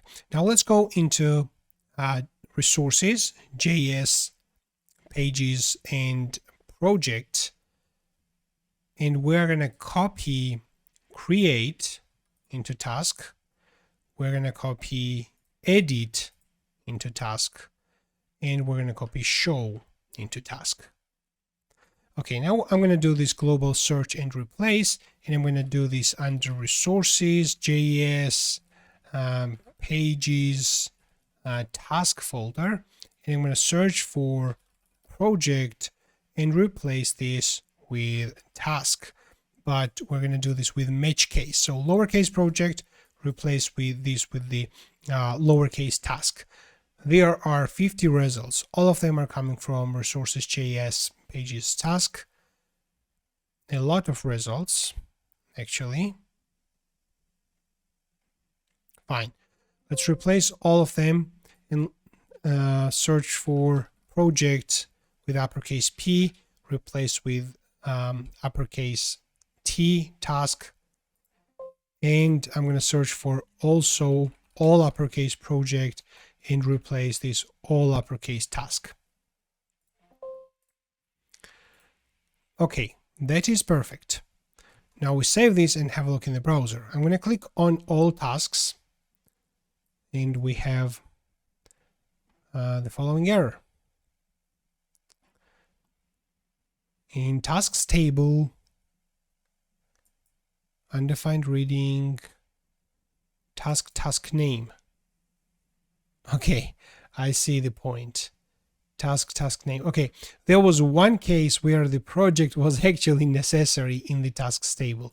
So if we're going to open tasks table and find this task name, so that is the place where the project was updated, and even the column was called hide project column. So I think in this case we just need to revert that specific part, hide project column. Let's replace that, and that should be task.project.name. Now let's see. Okay, so this is the global tasks table. Here we have the task name as well, which is, I think, the column name.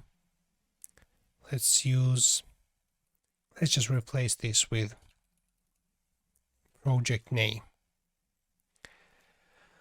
Okay, good. Now let's add create new task button. So we're going to do this under task index, and we're going to put this right here. Let me open project index and copy this link. That's going to go into task create, and we're going to put this h2 and the link in its own div. So we're going to have div with flex, items, center, justify, between. I think the link is not imported, or what's the issue? Link is not imported, yes. Link from Inertia's. That link is not imported automatically, so we have to do this manually. Now, we don't see any errors in the console. When we click on this add new, it opens this task create page. Right now we have these columns for the project, but we're going to easily adjust this. I'm going to close everything because I have too many files. So task create, this is what I'm going to open. Then we're going to adjust this. So this is the path, this is the task name, we have the task description. Task has its own deadline.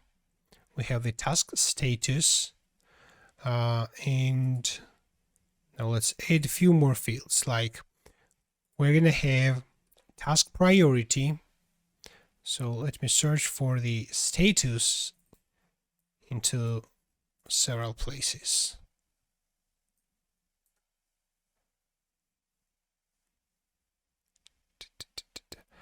I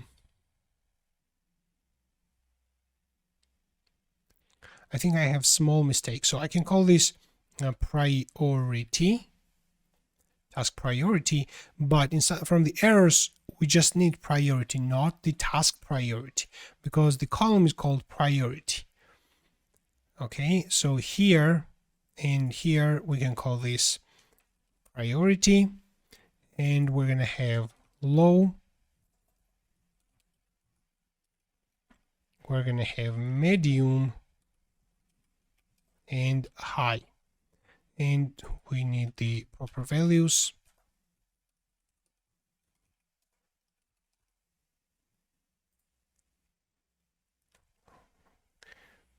Okay, good. What other fields do we have?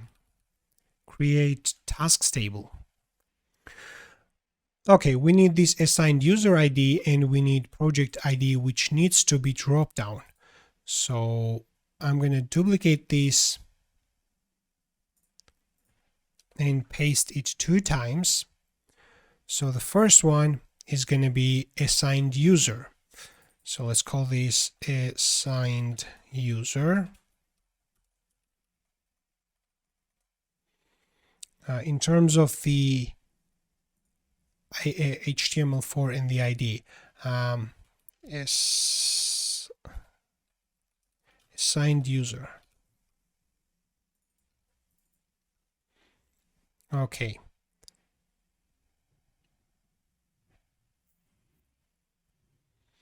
So here we need to iterate over the users, the whole list of users, and basically assign a task to it. So we're going to do this. So at the moment, let me just leave one option with probably to do right there. We're going to implement this. Select user. Right here, we need to provide assigned user ID. That's correct. And here we also need assigned user ID. Now, and this is gonna be the project, or maybe we need to put this project even at the top. Task project ID. So this is gonna be the ID. The name again needs to be assigned user ID, but I think we don't even need names. I think we don't need names.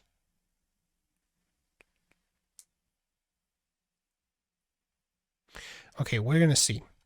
Then here we're gonna have project ID,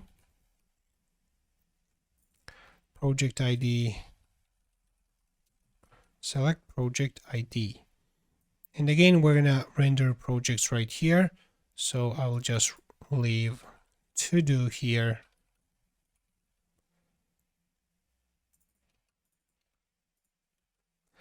Now, if I have a look, we have task image, name, description, deadline, status, priority, assigned user, and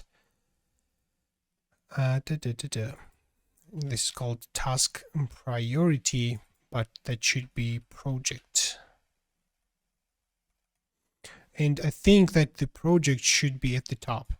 So I'm going to cut this, and maybe we need to put this as a very first thing right here. So first we're going to choose the project, and we need margin top 4 here, and not on the first column, first div. First we need to choose the project.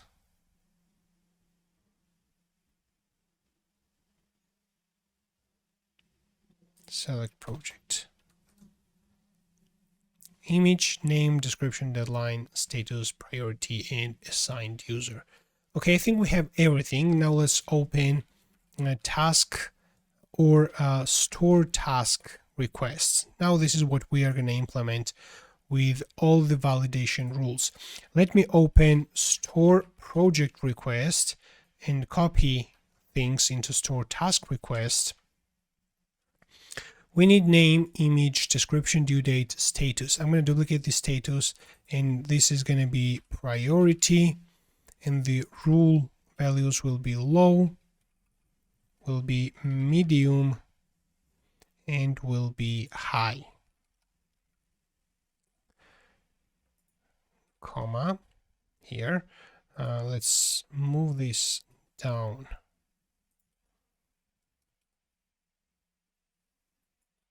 Otherwise it is not very readable.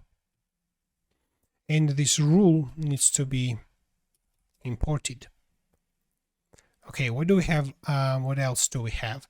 I think we have project ID. This is going to be required, and it needs to be unique among projects ID column. Not the unique, but exists. So it must exist in the project's ID column. If we check the validation rules, we're going to search for exist. Rule exists. Yeah, we can use this approach as well, or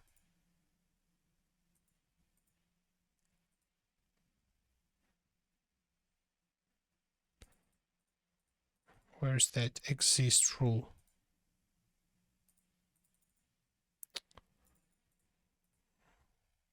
Why does this? Here it is, exists under table in the column, exists, that's correct. And we need also assigned user ID, which can be null. Assigned user ID, nullable, exists under users ID. Okay, good. Now let's test this. Let's go in the task controller. Let's provide, we have to choose the project, and we don't have that. Okay, we cannot test this unless we provide users and projects list right here. So in this create for the task, we're going to accept projects as an array, and we are going to have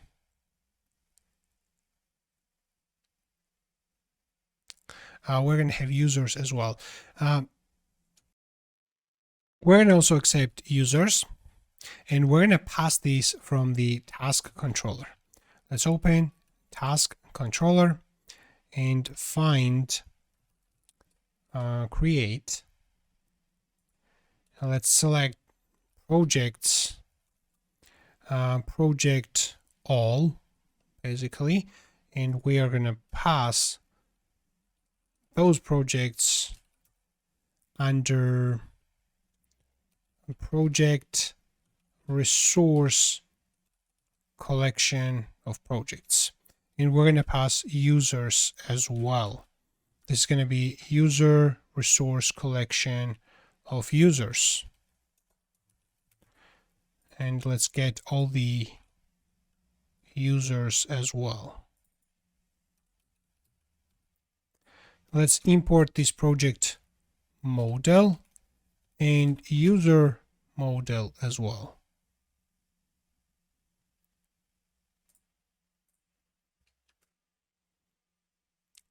Okay, fine. So now we have these projects and users passed, but let me see what is the structure of these projects or users. So let's just print projects.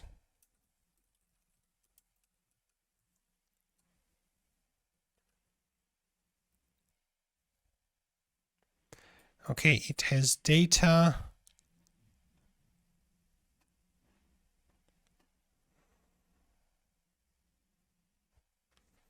Okay, it is under data.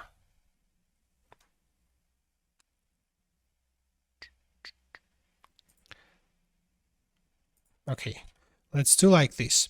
I'm going to scroll down below, find this project section. Here it is. And I am going to iterate over projects.data. And we're going to have each project. And I am going to return option from here. We are going to display project.name. As for the value, we are going to have project.id. The option needs to also have key, which is going to be also project ID.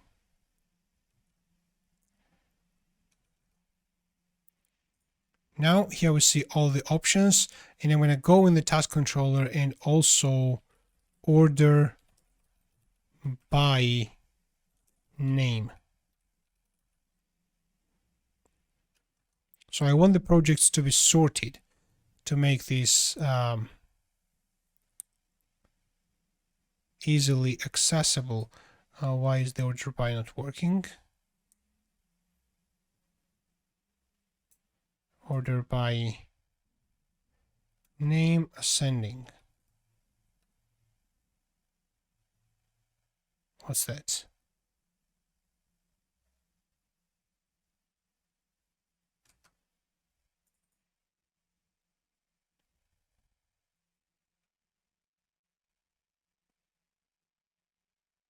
Why cannot I call all on this?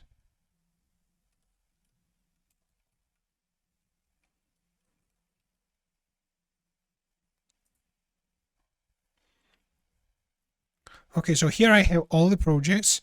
I can choose the one we want. We need to do the same thing for the users. So I'm going to copy this part, and this is right here. Paste. This is going to be user, and here we're going to have users data. So we have two users at the moment, and we can assign them. Okay, perfect. Now let's choose some task image. We are going to choose task name, some description. We can leave the deadline. Well, let's choose the status, priority, and I'm going to hit on submit. Okay, we don't have the fields inside fillable. So let's open migration, create tasks table, and I'm going to copy these fields and put them under task PHP inside fillable. Protected fillable. This is what I'm going to do.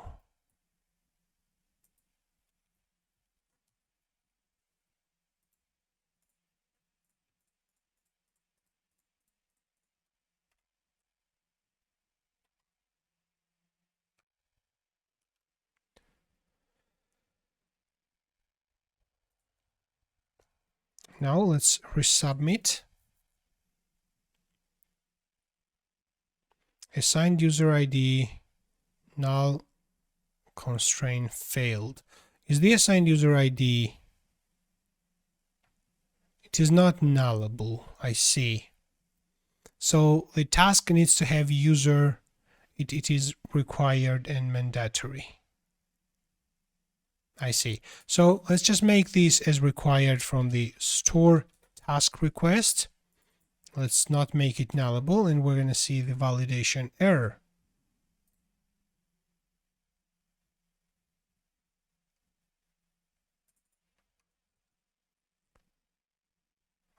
Let's provide it as required.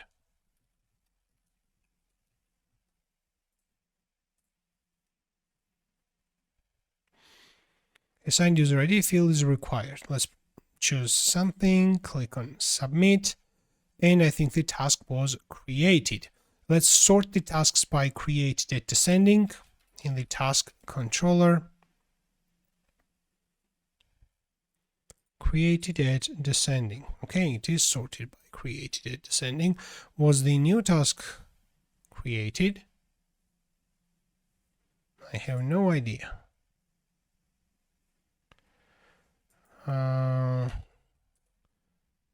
Okay, Okay, I think we didn't create any task.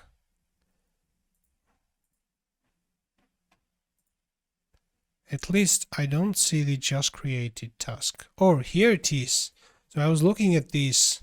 Okay, here it is. So the task was created. However, the image is broken, and I think I know why. The image probably was updated in the database, was saved, but we are returning it differently. So I'm going to open this project resource and copy this part, go in the task resource and put this right here. So we need to use this storage URL to actually generate the URL for the task. So I save this, reload that, and now I see that this task image is there. Every other image is obviously broken, which is logical, but the task image is there. This is so awesome. Let's go into create for the task, and I am going to copy those fields and put them in the edit as well.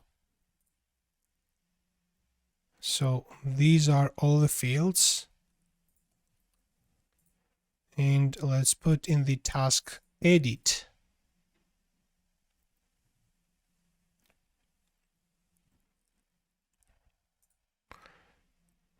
Collapse things that here. So I pasted them, and we need these users and projects on edit as well. So we're gonna accept projects and users here. So let's open task controller and find this create. By the way, maybe we need to sort the users by something as well, like by name as well.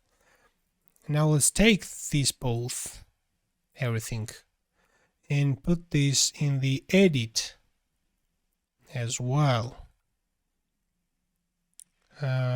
We only need to render this edit view, and we need to pass the task here. That's good. That's good. Now let's click on edit and see what happens. This is the task edit. The details are not provided. We need to open this edit, and we need to adjust these fields. Okay, what fields do we have to edit? We have the project ID. So let's start with, we need image, I think we need name, we need status, description, due date. Let's duplicate these few more times. We need project ID, we need a priority, and we need assigned user ID. Do we need something else? 1, 2, 3, 4, 5, 6, 7, 8. 1, 2, 3, 4, 5, 6, 7, 8. I think we have everything. However,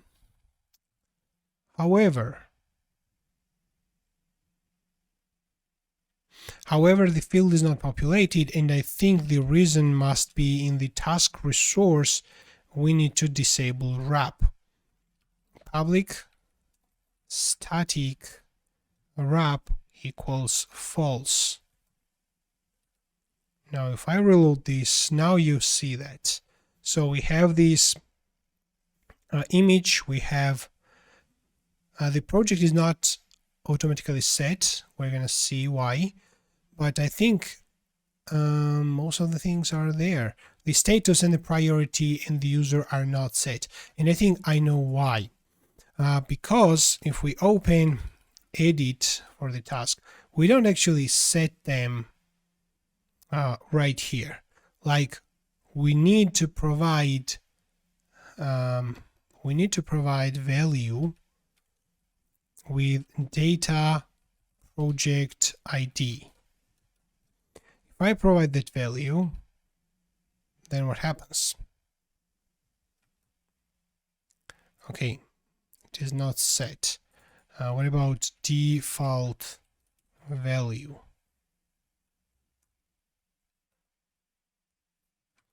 Let me print what is data project ID.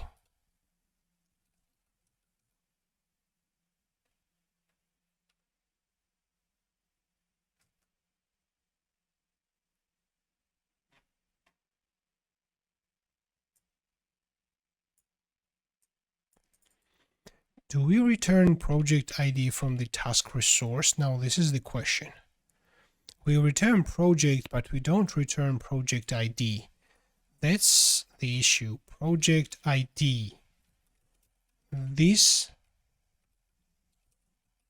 project ID. Okay, now what? Now it was set, and we see 25 here. I think we need to do the same thing for assigned user ID.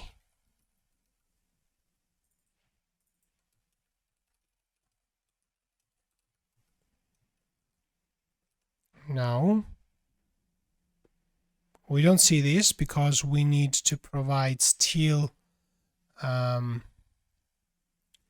value, default value or value. I'm going to provide value. Let's see. Yes, the project value is set. Let's remove that part. So we're going to provide this value for all the dropdowns which we missed previously. So even for the task status, we don't see the status. It is not set. So if I just provide right here data status, then we see now this is pending. If I provide this into priority, then we see this is low, and we provide it right here.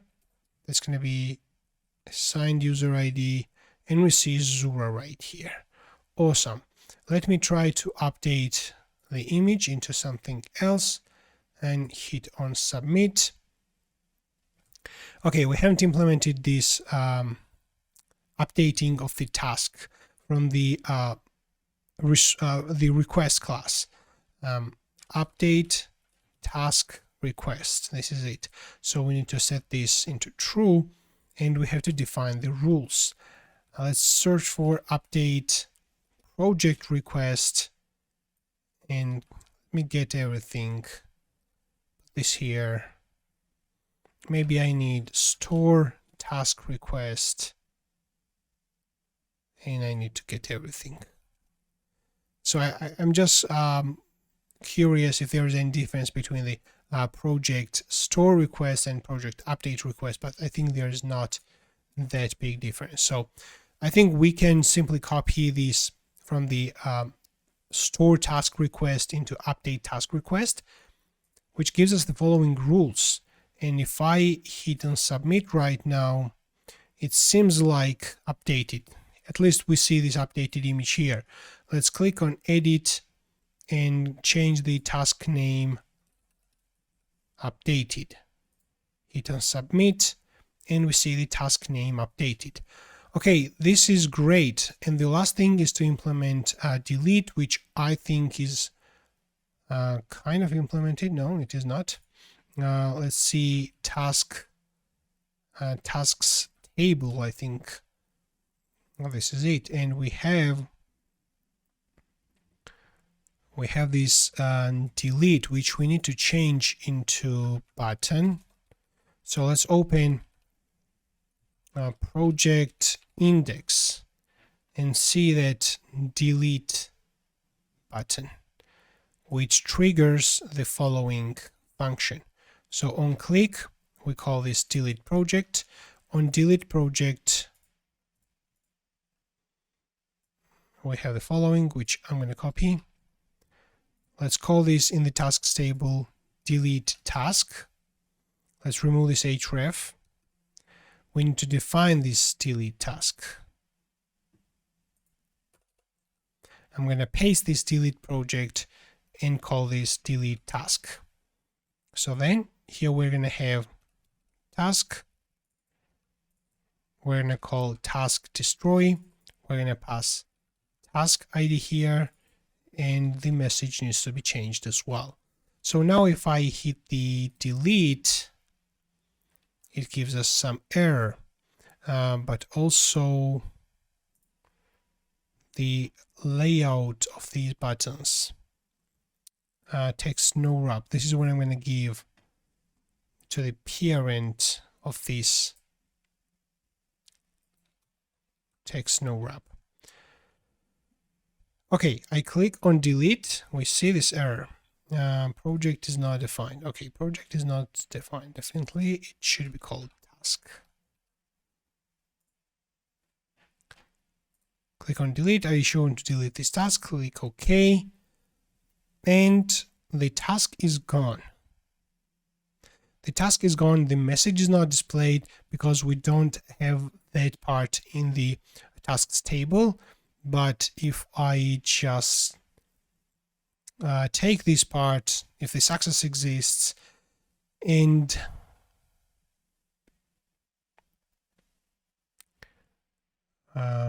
then we display this. However, we're going to put this in the tasks table, okay, right here. We need to take that success and pass the into tasks table as a prop, like this. And we're going to do this from the task index. We're going to accept this right here as well, the success, and we are going to pass this into tasks table, that success variable. And we're going to do this from project show as well. We are going to accept that success, and we're going to pass this into tasks table.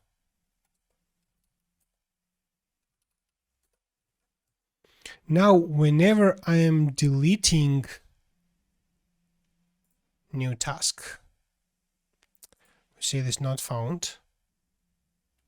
Okay, let me click on delete, click OK.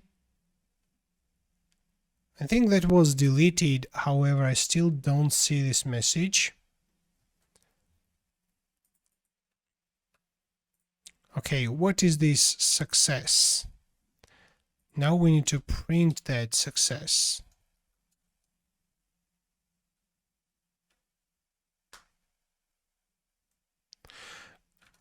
Or can I always display that div no matter what's the success? So here it is. So I think this success was not passed properly. Let's go into project controller into index. Here we're taking the success and passing into the view. I think we don't do the same thing in the task controller. Task controller index. Yes, we don't do this. Now we do this, and we need to do the same thing in the project controller. Project controller show. Here it is. We need to take the success message and pass it into the view so that this success message then comes into project show. We accept it as a prop right here, then we pass it into the tasks table. Now let's go into tasks table and remove this pre. So now if I delete a message here, I'm going to see task was deleted. In the same way, if I add new task, choose some project, choose some image, test, whatever. So I'm going to quickly fill up this. Click on submit. We're going to see task was created, and here is the just created task. Now let's create task details page. Whenever we click right here on this, whenever we click right here on this task name, it's going to open the task details page without editing functionality. Okay, that's going to give you the overview about the task in general. So let's go into, I think we already have that view actually ready. So what we need to do is implement this link. This is the project name, and this is the task name. Let's scroll down below into TD in T body, and here is the task name, and let's put this inside the link tag, similar to how we have in the project/index. Let's search for where's that? This is it. Project show. Okay, so we just need to give it task show. Let's output task name, and let's give the following classes into th. This is actually th. So if I just change this into th and give the following classes: task show and task ID. So is this link available and imported? Not sure, but we're gonna see. Okay, here we go. I think we don't need no wrap because that is too much. But whenever we click on the task, it opens the task show page, which for some reason does not work right now. What's the URL? Task ID. Okay, tasks. It doesn't have tasks, which is logical. Let's go into task controller and see that show, and yeah, this is the thing. So we're going to simply render a single task without anything. So we copied this from the project show, and from the project we were selecting tasks and we were filtering those tasks, which we obviously don't need. So we just need to take the task and pass it right here. Everything else can be removed. Everything else can be removed. We need to do it like this. So if I reload and click on the task itself, this is, we have some error, I think. Okay, what's that? Aha, I see. So now we are using tasks table inside that task show, task/show. So we need to adjust this. This task table is something which is relevant for the project show, but not for the task show. We can remove that. And now this is the detail. This is the details page for a single task. We have task ID, name, status. We have everything except few fields which is only relevant for the task but not for the project. So we copied this from the project and we didn't have that. Like similar to how we have this task status, we need to have priority. So let me duplicate this, and this is going to be priority here and here as well. Priority, and here we're going to have task priority class map or text map. I think that needs to be imported if it is not imported. Okay, now we have this priority, and we also have assigned user information. Let's put this in the second column, and we have the project details as well. So let's duplicate this 2 times. We're going to have project. This is going to be task project name, and we can also create link from here into project like this. So we put task project name, and in the href we're going to provide root project show task project ID, and the link needs to be imported. And this is going to be assigned user task assigned user name. Okay, the problem is that the link was not imported, as it sometimes happens, so we have to do this manually. Now we have everything. We have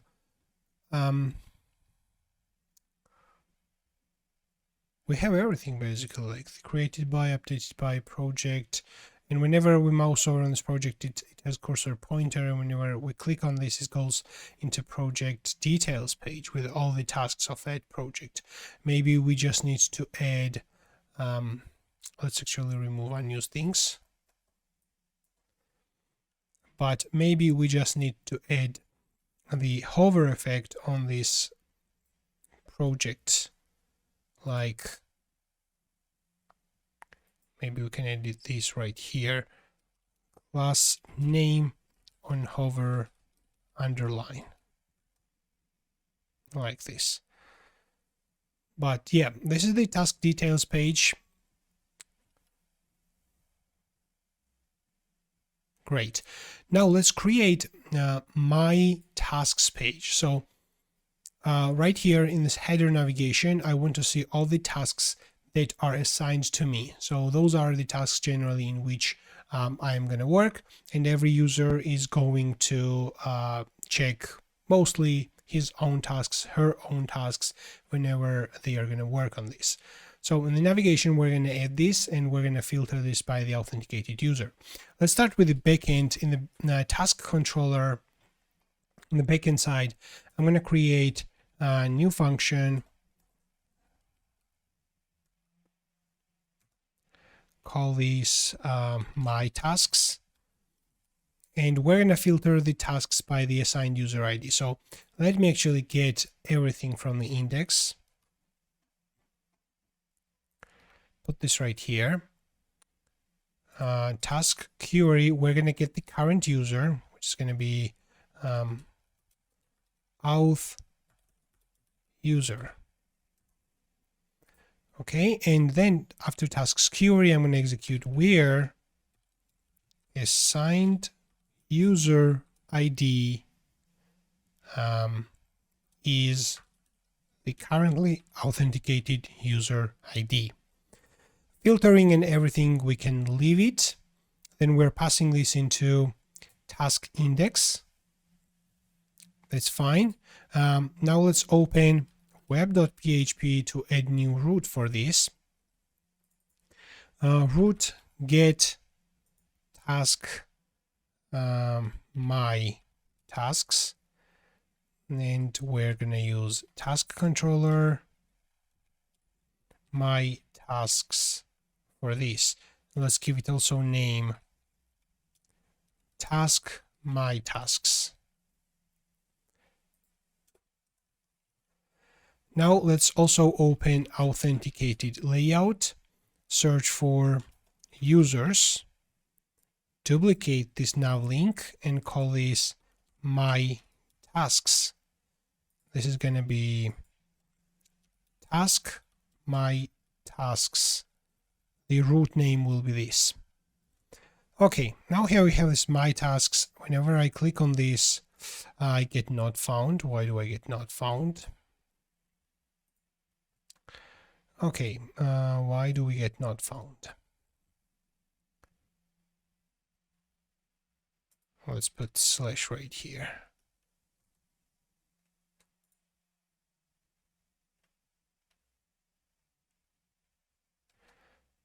Task my tasks. Okay. What if I return something from here? Does this work?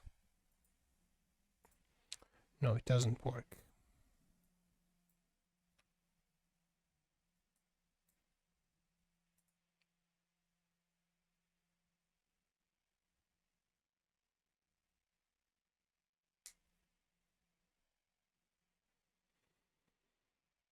That is very strange. In the network, we see that task my tasks return. How is this possible?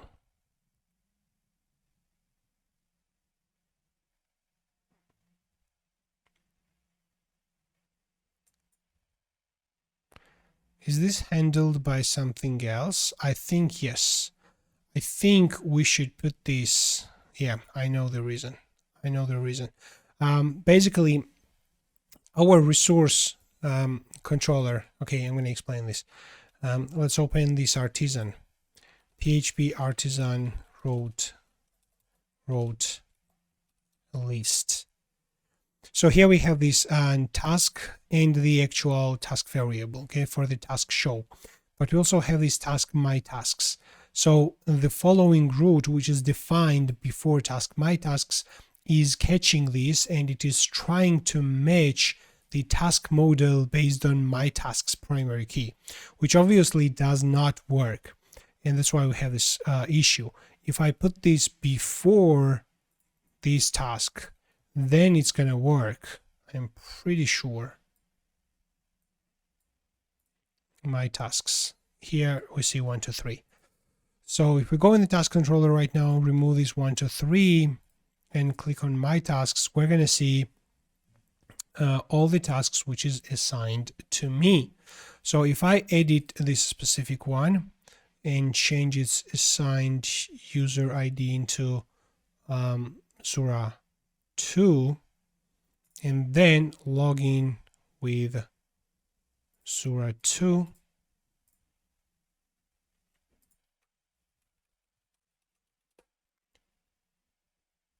what's the password? Yep. Okay, then whenever I hit on my tasks, I see only one task. This is broken and really weird. Shouldn't be broken. We can fix this from the tasks table. We need to find span, and we need to give this text no wrap. They should not be broken. Okay, now these are my tasks for the currently authenticated user, and this is exactly what I want. So then I can work on the task, I can edit the task and change its status from in progress into completed once I complete that. And obviously it is going to be changed. However, when we do the update, we are redirected into all tasks. Not maybe ideal, but not a big deal as well. And we have this my tasks always there. Now I'm going to implement dashboard, and I'm going to show several key informations like the number of in progress tasks, number of pending tasks, number of completed tasks, and we're going to also show the latest let's say latest 10 tasks assigned to me on the dashboard. So whenever I open the dashboard, I have an overview of those tasks, what I need to actually do.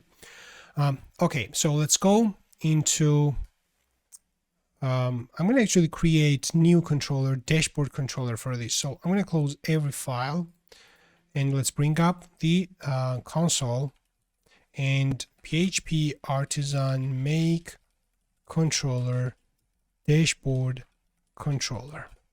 Let's hit the enter. Let's open the dashboard controller. Let's open web.php, and we are gonna change this function and use dashboard controller class index with the name dashboard. Okay, now let's go into dashboard controller and create that function index, and we can return the same thing. And let's actually replace this with function inertia dashboard. Reload this, and we are good. Now we're going to select a couple of information like pending tasks, and this is going to be number of pending tasks. Okay, so task query where status equals pending, and we're going to call count. So this is going to be, and I'm also interested, like more generic information, how many pending tasks are there totally, as well as how many pending tasks are for me. Okay, so we can display this both information right now. So we can import first of all this task model. So this is going to display how many total pending tasks are there, total pending tasks. Okay, and we're going to have also how many my tasks are there. In this case, we're going to add extra where assigned user ID equals to user ID. Let's create user, which is going to be auth user. Okay, so total pending tasks, and this is going to be my pending tasks. And let's provide them. Maybe we can use compact.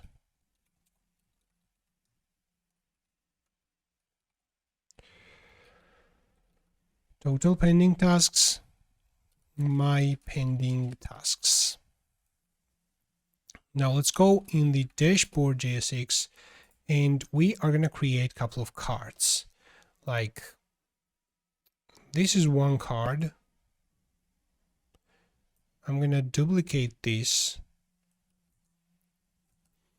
but I'm going to give also flex and gap 2 so that we have these cards next to each other.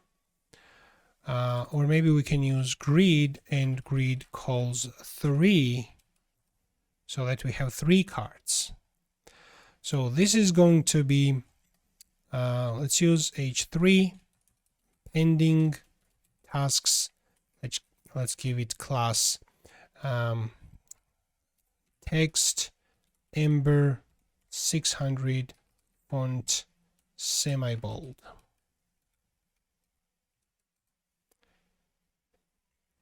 Okay, let's reduce it 500, and maybe we need to also make this larger, or even X large.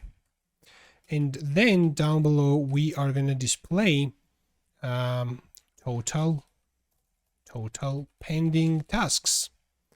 This is going to be one number, and we're going to have second number, which is going to be my tasks. Let's do like this. I'm going to do my pending tasks / total pending tasks. But we're going to accept these two variables inside props, my pending tasks and total pending tasks. Okay, let's open developer tools just in case we have some errors. And we see those numbers. Great. Let's actually increase font size even more. Let's give this text center. No, I don't like text center. But let me create 2 span elements for each number. Span. Let's give it margin right 2. Then we have this slash and another span,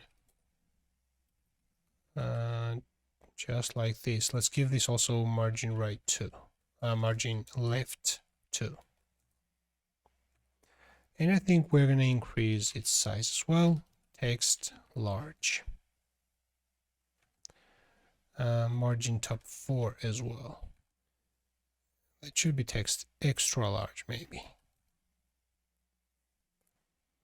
Okay, not bad. Okay, we have this one card, and we need to duplicate this a few more times. Let's duplicate this. We're going to have in progress tasks, which needs to have different color.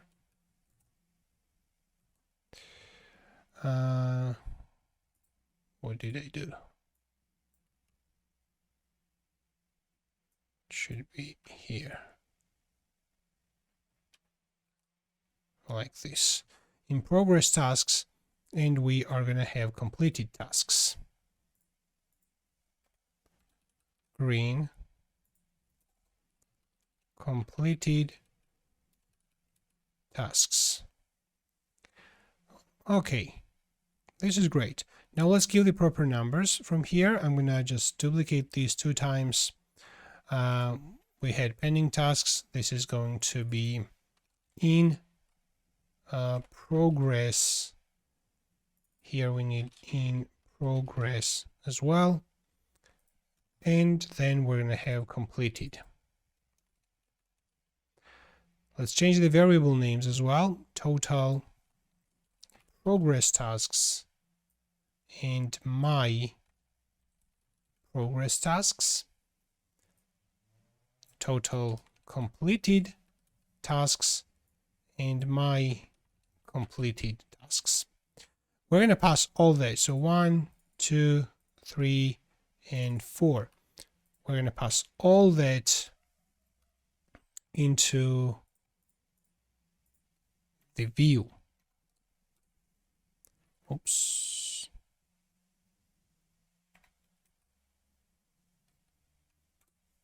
Like this. So we passed all of them. We need to accept them into dashboard.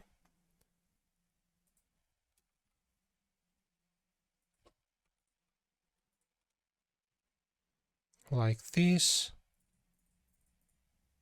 We have 4 variables and we're going to output those 4 variables, 1 here, 2nd here, 3rd here, and 4th here.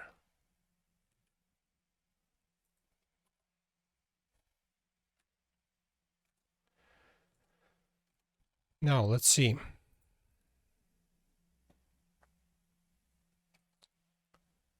Okay, so first I'm outputting total and then my progress, and I need to do this vice versa.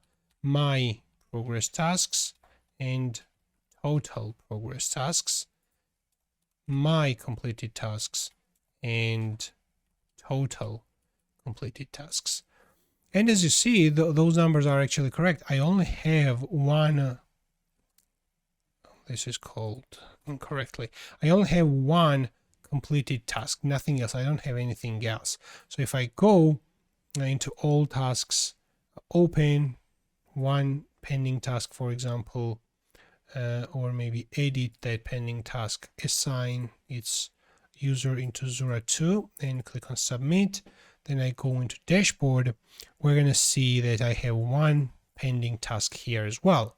And I also want to display the latest pending tasks, or latest pending or in progress tasks, which I need to simply take care of. So let's collapse these divs. I can just copy one and put this outside of this element. Oops, not like this. I need this. Let me copy this part, paste here. So I need this max with 7XL. This is the kind of container, but I want to remove this grid and grid calls 3 because that was only for the these 3 cards. And inside there I need this background white type of element and closing div. So I'm going to put my content right here.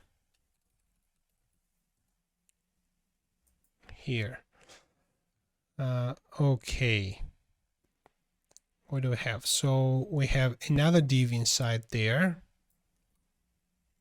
So let's put this div here. And inside there, I'm going to have h3.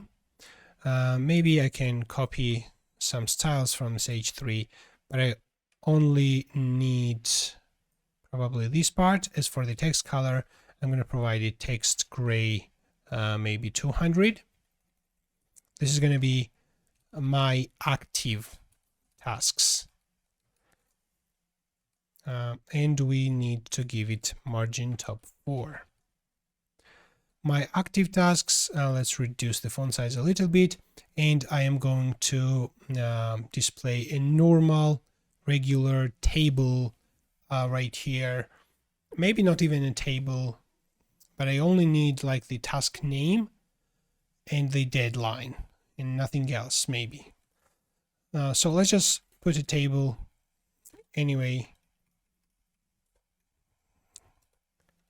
T-head, TR, TH. So we're going to have ID, name, due date, and maybe that's it. Maybe the project name as well.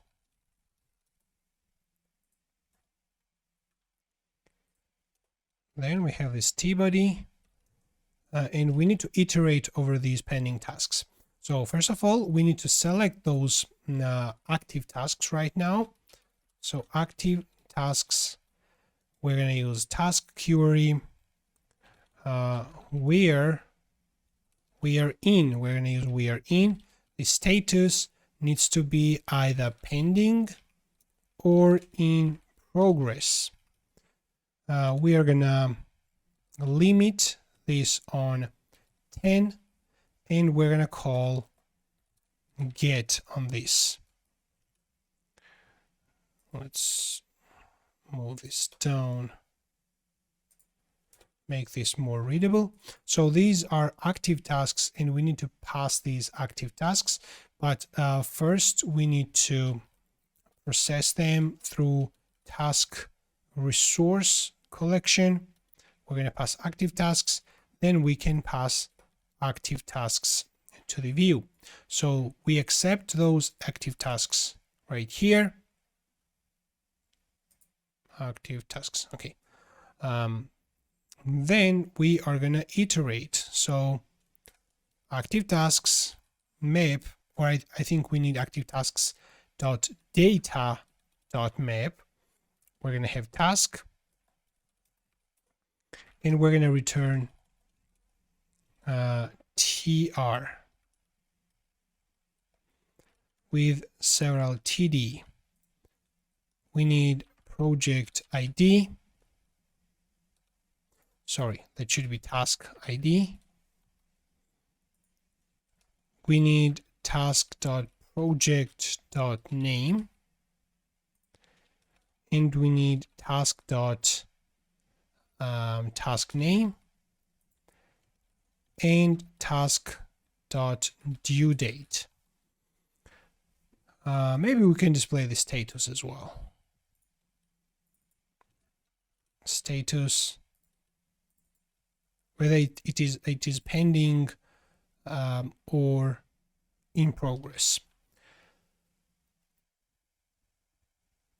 Okay, let's add key right here, task ID, and let's go into tasks table, and I'm going to copy some of the classes. Like on TD, we need this padding and margin, horizontal and vertical padding. Then on T head, we need the following classes.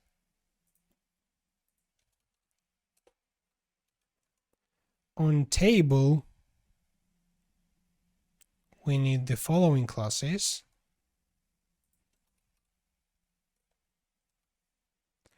And we need some classes on TH as well.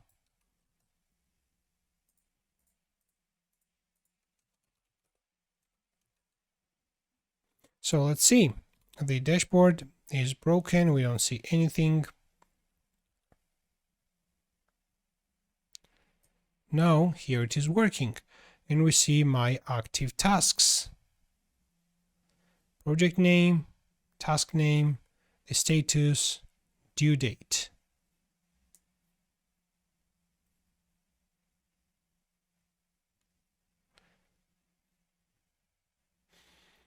This is good. The only thing is that we are going to contextually display the status. Now, probably we don't even need the project name. I don't know. But from the tasks table, let me get this span and put this here. Just make sure that these two constants are imported from the constants. So here they are imported. And now we see them nicely on the home page.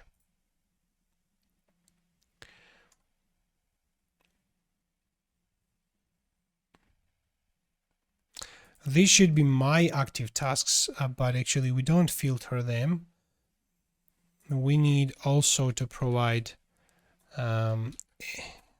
where assigned user ID. So that part is important because we are selecting only my tasks. So there's only one my pending task at the moment, and this is correct. And let's create link from the dashboard into project. I'm going to use this link.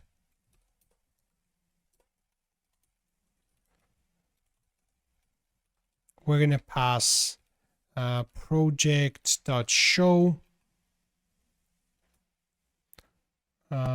task project.id.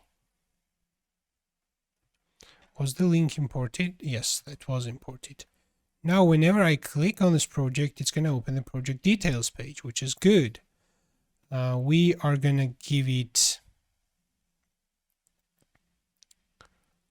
I'm going to give it also text white, font bold, and on hover, text on hover, it should be simply underline.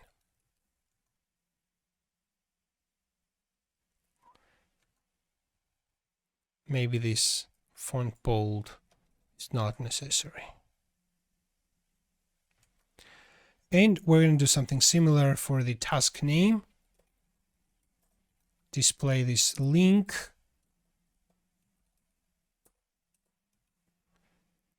That's going to be task show, and we need this text white and underline. We're going to pass the task ID here. This opens a specific task page.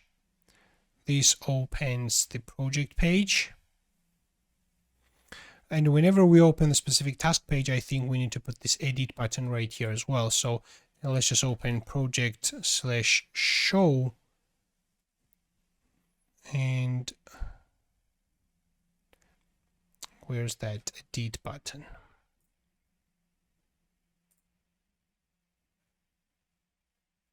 I think we don't have this edit button, but we should have for the project. No worries. Let's go into project/index, and we have this link. So I'm going to copy this link. Let's go this into a project. This is project show. I'm going to put this here. We need both in a div. Flex items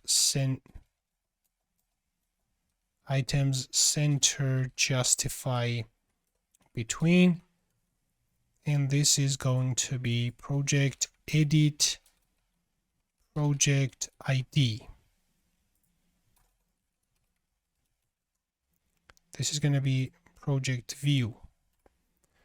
We have some error.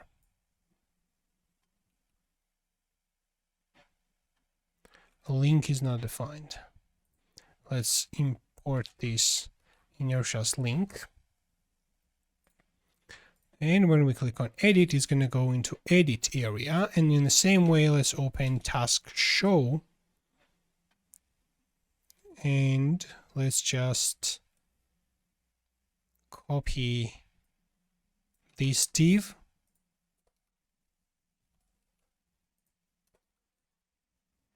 And the link. That link should go into task edit, passing the task ID. And we probably need to import this link, or it is already imported. Let's go on the dashboard and click on this task. And this is the task details page. And we have this possibility to click on edit and go to task editing page and change its status from pending into something else, or changes priority. And I think this is looking good. In the Go dashboard, I'm going to do just a margin top 3 on the table, which creates this distance between the title and the project. And this is good. That's it for this video, my friends, and if you watched this till the end, I hope you enjoyed it. I hope you learned something out of it. If you're here and still listening to me, maybe if you are not yet subscribed, hit the subscribe button and like the video as well. Also, let me know in the comment section what you like around the video, what you didn't like. Maybe I missed something. Please let me know in the comment section down below. Thanks a lot for your time. I appreciate it, and see you in the next video.